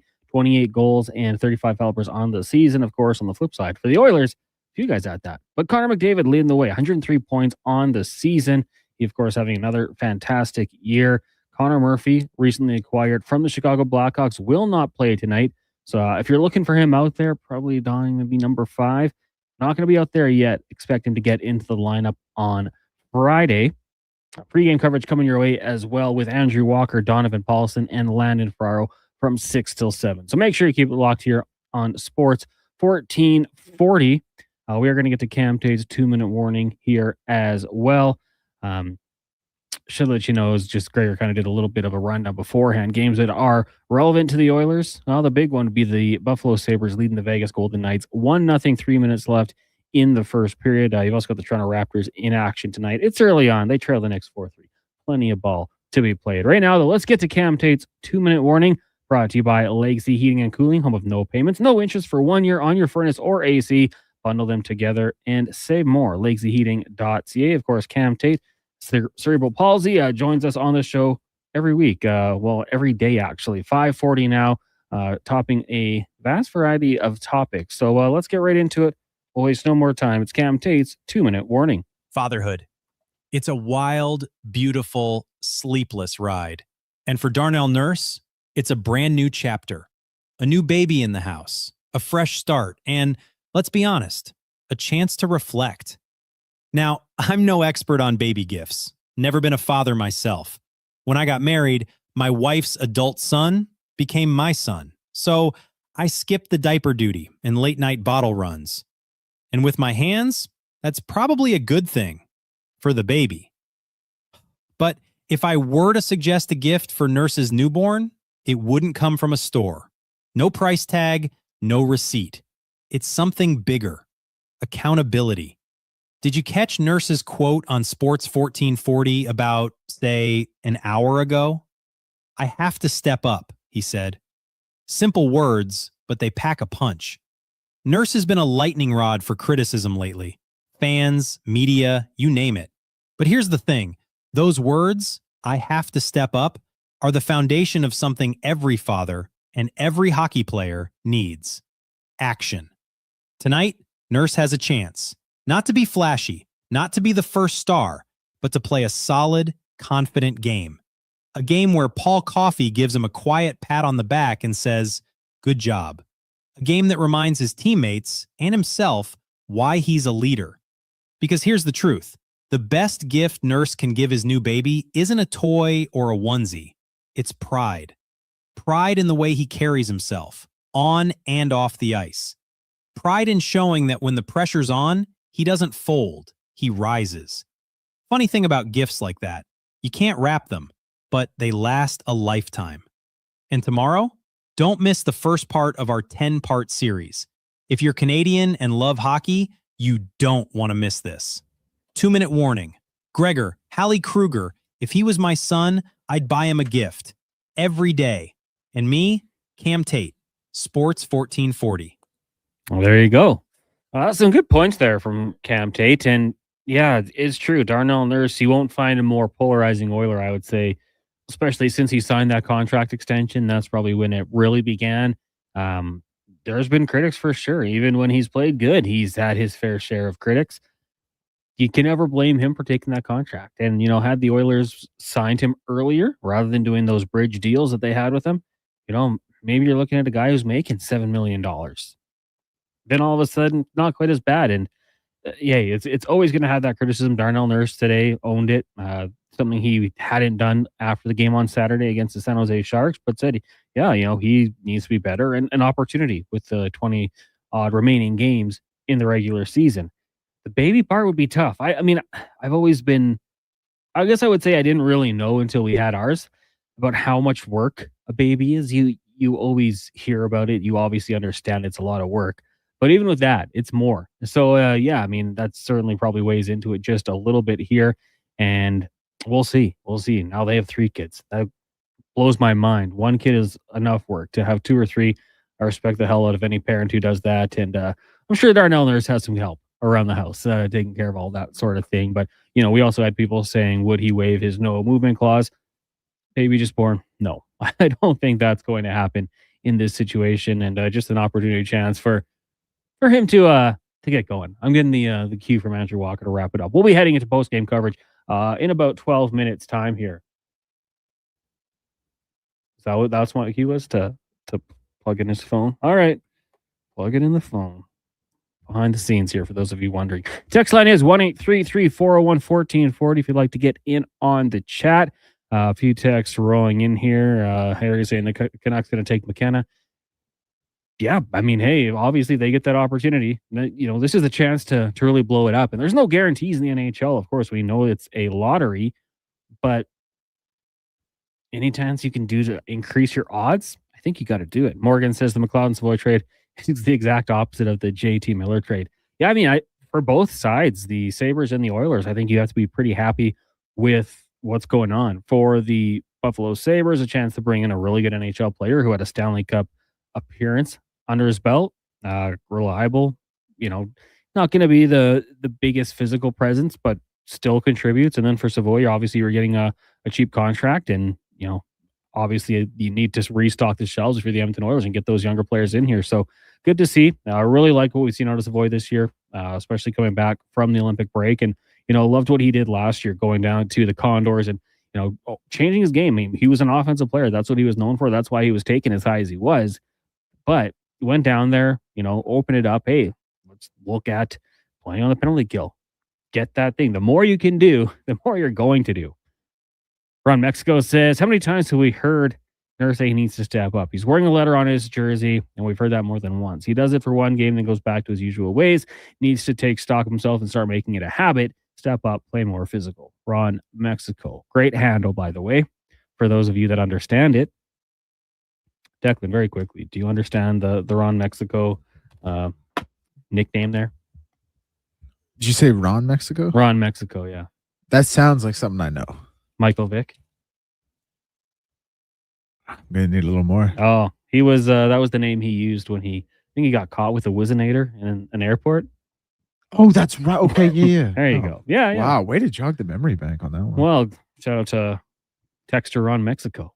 My goodness. Uh, Real Michael Vick guy. Yeah, apparently. Whoopsies. I would agree with what he's saying. Like, play more physical, absolutely. Tougher, easier to say than to do, but I always think that's when Darnell Nurse is kind of at his best, when he's out there playing with a little bit of a mean streak, and I'd love to see it happen. We'll see what's going to happen when Conor Murphy gets here. You know, some people have mentioned those two as a pairing. If Conor Murphy can be a stay-at-home defenseman and maybe pick up for some of the errors that 25 makes, then hey, I'll take it. We'll see what happens when it gets there. Morgan says I'll never drag Nurse for that deal and never drag him for not waiving his no movement clause. Yeah, well, of course. I mean, it was the perfect time. Was it Werenski and Seth Jones signed their contract, and that kind of set the market there for Darnell Nurse to get his big payday? Of course. Why? You'd be crazy not to. You're going to say, no, give me 7 when 925's on the table. It'd be ridiculous, especially with that term. That's big time money, and not waiving the no movement clause, of course. Like, where would he want to go? It's not Edmonton. He's got his good buddies on the squad. Obviously, he's got the young family, and then he's been to 2 straight Stanley Cup finals. So I don't think there's going to be too many teams maybe on the cusp of, or have done what the Oilers have done the past few years, that would be willing to just bring him in. And his cap is always going to make that a little bit more difficult. But yeah, for Darnell Nurse, as a competitor, I wouldn't understand why he would even consider that. Declan, we were kind of talking about it at the break here, just to flip the switch just a little bit here. Anthony Richardson could be moving on from the Indianapolis Colts. Landing spots for him. Because Hamilton Tiger Cats. No. The Birmingham Stallions. No. Are you like Austin O'Brien Douglas? high school coaching staff, maybe? Probably need a QB coach. I don't think it's done, but man, like he's got to really figure it out. If there was ever a time to kind of lean into the recency bias of finding a organization that is going to let you sit for a year, truly develop behind whoever the starting quarterback may be, that's where he needs to go, because he doesn't have it right now as an NFL quarterback. Not saying he never will, but his problems also, I would say, like, I don't know where you come out on the Sam Darnolds, the Baker Mayfields of the world, but their problems seemed overcomable, for lack of better words. Anthony Richardson, you know, not to use a phrase the kids are saying, it just seems like a skill issue. Like, it just seems like he's one of the guys who's not going to have it, because sometimes that's a very real reality as well. Yeah. I mean, to me, it's like I've said it. If you could make a quarterback in a lab, this is the guy you build. 6'4", 240, can run around. Can he learn these things, though? Can he go to a team where, hey, Anthony, you're not going to play, but you're only 23 years old. Give us a couple of years. Maybe you turn into something. And geez, for a team, what a payday it could be. Hey, I remember Sam Darnold saying, I see ghosts on the field. Like, we thought that was it for him. And now he's a Super Bowl champion. So I'm not saying that's the direct career path for Richardson. I agree with you. There's some things that are very questionable. Taking yourself out of a game is a wild, wild move for fatigue reasons, especially as a quarterback. Yep. But I'm intrigued to see what's going to happen this offseason. And, looks like Daniel Jones ends up back with the Colts and AR5 now, probably moving on.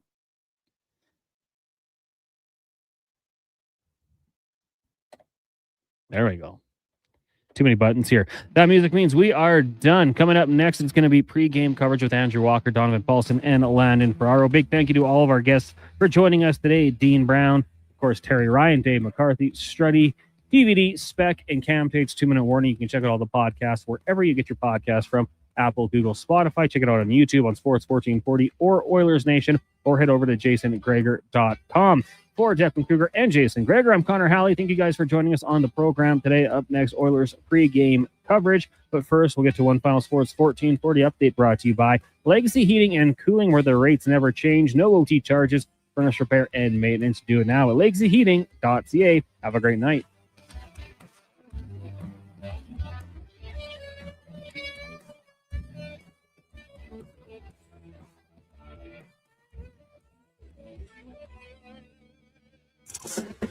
This is a Sports 1440 update. It's game day. The Oilers in action this evening, taking on the Ottawa